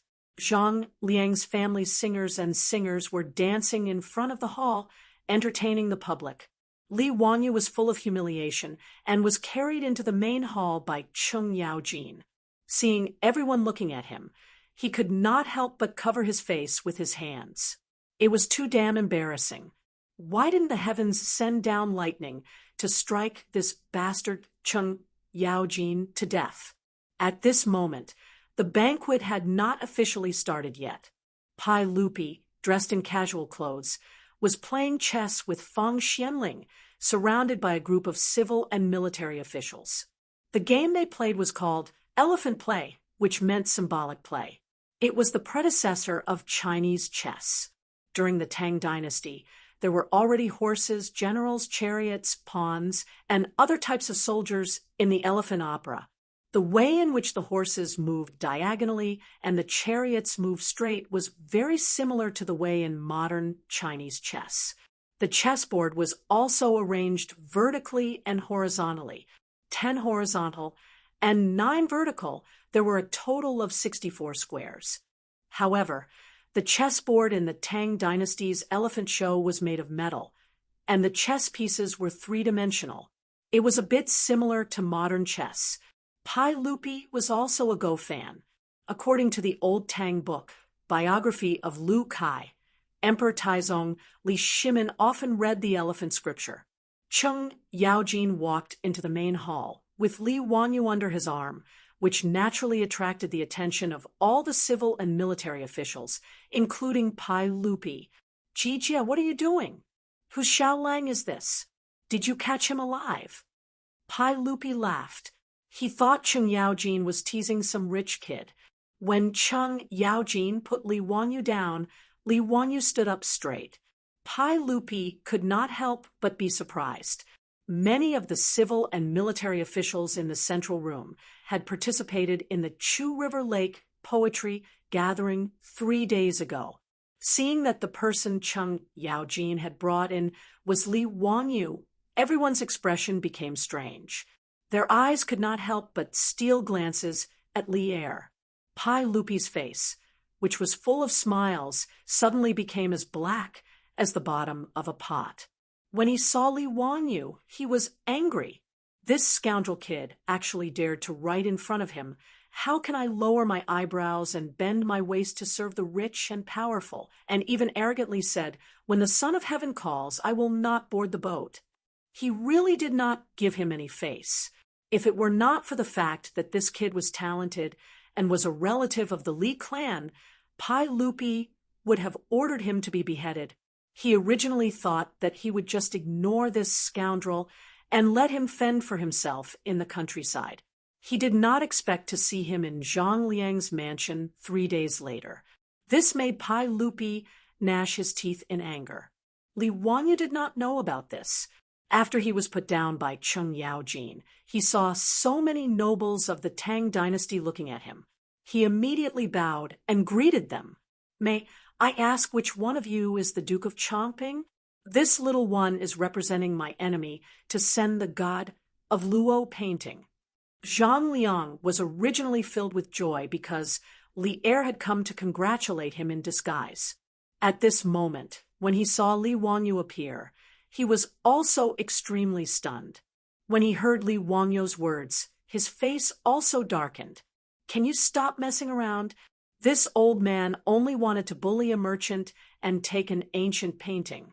Why did you, a relative of the Li clan, come here to join in the fun? Don't look at how Pai Lupi left in a fit of anger. Empress Zhangxuan's words were true. No matter what, Li Wanyu was still a relative of the Pai Lupi. Although everyone knew that Li Wanyu was expelled from the Li clan in Huxian, who could guarantee that the Pai Lupi would not use this kind of Qilin child in the future, and let him return to the imperial family. Did they dare to offend Li Wanyu? Were they not afraid that Pai Lupi would turn against them? Cheng Yaojin harbored even more evil intentions and even fanned the flames. He pointed at Zhang Liang and said to Li Wanyu, "Nephew, that is the Duke of Chongping. Quickly hand over the painting. If you're late, be careful that you don't get beaten up again." TSK, TSK. You were almost beaten up by the Duke of Chongping's troops at the entrance. Haven't you learned your lesson yet? On the surface, he was talking about Li Wanyu, but in fact, he was giving Zhang Liang a hard time. After Cheng Yaojin finished speaking, Pai Lupi couldn't help but look at Zhang Liang, his eyes full of dissatisfaction. Just as Empress Zhangsun said, Pai Lupi was angry at Li Wanyu, but he couldn't bear to see others bully a relative of the Li clan. Zhang Liang broke out in a cold sweat. If what Cheng Yaojin said was true, and his troops beat up Li Wanyu, then wouldn't he be in big trouble? Cheng Yaojin, you old fool, don't speak nonsense. How could my troops beat people up so casually? Zhang Liang hurriedly denied, then looked at Li Wanyu with a face full of smiles. Xiaolang, Kuan, this old man is Zhang Liang. Thank you, Xiaolang, Kuan, for making a trip here. Thank you for your hard work. Please take a seat. His master's words gave the housekeeper a fright. Who exactly was this white-clothed youth? Duke Lu and Duke Yi wanted him to call him uncle, but his master was so polite, calling him Xiaolang, Kuan. The housekeeper felt that his brain wasn't enough to process this, but he didn't dare to be negligent. He hurriedly invited Li Wanyu and Cho Kuan to the table. The banquet in the Tang dynasty was divided into different meals. After Zhang Liang spoke, a servant immediately set up a table for the two of them and brought wine and food. Li Wanyu and Cho Kuan were also confused, but they didn't dare to make a sound. They could only obediently take off their boots, go to the front of the hall, and sit cross-legged. Li Shimin frowned and stretched out his hand to call Cheng Yaojin over. Jijia, why did you bring this boy here? Your Majesty, you wronged me. I happened to meet him at the gate of Zhang Liang's mansion. Li Zio came to deliver the painting for Zhang Liang. Haha, it has nothing to do with me. By the way, Your Majesty, this boy doesn't know anything about what happened that day. It seems that he really drank too much that day. Noisy. Pai Lupi glared. Cheng Yaojin smiled and didn't say anything more. He took Qin Xiong to the side to drink and watch the show. Li, what painting did you send? Let me see. Pai Lupi shouted at Li Wanyu. He almost blurted out Li Wanyu's name, but he changed his words in time. Li Wanyu saw that Zhang Liang didn't object, so he quickly took out the painting from the gold-rimmed Nanma box. He slowly unrolled the painting with Cho Kuan and presented it in front of everyone. When the sketch of the goddess Luo painting came out, everyone was shocked. Chapter 60. When the goddess of Luo's painting was unfurled, everyone in Zhang Liang Fu's main hall saw the contents of the painting and couldn't help but gasp. Even Cheng Yaojin exclaimed, Who is this?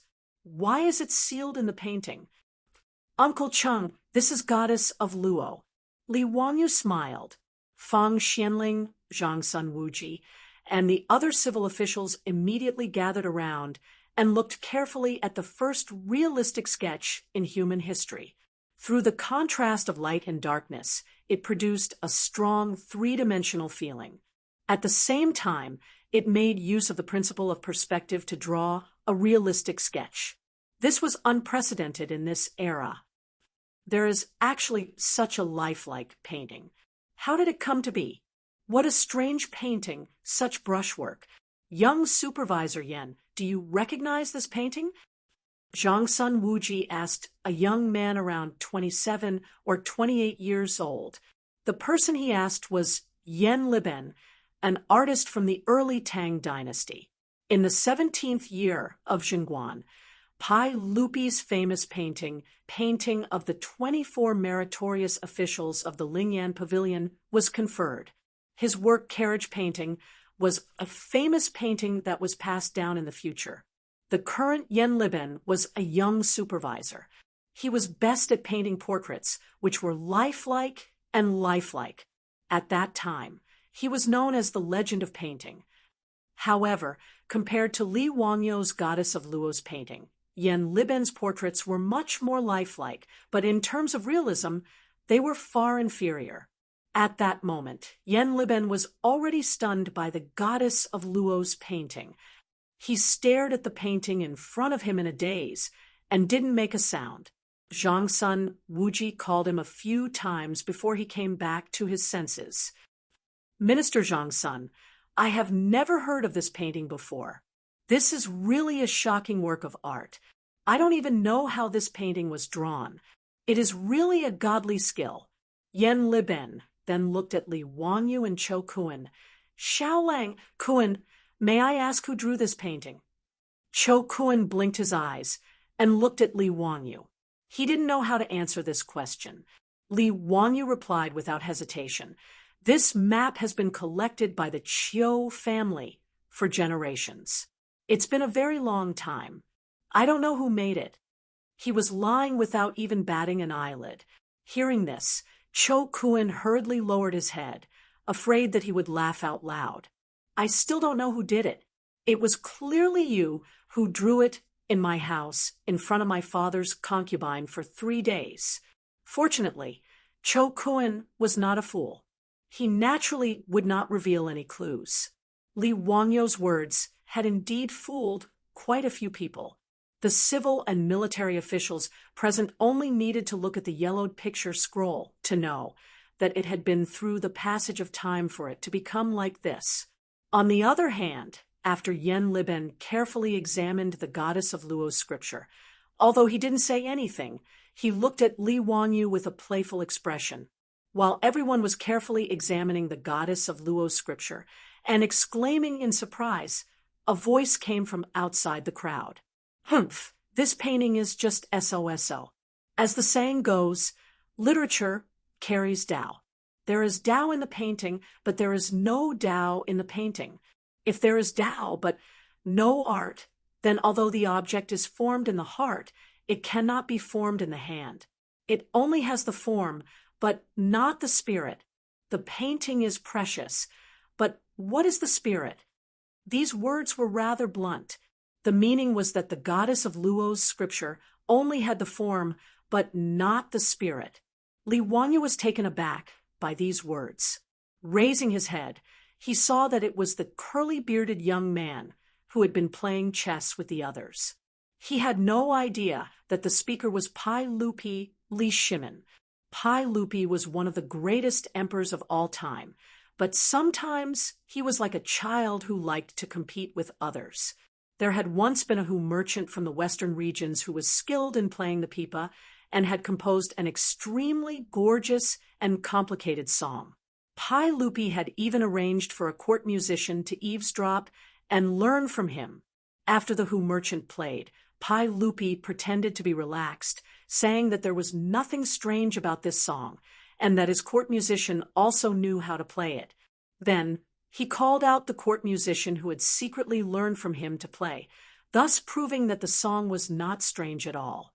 Thus, Pai Lupi's personality was sometimes quite childish, making people not know whether to laugh or cry. At this moment, Pai Lupi's competitive nature was acting up. He already disliked Li Wangyu, and now that everyone was praising his painting, he was even more annoyed. Pai Lupi's criticism of the Goddess of Luo's scripture was not wrong, strictly speaking. After all, the essence of traditional Chinese painting was the way of painting. A masterpiece had to be elegant, profound, and memorable. It was a work of charm. However, Li Wangyo's Goddess of Luo scripture was more realistic and novel. The two painting methods were different, and they could not be compared. Zhang Sun Wuji and Fang Xianling knew about Pai Lupi's little problem, so they smiled and did not say anything. Even Cheng Yaojin was drinking silently and did not agree. However, when Pai Lupi opened his mouth, many people who were praising the Goddess of Luo's scripture immediately changed their words. That's right, this painting has no charm and no spirit. It's really not worth mentioning. That's right. I just felt that this painting was really strange. The brushwork was sluggish, and I couldn't see the essence of the brush and ink. Master Cui is right. As the saying goes, a masterpiece is both form and spirit. It's simple and elegant. It's natural and pure. There's no need to talk about this painting. These words made Li Wangyu furious. Were these people born in the year of the chameleon? The speed at which they changed their faces was comparable to the Sichuan opera, especially that bastard bearded man. Who the hell are you? Fortunately, Li Wangyu was still sober. He knew that the people in the main hall of Zhang Liang's mansion were all influential people of the Tang dynasty, and he could not afford to offend them. However, he did not say it out loud. He also did not know that the bearded man he called a bastard was the emperor of the Tang dynasty, Li Shimin. After being scolded by the people in the hall, Li Wangyu's face also darkened. Just as he was about to put away the painting, he heard Pai Lupi speak unhurriedly. However, this painting is not completely useless. This kind of completely realistic technique is indeed suitable for portraits. It's so vivid that it's hard to come by. It's a pity that the techniques created by the predecessors have not been passed down to the present day. It's really a pity. Pai Lupi's words made the faces of the group of fence-sitters and ministers who agreed with him suddenly stiffen. They felt that they were showing signs of schizophrenia. Your Majesty, can you speak without pausing? Say it all in one breath. Before, they were still praising this painting. It wasn't easy for them to be thick-skinned and belittle the Goddess of Luo's scripture with you.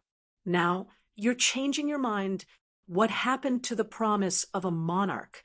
Where did the trust between people go? My heart is so tired. Pai Lupi swaggered to the front of the Goddess of Luo's scripture. He carefully looked at it again and nodded at Li Wangyu. Why don't you sell this painting to me? How much would it cost? Li Wangyu was also confused by this bearded man. Just now, he was desperately belittling it. Now, he said that he wanted to buy the painting. Did he deliberately come to make trouble? His heart was in a bad mood, so his tone was naturally not good. Li Wangyu straightened his neck and said, I'm afraid you can't afford this Goddess of Luo scripture. Bastard, how can you say that? Shut up. Ruin dares to do this. Do you want to die? Before Pai Lupi could speak, a group of flattering ministers jumped out and pointed at Li Wangyu's nose and reprimanded him. Li Wangyu looked at the situation and knew that this man's identity was not ordinary. He did not dare to say anything else and immediately shut his mouth. Pai Lupi was not angry. He laughed and said, just name a price. There is nothing in this world that I can't afford. Li Wangyu silently looked at Pai Lupi. His eyes only revealed 6 words. Will you die if you don't brag? Chapter 61. The current situation was very strange. Li Wangyu didn't like Pai Lupi, and Pai Lupi also didn't like Li Wangyu, this bastard. For a moment, the two of them stared at each other for a long time in the main hall of Zhang Liang's mansion. Both of them didn't like each other, although Li Wangyu knew that this curly-bearded man must be a bigwig of the Tang dynasty. He didn't want to do as he wished. Of course, he couldn't refuse him directly.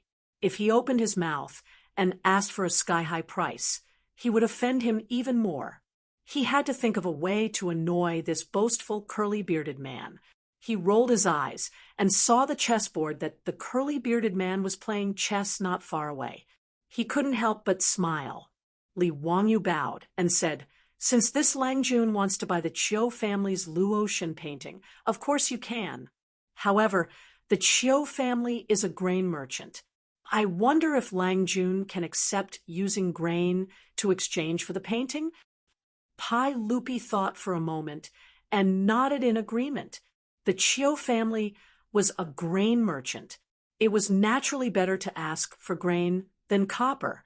It was very reasonable. Cho Kun was stunned when he heard this. He raised his head and looked at Li Wangyu. He wanted to say something, but when he thought of how he was beaten in front of Zhang Liang's mansion for talking too much, he immediately closed his mouth.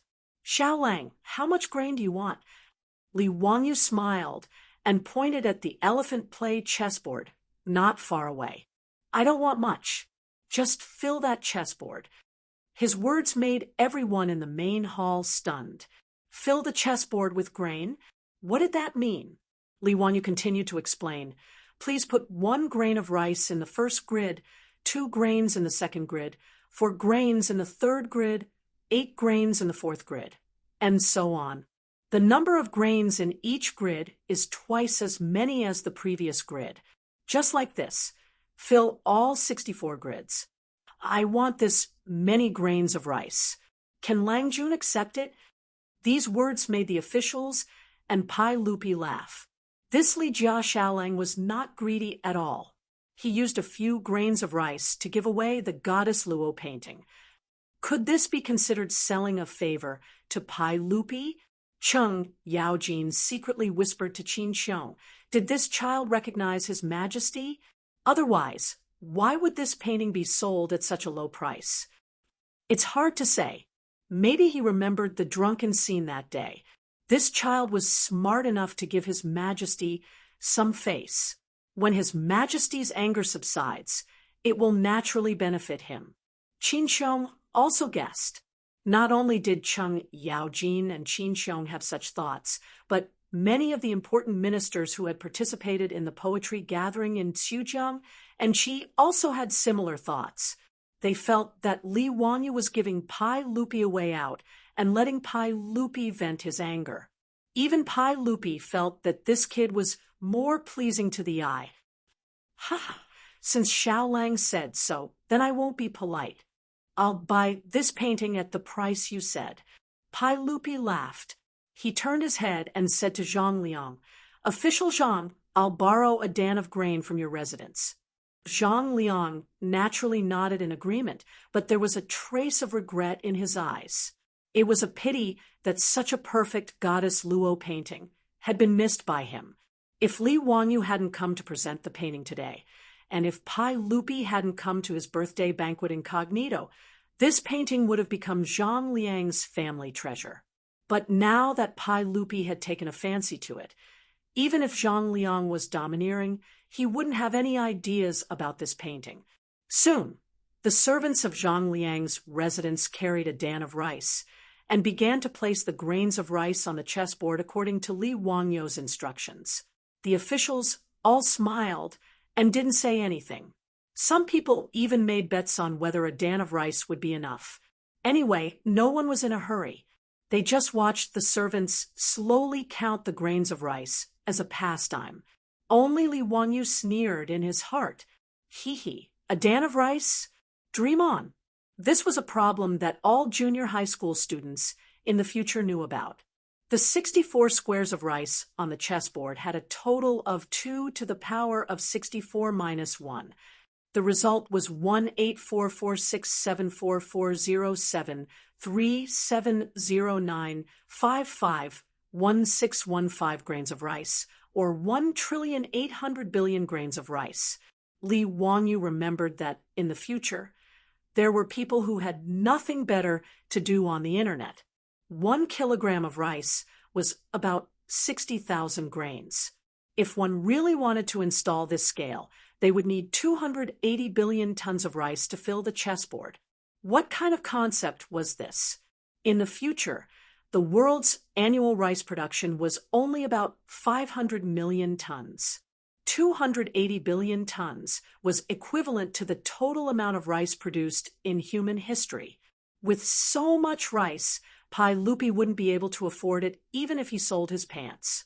Li Wanyu was purely using his advanced knowledge to crush the bigwigs of the Tang dynasty.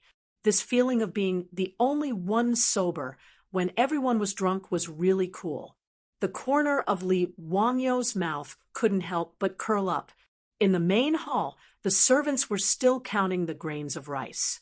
On the side, the accountant of Zhang Liang's residence was helping with the counting with a counting stick. At this time, the Tang dynasty hadn't invented the abacus yet.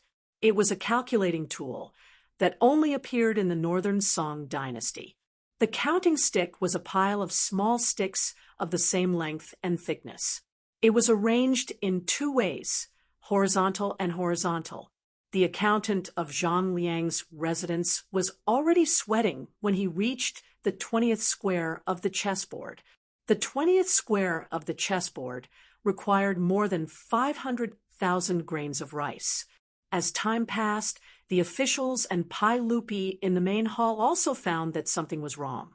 Why was there more and more rice?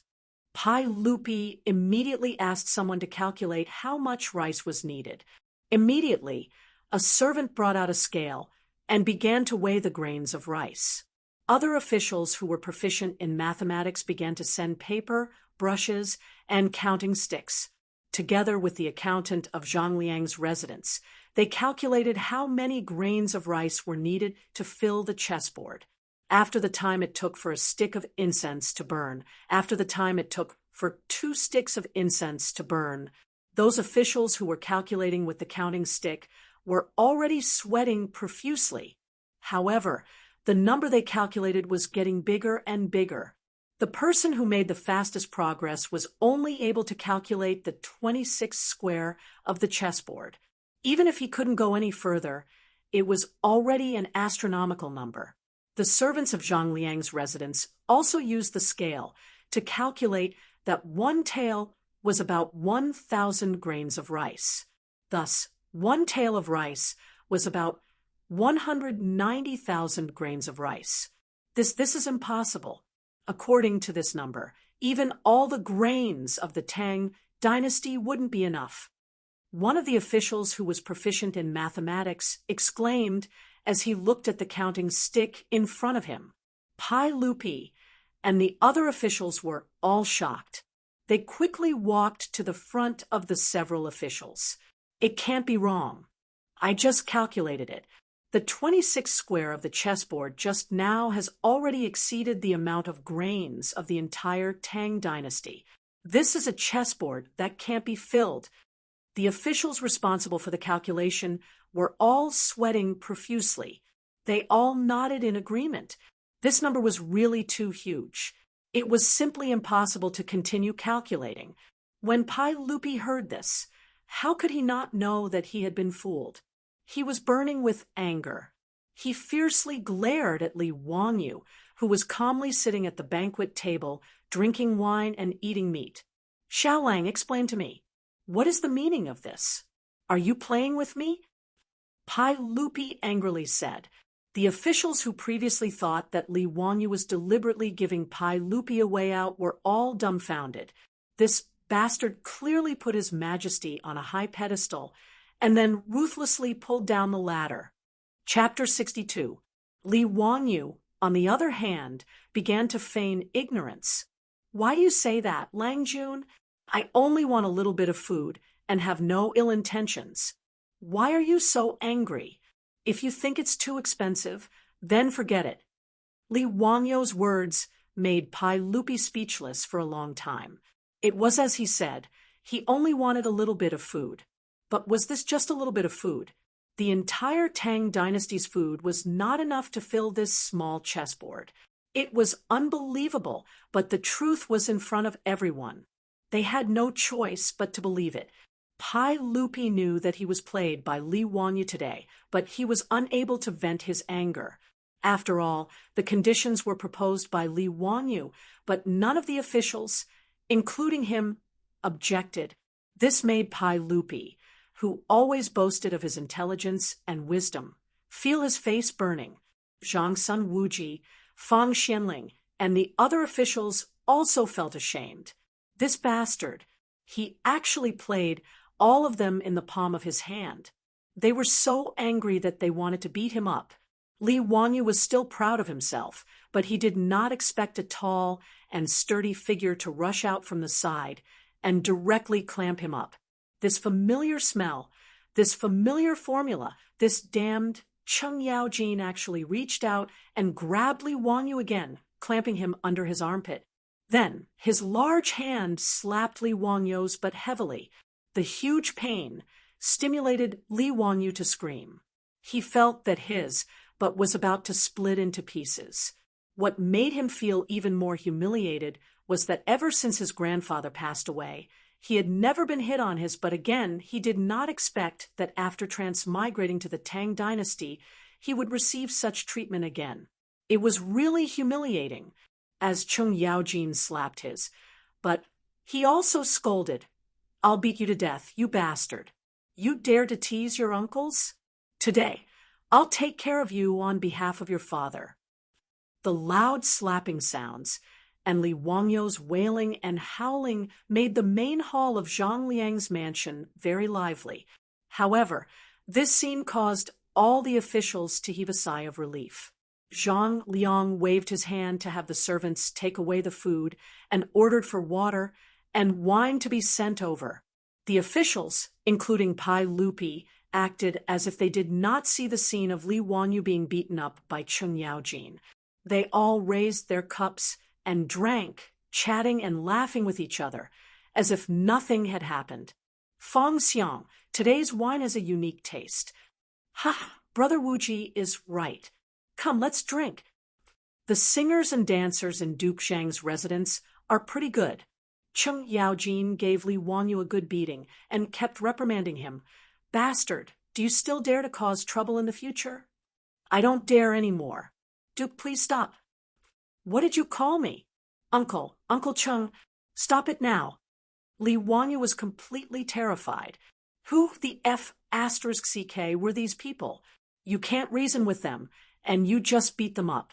Barbaric, too barbaric. Li Wanyu had just used his intelligence to crush the officials of the Tang dynasty, but he was immediately crushed back by Cheng Yaojin's force. It was really retribution. Cho Kuan, the fatty, was already stunned. He was born in a merchant's family. Although he was simple and straightforward, he was very good at arithmetic, which was essential for merchants. When Li Wanyu proposed to fill the chessboard with rice, he was the only one who faintly felt that something was wrong. Cho Kuan naturally did not say anything. He just sat on the side and watched with cold eyes.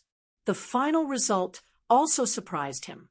It turned out to be such an unimaginably huge number.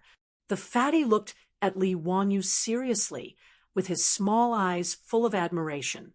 But before he could express his admiration, he saw Li Wanyu being beaten up by Lu Guogong. Even Cho Kuan couldn't help but sneak a few steps away from the scene, afraid that he would be dragged into it. However, although Li Wanyu was being beaten, Cho Kuan's eyes were full of envy. Li Wanyu did not understand, but Cho Kuan saw it very clearly. The reason why Cheng Yaojin rushed out to beat him up was not because he wanted to abuse him, but because he wanted to protect Li Wanyu. This bastard kid used the chessboard to play with all the officials. Even if they did not say anything, they might not hate Li Wanyu in their hearts.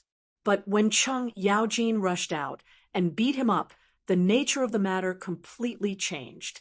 It was just the younger generation being mischievous. Now that he was being disciplined by the elders, the others would not have any grudges. Cho Kuan naturally did not know that Cheng Yaojin beat Li Wanyu for the reason he said, and also to beat up Pai Lupi, the emperor of the Tang dynasty. Cheng Yaojin was thought to be a rough martial artist. In fact, Cheng Yaojin was born in a Shandong family and received a good education. He was also very shrewd and was trusted by Li Shimin all his life. He was Pai Lupi's most trusted general, although Cheng Yaojin was known as the devil incarnate. In fact, most of the time, Cheng Yaojin was deliberately given this title by him. His image as a hob was the same as pretending to be a pig to eat a tiger. The more Cheng Yaojin looked at Li Wanyu, the more pleasing he was to the eye. Especially after Li Wanyu played with all the officials, it made him very happy. He felt that Li Wanyu was to his liking. Therefore, Cheng Yaojin jumped out when everyone was embarrassed and beat up Li Wanyu to resolve this farce. Say, are you still selling this map? Cheng Yaojin stared at Li Wanyu fiercely with his bell-like eyes. Li Wanyu covered his butt with both hands and said with a painful expression, "I'm not selling it. I'm definitely not selling it. It's free. It must be free." "That's more like it." Cheng Yaojin nodded in satisfaction, feeling that his efforts had not been in vain. Li Wanyu grimaced and walked towards Pai Lupi with both hands holding the goddess of Luo's painting. All the officials were happy to see this, and Pai Lupi was secretly delighted. He felt that Cheng Yaojin's beating had not been in vain. This bastard finally understood how to conduct himself. Li Er was even calculating in his heart whether he should console this kid with kind words or reprimand him with a stern face and ask him not to act so recklessly in the future. Under the watchful eyes of Pai Lupi and all the officials, Li Wanyu walked step by step towards Pai Lupi, and then turned a corner. Li Wanyu walked directly in front of Zhang Liang and bowed. "Today is Chongping County Duke's birthday. I was entrusted by Chang and's Cho family to come and present a congratulatory gift, the goddess of Luo's painting. I hope County Duke Zhang will kindly accept it." With these words, everyone was thunderstruck. Zhang Liang's face was filled with fear. "Li Jia Xiaolang, don't make a scene. Speak properly. I have no enmity with you in the past, so why do you want to harm this old man? Pai Lupi wants the goddess of Luo's painting, but you don't give it to him. What is the meaning of giving it to this old man?" Zhang Liang looked as if he had stepped in dog shit. His face was incomparably ugly. He stole a glance at Pai Lupi, who was frozen to the side. His face was as black as a Kunlun slave's. Pai Lupi only had one thing on his mind. After he called people in to drag Li Wanyu out, should he chop him into minced meat or slice him to eat? "You've played with me twice and thrice. How dare you?" Chapter 63. In fact, Pai Lupi had completely wronged Li Wanyu. As the saying goes, those who do not know are not guilty. How could Li Wanyu know that he was the current emperor of the Tang dynasty, the wise and powerful Li Shimin? Otherwise, even if Li Wanyu ate a bear's heart and leopard's guts, he would not provoke Pai Lupi. That would be asking for trouble. Li Wanyu just did not like Pai Lupi. In addition, he was beaten up by Cheng Yaojin, so he hated Pai Lupi even more. Therefore, even if Cheng Yaojin's hint was very obvious, Li Wanyu could only pretend that he did not understand. He pretended to be crazy and gave the goddess of Luo's painting to Zhang Liang. Li Wanyu's words made it difficult for Zhang Liang to accept or not accept. He was completely in a predicament. After a long time, Zhang Liang took the goddess of Luo's painting with a complicated expression. "Many thanks for Xiaolang's kindness. This old man will accept this painting." Zhang Liang's smile was uglier than crying. After he finished speaking, he turned around and walked towards Pai Lupi with the painting in his hands. "This old man is a crude person. I cannot appreciate this goddess of Luo's painting. I ask Li Gong to accept this painting, so as to avoid a pearl being covered in dust." Because Pai Lupi came here in plain clothes and told him not to make it public, Zhang Liang did not address Pai Lupi as Your Majesty. Pai Lupi did not refuse Zhang Liang's action of offering the painting. He reached out and took the goddess of Luo's painting, but his eyes looked at Li Wanyu. The arrogant emperor let out a cold snort from his nostrils to show his dissatisfaction with Li Wanyu. In fact, Pai Lupi could be considered a very magnanimous emperor. Just by looking at his attitude of tolerating Wei Zheng, one could tell. Even when Wei Zheng had once pointed at his nose and scolded him as a fatuous ruler, he was so angry that he blew his beard and glared at Wei Zheng, but he didn't do anything to Wei Zheng. Moreover, Pai Lupi did not kill any of the civil and military officials who had followed Pai Lupi to fight for the country, nor did he give up his military power. Except for a few muddle-headed fellows who had plotted a rebellion, the rest of them had basically enjoyed all the glory and wealth they could muster. Although Pai Lupi was very obstinate and opinionated when he got old, Pai Lupi was still in the prime of his life, so he didn't have the bad habits of old age. But for some reason, Pai Lupi got angry whenever he saw Li Wanyu. Today, he had been angered by this bastard twice in a row. He felt that Li Wanyu was even more disgusting. So when Pai Lupi took the painting from Zhang Liang, he wanted to anger Li Wanyu. But Li Wanyu ignored him and walked straight back to his seat. As he walked, he shook his head and said, "AI, my heart was originally towards the bright moon, but the bright moon shines on the ditch." Pai Lupi had just found a trace of a sense of accomplishment, but Li Wanyu's words immediately ignited his anger. "This bastard, I can't let him off so easily. Is he comparing me to a ditch?" Pai Lupi almost used the painting in his hand as a weapon and threw it at Li Wanyu. With great difficulty, he took a few deep breaths and stabilized his emotions. He knew that if he got angry at Li Wanyu, this young man, it really wouldn't be honorable. But when he saw Li Wanyu, he felt that he couldn't vent his anger. Pai Lupi wanted to figure out one thing first. Did Li Wanyu accidentally come up with the chessboard arrangement, or was he really a genius? Pai Lupi casually handed the painting to his servant. He reached out his hand to summon the Minister of Civil Affairs, Dai Zhou, and whispered a few words to him. Dai Zhou nodded repeatedly and looked at Li Wanyu with a smile in his eyes. The Ministry of Civil Affairs was the Ministry of Revenue in later generations. In the first year of Yonghui, because of the taboo of Li Shimon's name, the Ministry of Civil Affairs was renamed the Ministry of Revenue. It had been used in later generations. The Ministry of Civil Affairs was divided into 4 sections. The Unified Branch, the Ministry of Civil Affairs, the Ministry of Civil Affairs, the Ministry of Gold, and the Ministry of Grain. The middle branch was in charge of the statistics and transfers of national taxes. It was equivalent to the National Accounting Department in later generations. The most talented people in the Tang dynasty were all gathered here. Dai Zhou stroked his beard and walked to Li Wanyu's table with a smile. "Xiaolang, this old man is Dai Zhou. I have a question, and I wonder if you can answer it." Except for Pai Lupi, Li Wanyu was very polite to others. Especially knowing that Zhang Liang's residence was full of big shots in the imperial court, he did not dare to be presumptuous. He quickly stood up respectfully and bowed. "May I ask what question Master Dai has? I will answer everything I know." Dai Zhou smiled and said, "I have a difficult question. I wonder if Xiaolang can solve it. Today, there are pheasants and rabbits in the same cage. There are 35 heads on the top and 94 feet on the bottom. How many are the pheasants and rabbits?"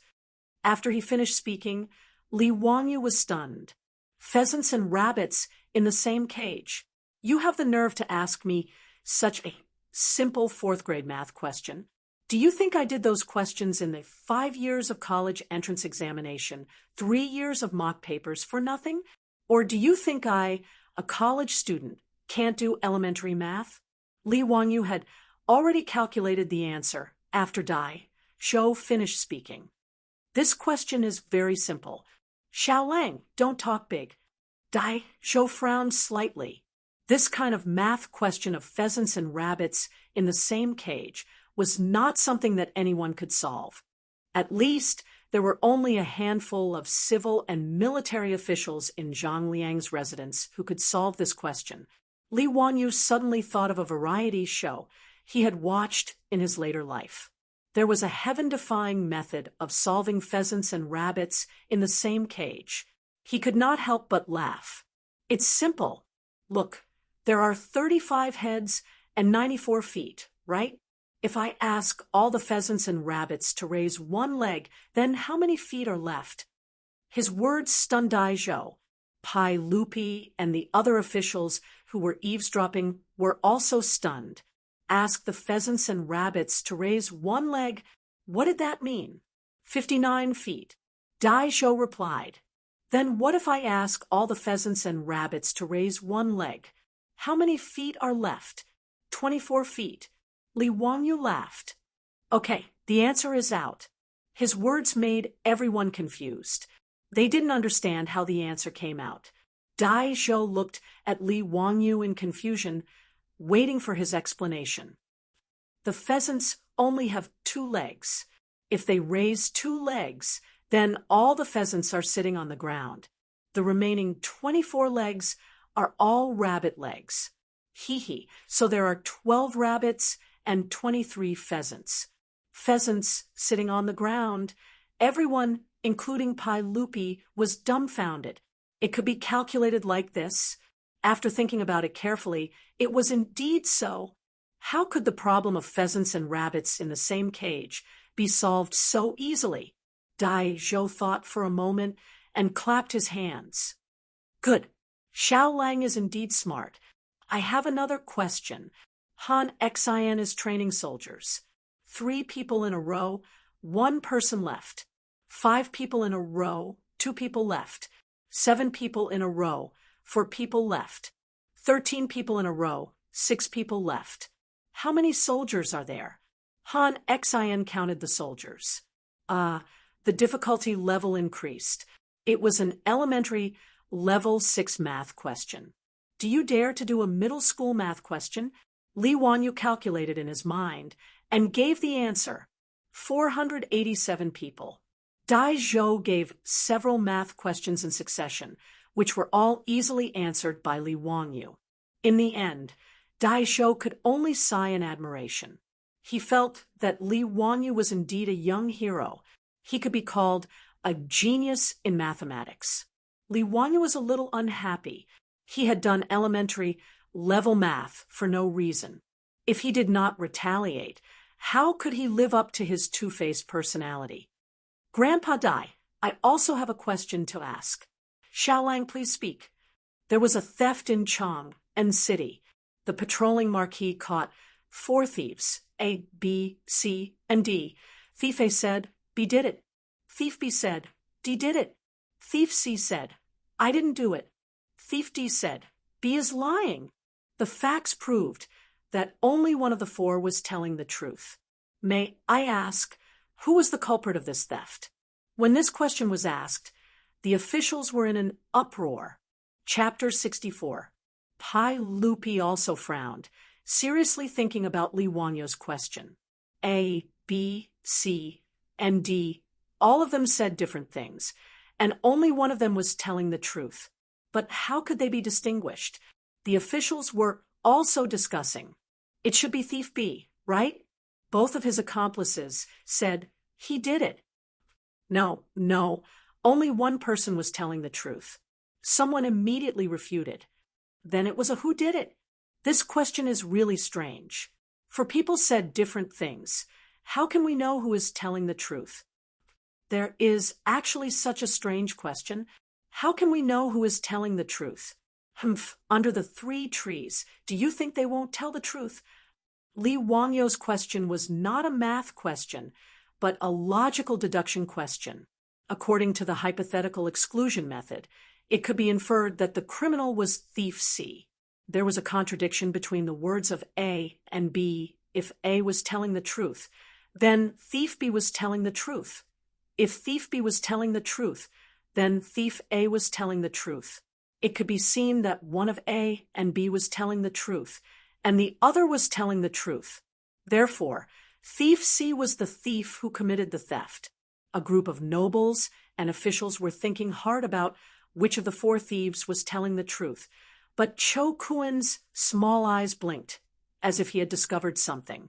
Cho Kuen looked left and right, then carefully moved to Li Wangyu's ear and whispered, "Xiao Lang, thief C is the thief, right?" His words made Li Wangyu slightly startled, and he looked at the fatty Cho Kuen in surprise. Li Wangyu had always thought of Cho Kuen as a straightforward person, so that was why he looked for him to sell his paintings at Ping Kong Fong. He did not expect that this fatty was not stupid at all, and he was more shrewd than a group of nobles and officials who attended the birthday banquet in Li Wangyu's mansion. He could not help but look at Cho Kuen in a new light. Li Wangyu did not expect that someone in the Tang dynasty could solve this kind of logical deduction question. He secretly gave Cho Kuen a thumbs up and then nodded slightly, indicating that he had answered correctly. Seeing Li Wangyu's affirmation, Cho Kuen revealed a bright smile. Right now, he was full of admiration for this young man, Li Wangyu, not to mention Li Wangyu's amazing painting skills. Just coming to celebrate Li Wangyu's birthday today was enough to stun him. Duke of Lu, Duke of Yi, and the other founding dukes had him intimately call them uncle. Especially when Duke of Lu beat him up just now, it was even more intimate. This made Cho Kuen really unable to figure out the background of this wretched young man who sold his erotic paintings at Ping Kong Fong. As for Li Wangyu's mathematical knowledge, it amazed Cho Kuen even more. As a disciple of the Shang clan, mathematics was one of the things they had to learn. Cho Kuen also felt that mathematics was his strength. But when he was still thinking hard about the few questions that Dai Shou gave him, Li Wangyu gave him the answer. He could not help but feel frustrated. So when Cho Kuen got Li Wangyu's affirmation, he smiled so much that his eyes could not be seen. The fatty almost forgot that he was older than Li Wangyu by a few years, but he was as excited as a youth who was praised by his elders. In the main hall of Zhang Liang's mansion, the officials were racking their brains, and the fatty Cho Kuen was beaming with joy, forming a sharp contrast. Many people also noticed the only fatty wearing black. Li Wangyu's question. Cheng Yaojin also could not figure out which of the four people was telling the truth. He was confused. He was too lazy to think about it, and directly grabbed Cho Kuen to force an answer. "Brat, do you know about it? Hurry up and explain to me, just who is that damned bandit? Damn thief. These four thieves should be caught and beheaded." Cheng Yaojin was not polite and grabbed Cho Kuen and asked, "This." Cho Kuen was shocked by Cheng Yaojin and quickly looked at Li Wangyu for help. "Uncle Cheng, don't bully people. This nephew will tell you." Li Wangyu whispered a few words into Cheng Yaojin's ear and told him the key point of the question. After knowing the answer, Cheng Yaojin was stunned for a while, and then heavily slapped Li Wangyu's shoulder. "Son of a bitch, you are really, really too bad." Li Wangyu was slapped until half of his body went numb, and he was speechless and smiled bitterly. Today, he inexplicably met this Cheng Yaojin, and he was really unlucky. Being slapped in the butt in front of everyone, he did not have any face, and it was better to stay away from this bird in the future. After Cheng Yaojin knew the answer, he began to wander around the main hall with a wine cup. "Fong Xiang, are you thinking about the question?" "Ha! This question is very simple and not worth mentioning. Duke of Qi, are you still thinking about which thief is telling the truth?" "Hee, Old Cheng, have thought of it. It is really simple." "Brother Yuchi, what are you thinking about?" Cheng Yaojin was such a pain in the neck, and many people wanted to roll up their sleeves and beat him up. His skin was really too thick, and he ran over to extort the answer. and then came back to show off in front of everyone he was simply not a son. Your Majesty, after all, this question is still a bit difficult. Wah! Chung Yaojin was not careful and walked over to Pai Lupi's side. His words made Pai Lupi so angry that he fiercely kicked him. Pai Lupi really could not figure out Li Wanyo's question, and no matter how he thought about it, he still could not figure out which of the 4 thieves stole the item. After being disturbed by Chung Yaojin, Pai Lupi simply flung his sleeves, coldly snorted, and turned around to leave, preparing to return to the palace. As the host, Zhang Liang hurriedly chased after Pai Lupi to see him off, but the civil and military officials in the main hall were stunned by the scene of Pai Lupi leaving in anger, and they looked at Li Wanyu even more strangely. Li Wanyu was speechless and thought, "Why are you all looking at me?" It was obviously that old bastard Chung Yaojin who made the bearded man leave in anger. What does it have to do with me? Many people secretly speculated in their hearts, this Li Wanyu might not be Li Zhou's son, right? Could it be that he is His Majesty's illegitimate son? He actually made His Majesty so angry, but it was fine. Li Wanyu did not know this, and when Zhang Liang came back from seeing Pai Lupi off, he hurriedly took Cho Kuan and said goodbye to Zhang Liang. Today, his main purpose was to help Cho Kuan deliver the map, and since the map was delivered, he did not care who Zhang Liang would transfer the map to in the end, and his mission was completed. Under the strange gazes of the civil and military officials of the Tang dynasty, Li Wanyu leisurely left Zhang Liang's mansion. But he did not know that what happened at Zhang Liang's birthday banquet today had quickly spread to the ears of all the influential officials in Chang, and almost became a legend. Whether it was the magical Luo God's map, the chessboard arrangement, or the unfathomable arithmetic, they were all talked about enthusiastically. At the same time, the question of the thief disgusted the officials in the imperial court. Not to mention that the old bastard Chung Yaojin especially liked to visit people recently, and whenever he caught someone, he would grin and ask questions about the thief. Recently, in Chang, and many people had been tortured by the thief, and they hated that they could not catch the 4 thieves and beat them 100 times to vent their anger.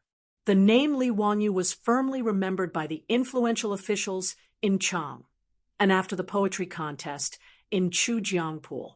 Meanwhile, Li Wanyu's poems gradually spread among the Confucian scholars in Chang, and many scholars recited the famous lines of the poems over and over again. It was a good story for a while. These were all later stories, and Li Wanyu did not know. After he and Cho Kuan returned to the Cho mansion, he told Cho Yuanliang, who had been anxiously waiting, and finally let his heart rest. The dark clouds that had been hanging over the Cho family for many days finally dispersed. Cho Yuanliang was also very generous and directly gave Li Wanyu 100 dawn of grain as a reward.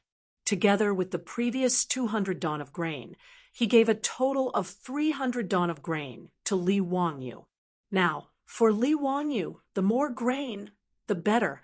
He was not pretentious, and after repeatedly thanking Cho Yuanliang, he accepted it without hesitation. 1 dawn of grain weighed 50 kilograms, and 300 dawn of grain weighed 15,000 kilograms, or 15 tons. How to transport so much grain back to Dingzhou village, but Li Wanyu was troubled. Chapter 65. If they used bullock carts to transport the grain, 1 bullock cart could carry 500 kilograms of grain at most. 15 tons of grain would require more than 30 bullock carts to transport. However, the bullock carts in the Tang dynasty were too expensive. They had to carry 100 kilograms, and for every 100 miles, they had to pay 100 copper coins. Hiring 30 bullock carts to transport the 15 tons of grain back to Dingzhou village would cost at least 30 strings of copper coins. Li Wanyu could declare bankruptcy. Actually, he was already bankrupt a long time ago. This child still had a huge debt of more than 1 million strings of copper coins. Although he still had 10 taels of gold, Li Wanyu could not bear to spend half of it just to transport the grain. In the end, it was the Nyo brothers who came up with a solution for him. Water transportation. Outside Dingzhou village was the Gan River, and the Gan River was directly connected to the Wei River. In this way, they could use ships to transport the grain directly to Dingzhou village. Although the distance by water was longer, about 180 miles, and they had to sail against the current, the transportation cost was much cheaper than using bullock carts. When Chou Yuanliang heard that Li Wangyu's Dingzhou village could use water transportation, he waved his hand and said that he could use the Chou family's ship to transport the grain for free. Originally, most of the Chou family's grain was transported to Chang and city by water transportation. This was more convenient. They could directly send a ship from the East Wei Bridge outside Chang and city to transport the grain directly. In the Tang Dynasty, the East Wei Bridge north of Chang and city was the end of the Wei River's grain transport. There were many sails here, and it was a large cargo port. In the poem, Looking at the East Wei Bridge, in the evening, it was written, Qin has Wuzhou, 1,000 boats Wei Chu head. It could be seen that the water transportation was developed. After solving the problem of transporting the grain, Li Wanyu was naturally overjoyed. He asked Niu Wu to ride first and return the 3 horses that he borrowed from the Huxian County government. Then, he returned to Dingzhou village and told the village chief to arrange labor in the village to help him transport the grain. After Niu Wu rode back, Li Wanyu and Niu Yong said goodbye to Chou Yuanliang and Chou Kuan. Under the lead of the Chou family's housekeeper, they went to the East Wei Bridge and boarded the Chou family's ship to escort the grain ship back. The grain transport boats in the Wei River were all Xiekwa River boats.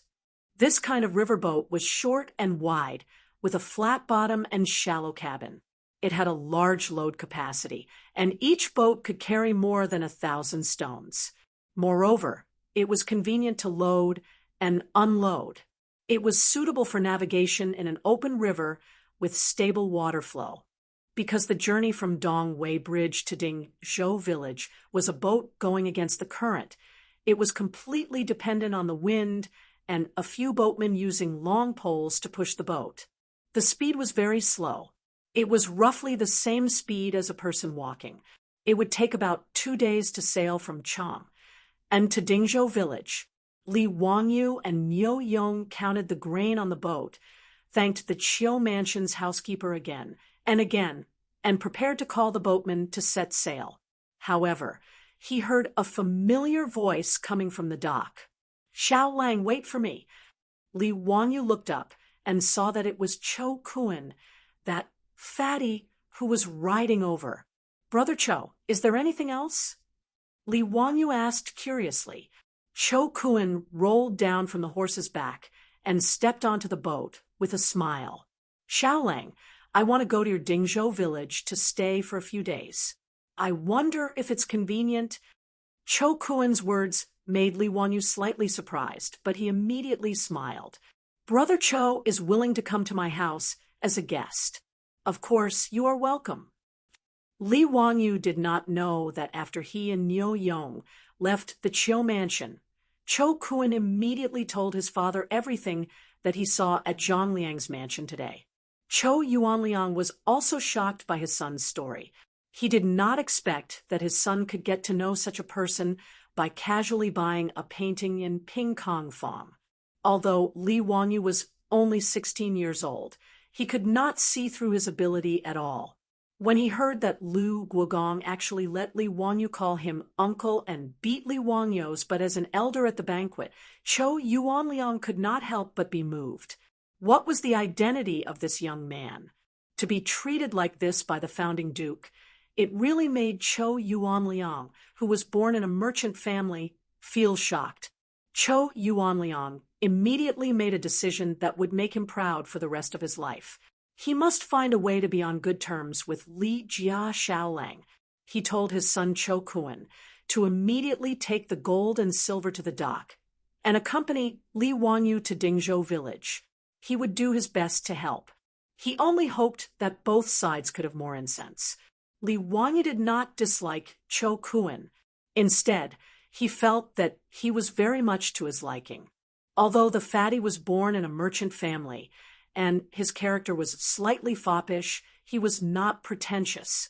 Moreover, although the fatty Cho Kuan was straightforward, he was loyal.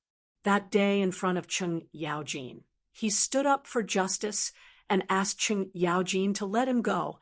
The boatman shouted, and the boat was slowly pushed away from the dock by several long poles. It slowly sailed upstream. 2 days later, the boat sailed into Gan River. Dingzhou village was already in sight. From afar, Li Wanyu saw many people standing on the riverbank, waiting for them. The leader of the group was a stunning beauty. It was Su Changqing. Seeing her dress fluttering as she stood on the riverbank and smiled at him, Li Wangyu's heart throbbed. It turned out that someone was waiting for him. The feeling was so wonderful. After not seeing Su Changqing for a few days, he missed her even more.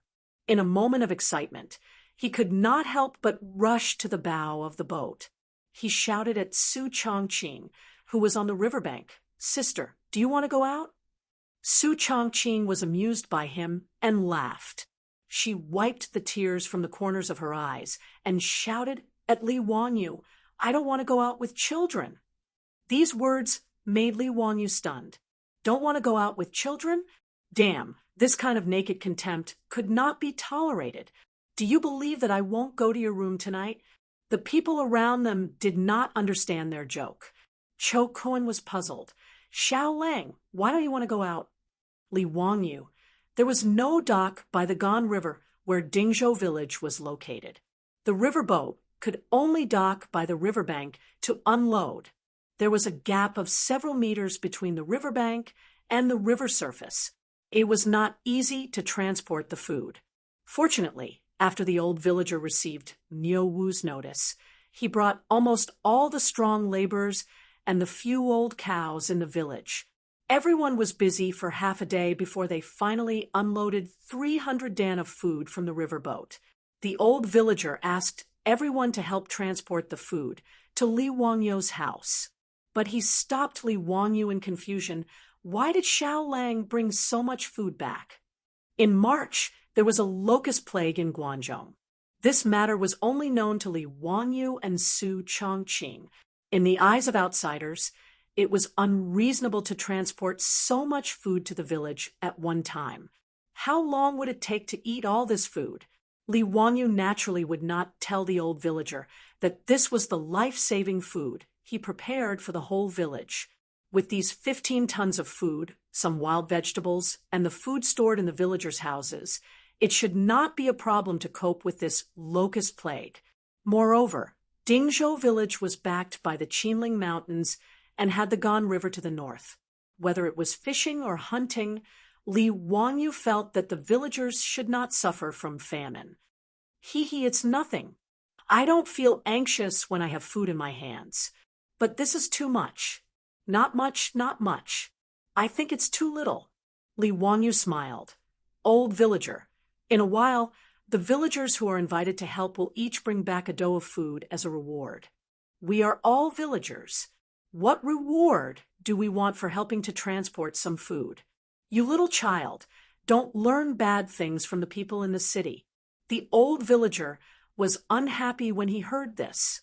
He did not call Li Wanyu and Xiao Lang and directly lectured them. After being lectured by the old villager, Li Wanyu was stunned. Chapter 66. The surrounding farmers who were helping to transport grain heard this and nodded in agreement with the old village chief. That's right, we need to be paid for helping a little child transport some grain. If this gets out, does our Dingzhou village still have any face? Yes, Eunuch Li took such good care of us in the past, not to mention that your family now has you, Xiao Lang, and your family's women and children. If we do something for you and ask for a reward, if this gets out, our Dingzhou village will be scolded to death. Ha! everyone work harder. Help Li Jia, Xiaolang quickly transport the grain home. The words of the Dingzhou village villagers made Li Wanyu sweat. He really had not expected these Guanzhou men to be so loyal. If he gave them a reward, it would make him seem stingy. Fine. If they did not want to give, then so be it. In any case, the grain was being stored for the villagers. When the locust plague came in a month, these would be life-saving grain. However, Li Wanyu knew the Guanzhou men. Even if they were about to starve to death, they would not reach out to beg. If he gave them grain, then it would hurt the pride of these Guanzhou men.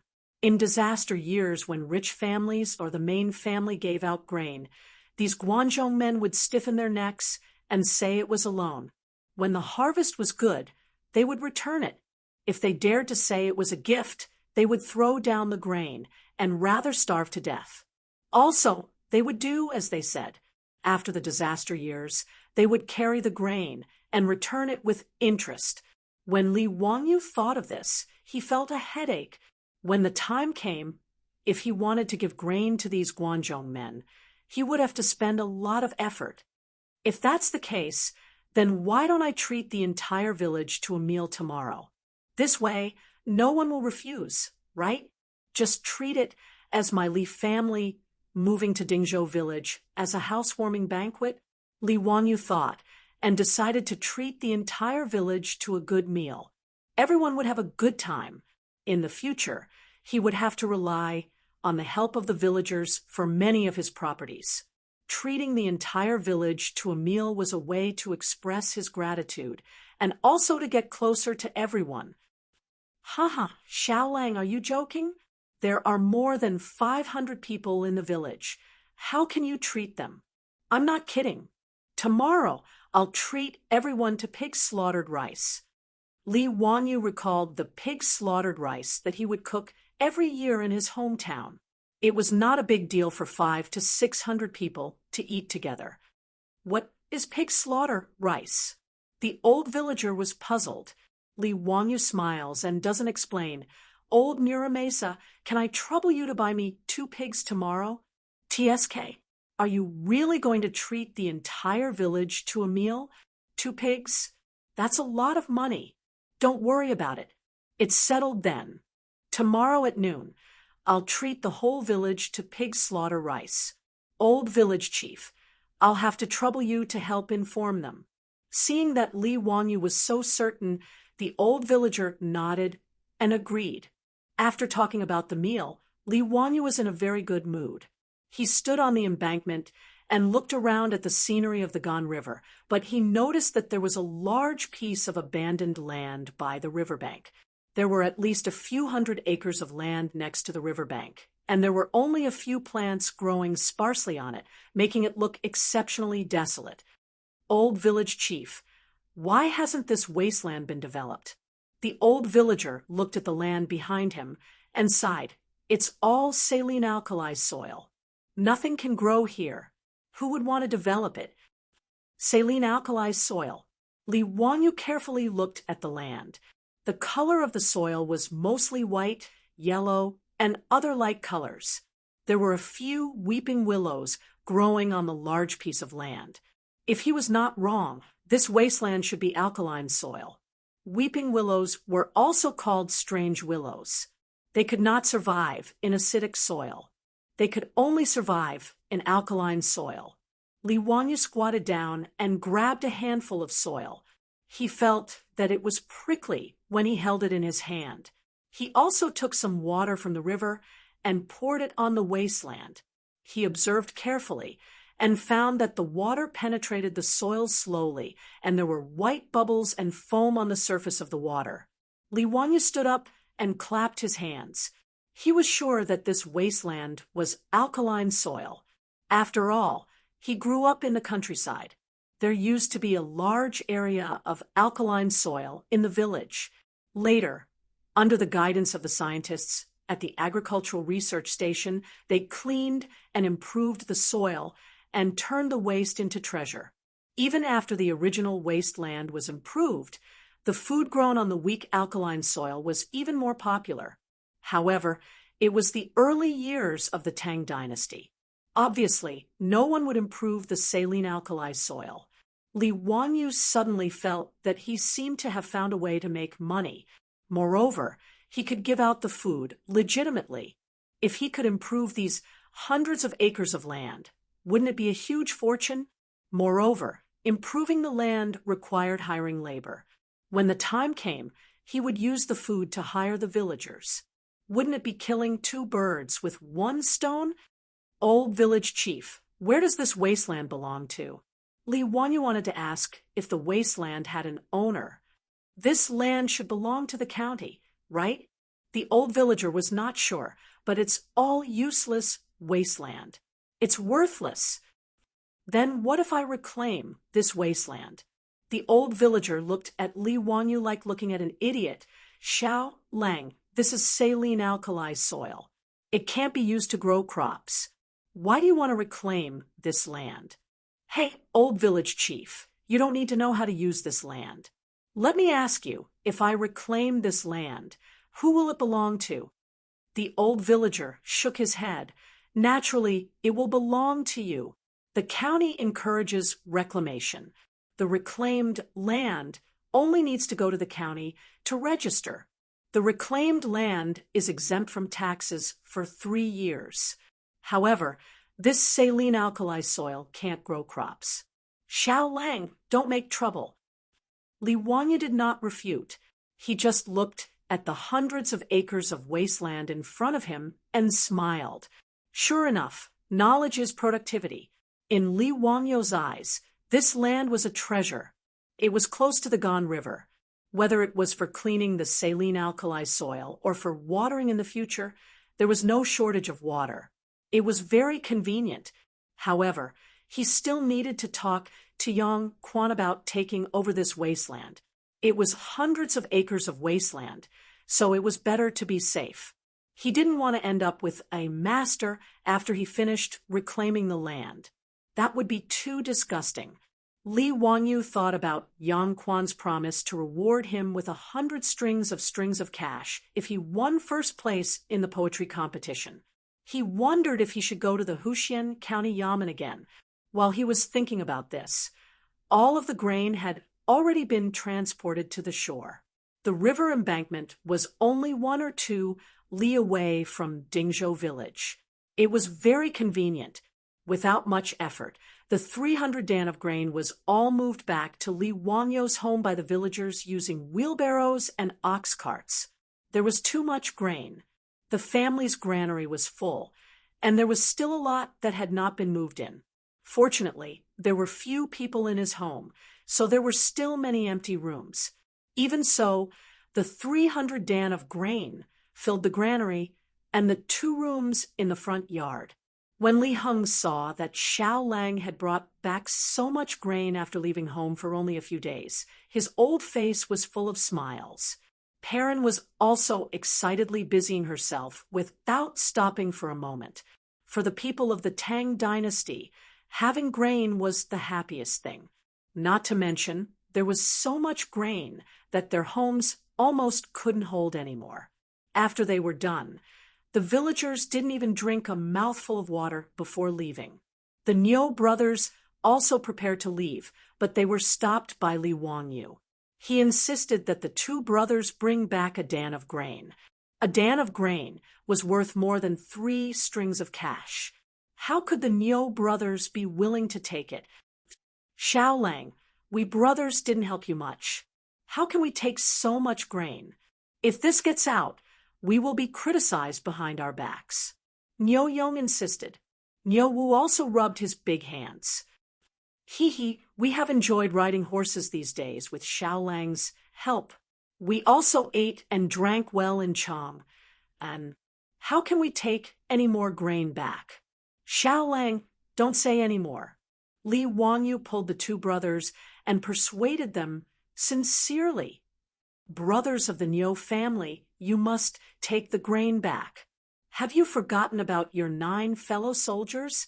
Take it as a token of my sincerity. His words actually made the Niu brothers somewhat hesitant. The 2 brothers indeed didn't need food, But those 9 disabled comrades who had lost the ability to work did need it. After refusing for a long time, they finally couldn't resist Li Wanyo's insistence. They had to thank him again and carried the grain back. Chapter 67. After sending off the Nyo brothers, Li Wanyu finally had the time to introduce Cho Kun to Su Chongqing and the others. Cho Kun, the fat man, didn't regard himself as an outsider at all. He greeted Su Chongqing and the others one by one. The fat man also saw that the relationship between Li Wanyu and Su Chongqing was not ordinary, but he was very puzzled. In his opinion, Su Chongqing was too old. She was 24 or 25 years old. In the Tang dynasty, she was at the level of an aunt, but Li Wanyu was only 16 years old. Why did they seem to have feelings for each other? What's more, in the eyes of the fat man, although Su Chongqing was very beautiful, she was too thin. She didn't have a round and smooth body at all. He really couldn't figure out why Li Wanyu liked such a woman. He didn't know that women in later generations were crazy to lose weight. Many people admired Su Chongqing's devilish body. The lyrics of the divine song Calories in later generations sang, "Burn my calories by donuts, pearl milk tea, instant noodles, hot pot rice, big plate chicken, take it away, don't be polite." These were the thoughts of women. Fortunately, although the fat man Cho Kun was simple and straightforward, he was not a fool. He would not stupidly say these thoughts out loud. Otherwise, he was afraid that he would inevitably be beaten up. After instructing Li Heng to arrange a room for Cho Kun, Li Wanyu sent the little girl parent away. Finally, he had a chance to whisper to Su Chongqing. He confessed to Su Chongqing about his trip to Chong, and this time, the only thing he neglected to mention was the erotic painting. He only said that he helped Cho Kun's family to draw a sketch of Goddess Luo's painting and solved his family's crisis in exchange for the food. Su Chongqing knew that he must have a little secret, but he was very smart and didn't expose it. He just smiled and watched the little man in front of him talk about all kinds of things in Chong. And, by the way, Chongqing, our bathroom renovation plan, can be carried out. Li Wanyu took out the 10 taels of gold from the package, as if he was presenting a treasure. These 10 taels of gold can be exchanged for 60 strings of copper coins. It's more than enough to build a bathroom and toilet. I forgot to ask the village chief just now. I don't know where I can find a kiln to make porcelain. Li Wanyu excitedly talked about his plan, which made Su Chongqing feel inexplicably moved. This little man was really working hard for their family in the Tang dynasty. In the days that Li Wanyu was not at home, she looked forward to his return every day. Far away from the familiar society and her family, Su Chongqing finally realized that in the Tang dynasty, Li Wanyu was the only one she could rely on. Although she was surrounded by people from the Tang dynasty, Su Chongqing was filled with a sense of loneliness, as if she and Li Wanyu were stranded on a deserted island. After all, she was not like Li Wanyu, who had received a person's memory. Everything in the Tang dynasty was unfamiliar to her. Su Chongqing only felt that it was really good to have Li Wanyu. Li Wanyu was still talking about something when he felt a warm and moist touch on his cheek. Su Chongqing suddenly leaned over and gave him a gentle kiss on the cheek. A certain someone was stunned, as if he was struck by lightning. Although Li Wanyu was not a pure little virgin, it was the first time a girl took the initiative to kiss him. Moreover, it was a goddess. Just when Li Wanyu was about to turn into a wolf, Su Chongqing ran away with a smile. Hee, don't think too much. This is Big Sister's reward for you getting the food. I'll cook for you. Today we'll eat noodles, braised meat noodles. Hey, demon, you dare to run away after doing something bad. Eat this old Li's stick.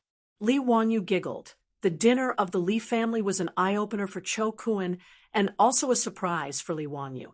At the beginning of the Tang dynasty, sitting with one's feet down was not popular. However, sitting on the ground was really not ergonomic. Su Chongqing was not used to it. Therefore, in the few days that Li Wanyu was not home, Su Chongqing actually asked the village's carpenter to help make some furniture for the family. These furniture were very simple.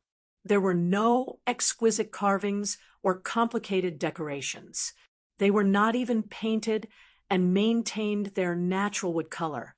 A large, long dining table, with high stools on both sides of the table, made Li Wanyu very excited, but also made Cho Kun confused. How should one sit on such a high table and stools? Cho Kun wondered if he should take off his shoes and kneel on the stools to eat. Li Jia Xiaolong's furniture was very strange. Li Wanyu's eyes lit up. Without saying anything, he ran to the head of the table and sat down. Comfortable. Chongqing, did you ask someone to make this? Su Chongqing's beautiful eyes were smiling. He nodded and sat down next to Li Wanyu. In the past few days when you were not home, I wanted to do something. I just learned that there were carpenters in the village, so I drew some drawings and asked them to make a lot of furniture. I also asked someone to make a desk for you in your study. In addition, I also asked a carpenter to make 2 beds for your bedroom. If it were not for the fact that everyone was here, Li Wanyu would have hugged Su Chongqing and kissed him to express his gratitude. Of course, whether Su Chongqing would accept his gratitude was another matter. Let's eat. Li Wanyu shouted excitedly. Brother Cho, please sit down. Don't be polite. Perrin and Li Heng quickly served the noodles. Su Chongqing's cooking was absolutely excellent, especially the braised meat. There was no such cooking in the Tang dynasty now. Cho Kun, who ate the braised meat noodles for the first time, almost swallowed his own tongue. Although Chow's family had no power, they were rich. He had been hanging around Ping Kong Square for a long time. What delicious food had he not eaten? However, Li Wanyu's simple bowl of noodles made Cho Kun feel that what he had eaten for the past 20 years was as vulgar as pig food. After the bowl of noodles went down his stomach, Cho Kun was embarrassed and asked Perrin to make him another bowl. Such delicious noodles made Cho Kun forget about being a guest. Under the astonished gazes of Li Wanyu, Su Chongqing, and the others, Cho Kun, the fatty, finished 3 to 4 bowls of noodles by himself. Only then did he feel satisfied and put down his bowl and chopsticks while stroking his stomach. The bowl of noodles was a big bowl from Guangzhou. The size was similar to the soup bowl of later generations, but the fatty ate 3 or 4 bowls in one breath. Li Wanyu finally understood how Cho Kun's round body shape came about. This guy was simply the top foodie in the Tang dynasty. His appetite was comparable to that of their family of 4. Li Wanyu's face darkened. Could it be that Cho Yuanliang felt heartache for giving him so much food and specially asked Cho Kun to come to his house to eat until he became poor? Cho Kun looked at everyone embarrassedly. Xiaolang, the food in your house is really delicious. I couldn't help but order it. Li Wanyu rolled his eyes. Brother Cho, if I didn't know your situation, I would think that you were a refugee. If you do this, I will charge you for your food. Cho Kun was not angry. He took out a gold ingot from his arms and put it on the table. That's good. Xiaolang, my food. Such a nouveau riche behavior confused Li Wanyu. What the hell was this situation? You damn fatty. Do you really think I am a restaurant owner? Forget it. I won't lower myself to your level. Li Wanyu put away the 5 taels of gold ingot without the slightest anger. Well, the things that fall in my Li family belong to my Li family. Chapter 68. On the morning of the 2nd day, Li Wanyu led his family to prepare pig rice. The old villager was leading a young girl from the village with 2 fat pigs. They were here to sell the pigs to Li Wangyu. The girl was obviously malnourished. Her hair was dry and yellow, and she was pitifully thin. But the two pigs that she rushed over were very fat. It was obvious that they were well fed and taken care of. Xiaolang, this is Zhao family's little Mississippi. These two pigs were raised by her. If you think they're suitable, you can buy her pigs. The old villager pulled Li Wangyu to the side and whispered, Little Miss Xiao's father was also a government soldier in his early years. He was unlucky and didn't come back alive. She and her widowed mother depend on each other for survival. AI, Xiaolang, if it's convenient, you can take care of them. Buying her two pigs can also increase her family's income. When Li Wangyu heard this, he felt sad. This widow and her child had suffered a lot of grievances. And if little Miss Zhao's father was also a government soldier of the previous dynasty, then he had been dead for at least 10 years. If that was the case, little Miss Zhao should be in her teens. But he thought that little Miss Zhao was less than 10 years old. She was really too thin. It was obvious that she was malnourished. It could be seen how hard the mother and daughter had lived. He didn't care about avoiding suspicion. He reached out and touched the little girl's hair. His voice was unusually gentle. Little miss, I'll buy your pigs. Do you want copper coins or food? Little Miss Zhao gave Li Wangyu a curtsy in a very restrained manner, answering Langjun, if it's convenient, is half copper coins and half food possible? Yes, of course. Li Wangyu nodded and called Li Hung out to weigh the two pigs. The two pigs were around 200 caddies. Little Miss Zhao looked at the tall scale and smiled until her face was red. She went to cut pigweed and carefully fed these two pigs every day in order to sell them for a good price to supplement the family. Her family only had the two of them. They couldn't do heavy labor, although everyone in the village took care of them, and the Niu brothers often brought them food. Little Miss Zhao didn't want to rely on others to survive. Li Wangyu laughed and said, 400 caddies, that's really fat. 40 copper coins per caddy. That's a total of 16,000 copper coins. Little Miss Zhao, I'll give you 8 copper coins and 2 dan of grain. What do you think? Who knew that little Miss Zhao would shake her head. Langjun, your calculation is wrong. This was a pig made of wool, so the price could not be calculated according to the price of slaughtered pork in the county town. The price of a pig is less than 20 copper coins at most. I can't accept so many. Her words made Li Wangyu stunned. He did deliberately calculate the price according to the price of meat in the county town, but he didn't expect that the little girl wouldn't accept it at all. Miss Zhao, isn't it good to earn more money? Li Wangyu asked. Little Miss Zhao's head shook like a rattle drum. My mother always taught me to be an honest person and not take money that I shouldn't take. What's more, you're willing to buy my pig. I'm very grateful to you. Li Wangyu could only be in awe of her. Although she was poor, she was able to stick to her original heart and was neither greedy nor humble. It was really rare, was the quality of the people of the Tang dynasty. So high, Li Wangyu could only comply with little Miss Zhao. Then let's calculate it at 20 copper coins. I'll give you 4 copper coins and 1 dan of grain and 5 dan of grain. Little Miss Zhao still wanted to say something. She felt that the grain was too much, and the pig couldn't be sold for 20 copper coins. However, Li Wangyu didn't wait for her to speak. He glared at her.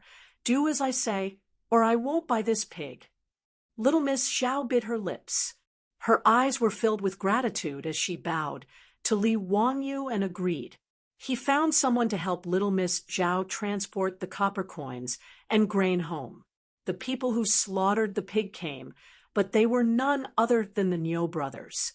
Niu Dalong, Erlang, you're also cameo as butchers? Li Wangyu asked curiously. What do you mean by cameo? The slaughtering in this village is done by us brothers. Ha ha! Xiaolang, I heard that today you're going to treat the whole village to some pig-slaughtered rice. Yes, I'll have to trouble the two brothers to help. Li Wanyu pointed outside the courtyard, where a large pot and stove were already boiling water. Li Wanyu decided yesterday that he was going to treat the whole village to pig-slaughtered rice. So he started preparing early in the morning. When they found out that Li Wanyu was going to butcher a pig and treat everyone, the village was as lively as New Year's. The old village head was directing the villagers to bring out straw mats and short tables from their houses and directly place them on the road in the village. The bowls and chopsticks for the dishes were also prepared by each household. Now, they were waiting for the Nyo brothers to slaughter the pig. The naughty children in the village came early to watch the fun. The fat pig was dragged to the slaughtering platform and screamed miserably, but it made the adults and children smile. It was rare for these villagers to eat meat all year round. 4 or 5 strong men held the pig down. Nyo Wu held a short knife and directly cut the pig's blood. Immediately, a woman came over with a big basin and collected the pig's blood. This was specially ordered by Li Wanyu to use the pig's blood to make blood tofu. After the 2 fat pigs stopped breathing, Li Wanyu directed the villagers to carry the pigs to the side and use boiling water to remove the pig's hair and clean it. After dissecting the pig's stomach, Li Wanyu began to direct the villagers to divide the work. Some cleaned the intestines, some cleaned the pig's head, and some cleaned up the pig's feet. It was very lively. Nyo Yong and Nyo Wu cleaned up the 2 fat pigs in no time, dividing the pork and ribs into 2 portions. Xiaolang, how do we cook the pork? Should we let the villagers cook? Nyo Wu wiped his sweat and asked, Please don't. I will personally cook the pig-slaughtered rice today. Li Wanyu quickly stopped him. These Tang Dynasty women probably only know how to cook meat. It would really be a waste of these 2 fat pigs. Su Chongqing originally wanted her to cook, but she was driven far away by Li Wanyu. Ha, Chongqing, you don't know how to cook the pig-slaughtered rice today. Just watch me. Can you really do it? Su Chongqing was a little unsure. Just watch. When I was in the village for Chinese New Year, my family would cook pig-slaughtered rice every year. Li Wanyu rolled up his sleeves and walked to the big stove. His actions gave everyone a fright. Regardless of whether it was Li Heng, Pei Lan, or Cho Kuan, they all did not expect that Li Wanyu was actually prepared to personally cook. Xiao Lang, a gentleman should stay away from the kitchen. Cho Kuan did not expect Li Wanyu to cook for a group of farmers. He was a little shocked. Li Wanyu glanced at him and spat. Bah, that sentence clearly says that a gentleman is a beast. Seeing it alive, he can't bear to see it dead. Hearing it, he can't bear to eat it. Therefore, a gentleman should stay away from the kitchen. You eat meat every meal, and you have the nerve to say that a gentleman should stay away from the kitchen? If you have the ability, don't eat it later. Cho Kuan smiled embarrassedly and hid to the side. He wanted to see what Li Wanyu could cook, and whether it was as delicious as the braised meat noodles last night. Li Wanyu began to command a group of people to help him. Some of them started the fire, some of them did the chores, and he operated several big stoves at the same time. Pig intestines and blood curd, braised pork, dompa pig knuckle, stir-fried pork, twice-cooked pork, garlic paste, braised pork ribs, stir-fried liver, and kidney. Li Wanyu used all his skills, and he was so busy that his forehead was covered with sweat. Delicacies that had never been seen before by the people of the Tang Dynasty were constantly served and filled the seats in the village. The aroma of the pork stimulated the adults and children in the village and made them drool. They all looked at Li Wanyu, who was busy at the stove, and waited for the banquet to start. When Li Wanyu finished the last dish and ordered the women to bring it to the table, the pig-slaughtered rice could finally be served. Just when everyone was ready to eat, the sound of horse hooves came from outside the village. Chapter 69. Li Wanyu looked at the people riding into the village in surprise. They were familiar faces. As the saying goes, better to come early than to come at the right time. The people riding into the village were the magistrate of Hu County, Yang Quan, and the registrar, Lu Xiao. Behind them were a few yamen runners. Li Wanyu quickly got up to greet them. "Greetings to Ming House and Registrar Lu. Is there anything I can help you with?" "Zio, what's the good news in the village today?" Yang Quan asked instead of answering the question. On the road in the village, a long banquet was set up in the open air. It was a spectacular sight. It was the first time he saw a village having a banquet like this. Li Wanyu smiled and said, "Hee, today I'm going to treat all of you to pig slaughter rice. Ming House and Registrar Lu, please take a seat. Let's have fun together." Pig slaughter rice. Yang Quan was a little unhappy when he heard that it was cheap meat. However, he still nodded and got off the horse with Lu Xiao. When the old village chief saw that the magistrate and registrar had arrived, he quickly came forward to greet them. He politely invited Yang Quan and Lu Xiao to take a seat. "Zio, why did you think of making pig slaughter rice?" "Hee, I had a small harvest in Chang and a few days ago. Plus, I just moved back to Dingzhou village. It's only right that I treat the villagers to a banquet." Yang Quan nodded and did not refuse. He took off his boots and sat down with Lu Xiao. The yamen runners were also called to other seats by the old village chief. "Let's start," the old village chief shouted. More than 500 people in the village couldn't wait to reach out their chopsticks. Although they had never seen the dishes on the table and didn't know how good Li Wanyu's cooking was, it was still meat. Even if it was cheap meat, few people in the village could eat it. Only the Nyo brothers, who often went hunting in the Qinling Mountains, could taste meat occasionally. Moreover, most of the Nyo brothers' harvests would be exchanged for food at the county town, so there weren't many opportunities for them to eat heartily. Many women in the village were still murmuring that such good meat should not be ruined by Li Jia Xiaolang. What kind of cooking was this? Shouldn't meat be cooked in a big pot and then eaten with sauce? But when the first bite of meat was put into his mouth, the unspoken criticism in his heart disappeared. The originally noisy banquet suddenly became silent except for the sound of chewing. Meat. Fragrant. The color was rosy. The fragrance of the meat overflowed, and it was soft and tender. One bite was filled with bliss. These villagers, who rarely had the chance to eat meat, couldn't help but cry at this moment. As for the children, their cheeks were stuffed to the brim, and a few of them almost choked because they ate too quickly. Chat. Who would have the time to do that? Whether it was the adults, the children, or the toothless old man, there was only meat in their eyes at this moment. Everyone in the village, including the old village chief, looked like a reincarnated hungry ghost. Yang Quan and Lu Xiao looked at each other and silently shook their heads. In their opinion, it was because these villagers were too poor that they rarely ate meat throughout the year, so they were so unbearable. Yang Quan even blamed himself. These were the people under his rule, but they lived in poverty. It was a shame to talk about it. After Pai Lupi ascended the throne, he purged a large number of old officials from the Sui dynasty.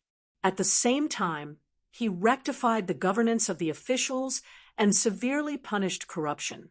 Yang Quan's master was Yushernan, and he took away 70 to 80% of the old man's righteousness.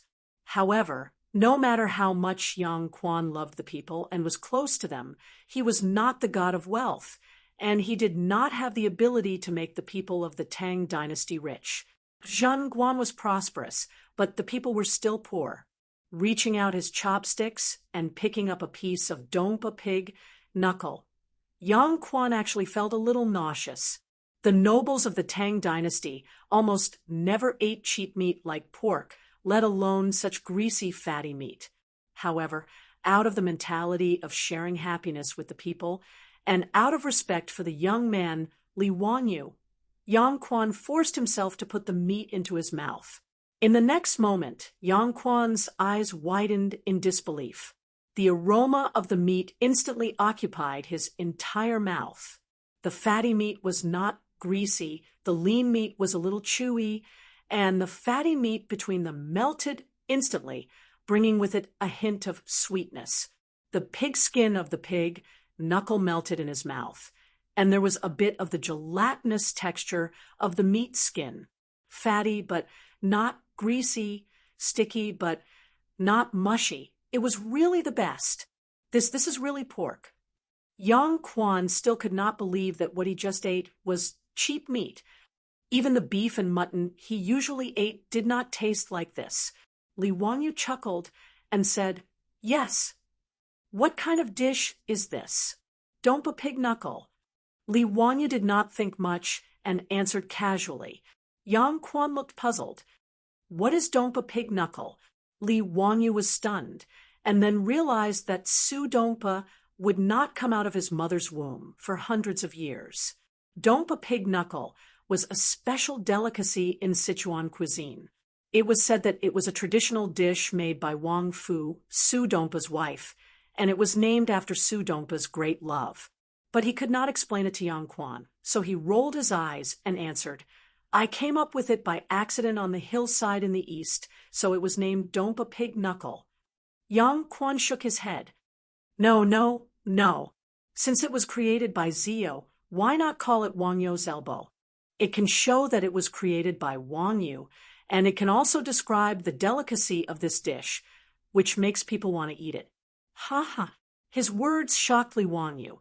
Dompa pig knuckle became Wang Yu's elbow. Was it really okay? Lu Xiao at the side also nodded repeatedly. Minghouse is right. Wang Yu's elbow is much more elegant than Dompa pig knuckle. Li Wanyu was speechless. Forget it. Wang Yu's elbow is Wang Yu's elbow. Anyway, I am getting more and more shameless. It doesn't matter if I plagiarize more and more. On the other hand, Su Chongqing, who was at the side, heard their conversation. In order to not laugh out loud, he held back his laughter until his face turned red and his body trembled. Li Wanyu was speechless, looking at Su Chongqing, who was trying hard to hold back his laughter. Li Wanyu rolled his eyes silently. Shame. After Yang Quan removed Dompa pig knuckle from history, he no longer talked nonsense. His chopsticks began to fly around the table. Almost every dish made him full of praise. Lu Xiao wasn't any better than Yang Zhua. In fact, he was even worse. After swallowing the pork, he didn't even bother to talk to Yang Zhua. Instead, he only cared about himself as he ate heartily. In fact, strictly speaking, Li Wangyu's cooking skills were average. Compared with Su Chongqing's cooking skills, his cooking skills were far worse. However, the big pot dishes like pig slaughter dishes did not necessarily require too fine craftsmanship. Su Chongqing was not good at it, let alone cooking with such a big pot. But even so, in the Tang dynasty, where cooking was not popular and pork was just a cheap meat, which was usually eaten after being boiled in plain water, Li Wangyu's cooking skills could be said to be amazing. Cho Kuan, the fat man, ate so much that he almost swallowed his own tongue. He did not care about the field anymore, and snatched the meat with a table of farmers happily. After a long time, he finally patted his belly with satisfaction and put down his bowl and chopsticks. "Xiaolang, your pig slaughter rice is so delicious. I finally understand what it means to not know the taste of meat in March. How can I eat the food in those restaurants in Chang and in the future?" As soon as he finished speaking, Yang Quan glared at him angrily. "Ignorant and incompetent. When I heard Xiao and Qi, I didn't know the taste of meat in March. Is that what you mean?" Cho Kuan did not understand. He blinked and looked puzzled. Li Wanyu explained with a smile. "The phrase, I don't know, the taste of meat in March means that one is completely focused on one's goal. Cho Kun realized that he had misunderstood. He was thick-skinned. He just smiled and did not feel ashamed. When the farmers were 70% full, they finally slowed down and began to toast each other with their home-brewed rice wine. In front of Li Wangyo's table, there were countless villagers holding wine bowls and lining up to toast them. Seeing this, Li Wangyo's face darkened. Chapter 70. What grudges do these villagers have against me? If I drink these hundreds of bowls of rice wine, it's estimated that it won't be a matter of getting drunk, but alcohol poisoning. Even if the alcohol content of the rice wine is low, it can't handle this amount. The Tang dynasty shouldn't have carried out the first aid business of gastric lavage, right? Everyone, let's first toast to Yang Mingfu and Registrar Lu. Li Wangyu shamelessly diverted the trouble directly to Yang Quan and Lu Xiao. His words made Yang Quan and Lu Xiao's faces darken. Hundreds of villagers lined up to toast. No one could stand it. Fortunately, the old villager had good eyesight.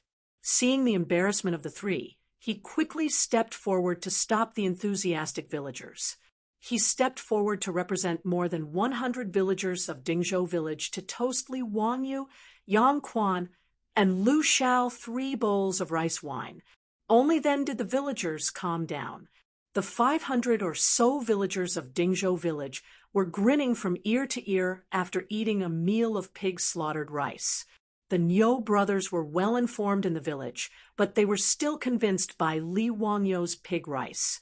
Big brother, I didn't expect Xiao Lang to be so good. He can even make pork so delicious. It's much better than the restaurants in Chang. And Niu Yong nodded. Yes, Xiao Lang is really extraordinary. The villagers laughed even more. This pig rice should be called immortal rice. There are so many delicacies, and you wouldn't exchange it for an immortal. Zhao Xianyang and her mother were also at the table. She was very filial to her mother. Mother, try it. These are the pigs raised by our family. Good, good. The pigs raised by my son are really fat. Zhao Xianyang's mother cried while eating. She didn't forget to say loudly to the surrounding villagers, "These are the pigs raised by my mother." Ha ha! Zhao Xianyang is really capable.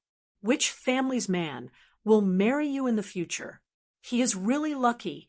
I have a nephew who is very capable. Lady Zhao, why don't we become in-laws? Lady Zhao, don't listen to his nonsense. You know my family's 4th young master. He's honest and dutiful.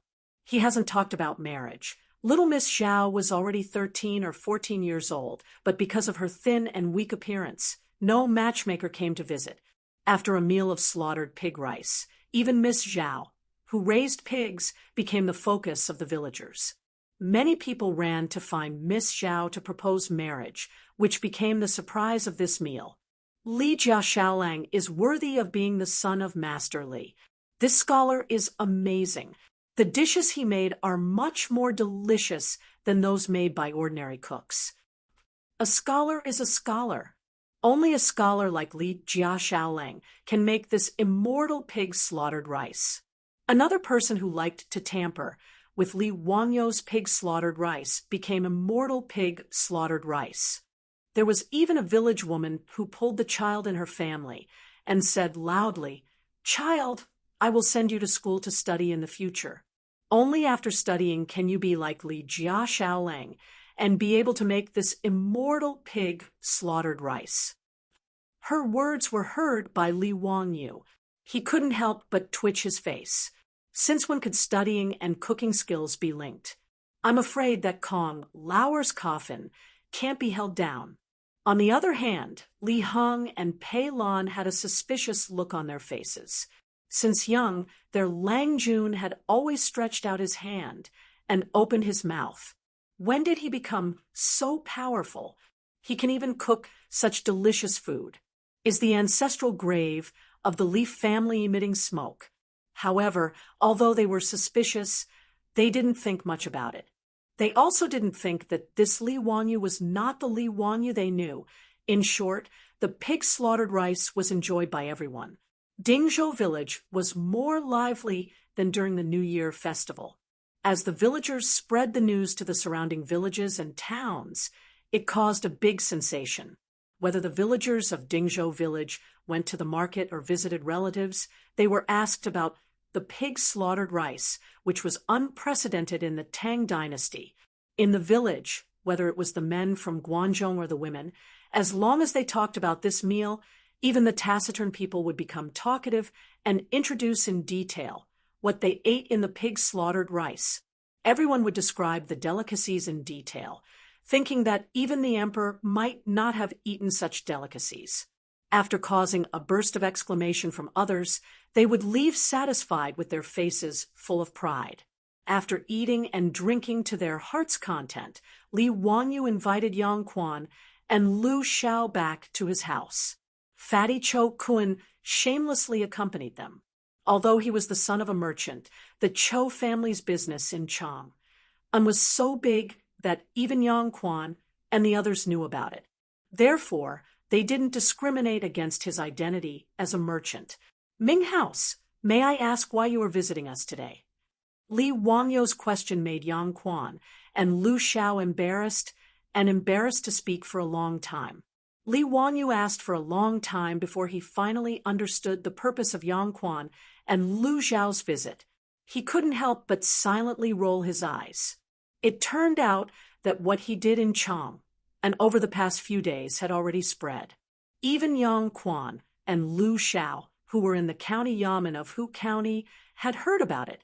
The poems that Li Wanyu wrote at the Tsiujiangpool Poetry Festival were praised by them. Yang Quan was even more proud that he forced Li Wanyu to participate in the poetry festival. This time, he was in the limelight in Hu County. However, the two of them didn't expect that not only was Li Wangyu's literary talent outstanding, but he was also proficient in arithmetic, the arrangement of the chessboard, and the rice was amazing. As for the question about the thieves, Yang Quan and Lu Xiao pondered for 2 days, but still couldn't figure out how to solve it. How did the 4 thieves tell who was telling the truth and who was lying? After being tortured for a few days, the 2 of them knew that Li Wanyu had returned to the village. They directly rushed to Dingzhou village, intending to personally ask the thieves what was going on. Li Wanyu was speechless when he found out that the dignified county magistrate and registrar had come to Dingzhou village for such a trivial matter. However, he didn't immediately answer Yang Quan's question. Instead, he smiled and said, "Ming House, do you feel that you have forgotten something? What is it?" "The reward for winning the poetry festival." It would have been better if Li Wanyu didn't mention it. Once he did, Yang Quan was so angry that his beard blew and his eyes widened. "You tired kid, you still have the nerve to mention it? The teacher sent someone to deliver a letter to me. You bastard, why did you drink that day? You drank yourself to death, and in the end, in front of the teacher, you spoke nonsense." Yang Quan almost said that Li Wanyu had randomly recited poems in front of Pai Lupi. However, when he remembered Yu Shernan's letter instructing him to keep this matter a secret from Li Wanyu, he quickly changed his words. What did I say at that time? Li Wanyu was also a little nervous. Did he recite the sentence, "How can I lower my eyebrows and bend my waist to serve the rich and powerful, making me unhappy?" Yang Quan ignored him and said, "What did you say? Think about it yourself." "Then are you still going to give the reward of 100 strings of coins to Ming House?" Li Wanyu looked at Yang Quan anxiously and asked. Yang Quan had the urge to beat this kid with the sole of his boot, but he restrained himself from hitting him. He coldly snorted and unhappily ordered the yamen runners to bring in 2 rattan chests. The copper coins of the Tang dynasty were of excellent workmanship. A copper coin weighed 5 kilograms, so 100 strings of coins was 500 kilograms. 2 rattan chests were filled to the brim with copper coins. This made Li Wanyu overjoyed.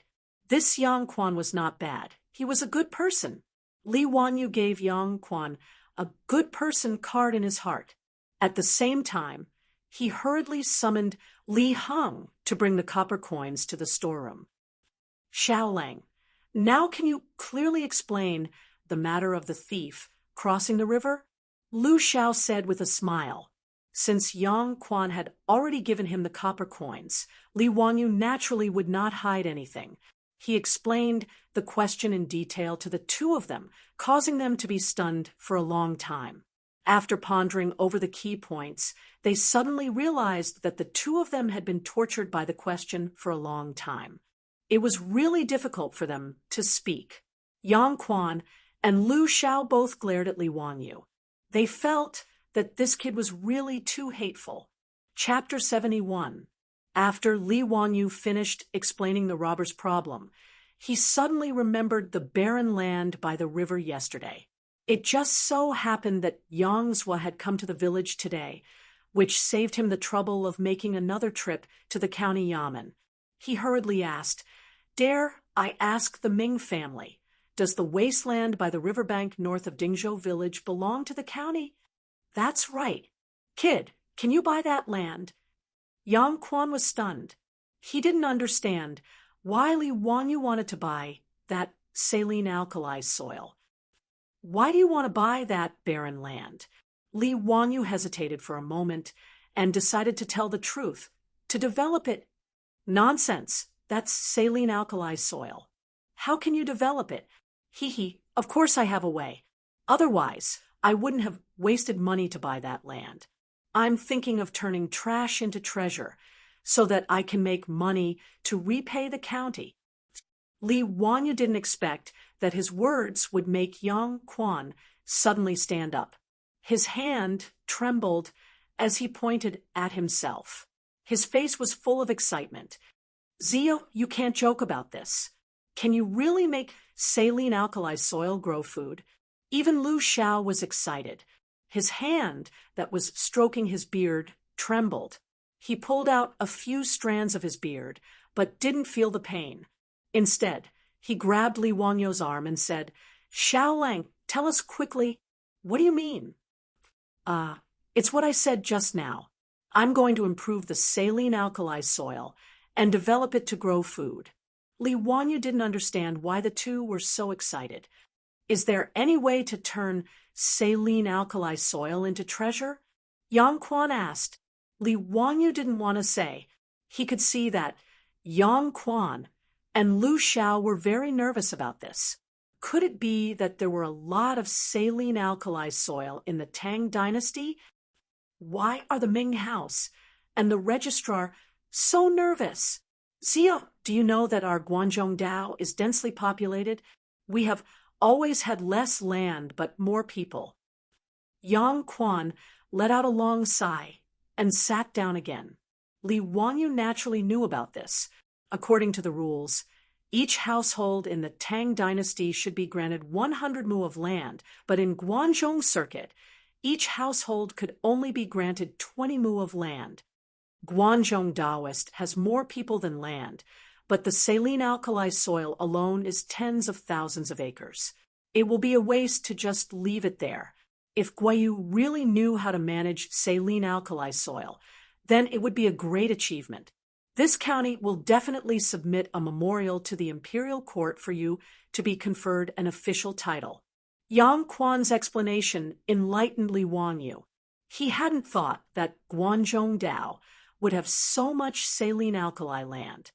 However, Xie Jing wasn't interested in being promoted to an official. He couldn't wait to avoid it. Why would he be in a hurry to become an official? "Ming House, I do know a little about managing saline alkali soil, and I can teach you. However, if it was submitted to the imperial court, there would be no competition. How about some debt reduction? Look at the 10,000 mu of saline alkali soil. If you can reclaim it, it will be 10,000 mu of good farmland. A consultation fee of 100 copper coins per mu isn't much, right?" Yang Quan and Lu Xiao didn't understand what Li Wanyu was talking about. However, they understood Li Wangyo's meaning. Yang Quan glared at him again. Nonsense! How can this county privately give you a reduction in public funds? If your method is feasible, this county will naturally report it to the imperial court and fight for you to be rewarded. His words made Li Wangyu curl his lips. Wanting to steal his secret without paying, wasn't that too disrespectful of intellectual property rights? Before Li Wangyu could speak, he heard Yang Quan say, "However, this county can make the decision to put the 300 mu of uncultivated land in Dingzhou village under your name. This is a big matter that will benefit the country and the people. Zio, you must not act recklessly." Fine. Yang Quan's big hat was on Li Wangyo's head. Moreover, getting the 300 mu of land for free wasn't considered a loss. He was about to nod his head in agreement, but swallowed the words that were about to come out of his mouth. It was best to ask his beautiful superior's opinion on this matter. He didn't want to be muddle-headed and make a loss. He couldn't waste a top student from the University of Pennsylvania who majored in business administration. Li Wangyu used the excuse of going to the toilet and ran out to find Su Chongqing.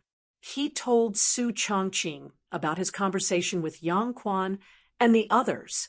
Then, he eagerly waited for Su Chongqing's opinion. Sure enough, after his beautiful superior heard his words, she immediately whispered a few words into his ear. Li Wangyu fiercely slapped his thigh. He almost made a loss again. Su Chongqing told him to ask the county for cattle. In the Tang dynasty, cattle were quite precious. The price of a strong cattle was very high. It was about 20 strings of coins. In order to protect cattle, the Tang dynasty didn't allow cattle to be killed. Even the accidental death of a cattle had to be reported to the government. In the huge Dingzhou village, there were less than 10 cattle. One cattle could only cultivate 2 to 3 mu of land a day. After cultivating for 2 days, they needed to rest for a day to recover their strength. Dingzhou village's 2,000 mu of land depended on manpower to cultivate. This was one of the reasons why Dingzhou village was so barren. Su Chongqing felt that the method of managing the saline alkali soil could be handed over to the imperial court. However, just giving them the 300 mu of uncultivated land in Dingzhou village wasn't enough. At least 10 more cattle were needed. Otherwise, even if Li Wangyu could manage the land, he wouldn't be able to find enough manpower to cultivate it. With regards to Su Chongqing's words, Li Wangyu deeply agreed. After returning to the central room, Li Wangyu chuckled and proposed his conditions to Yang Quan. In addition, he also added 2 horses to Su Chongqing's conditions. He was tired of the days when he had to walk outside. Although he had the money to buy it now, it was better to save as much as possible. He still owed a huge debt. Ming House, you see, my family only has 4 people. There's not a single able-bodied worker. Even if I manage to manage the saline alkali soil, there's no one to cultivate it, right? Moreover, without cattle, there's no way to manage the saline alkali soil. Li Wangyu's reasons left Yang Quan speechless. Indeed, he and Lu Xiao were very clear about the Li family's current situation. However, the condition of 10 cattle and 2 horses made Yang Quan slightly hesitant. Zio, are you sure your method will work? At the very least, the land in Dingzhou village will work. I can't guarantee the saline alkali soil in other places. As you know, Ming House, not every piece of land is the same. Li Wangyu didn't say anything definite.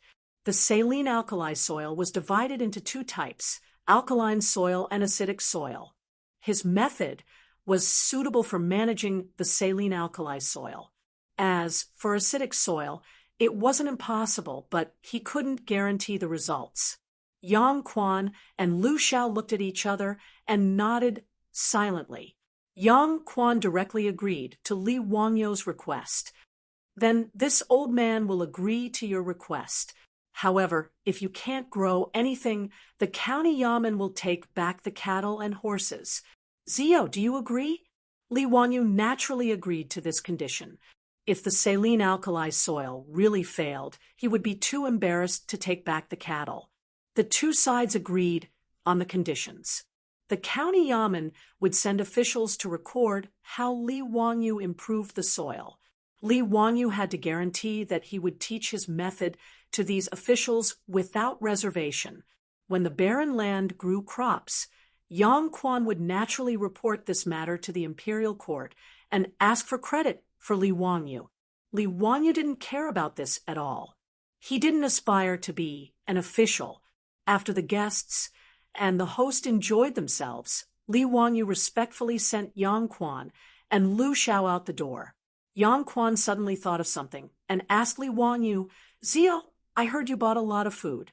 Why?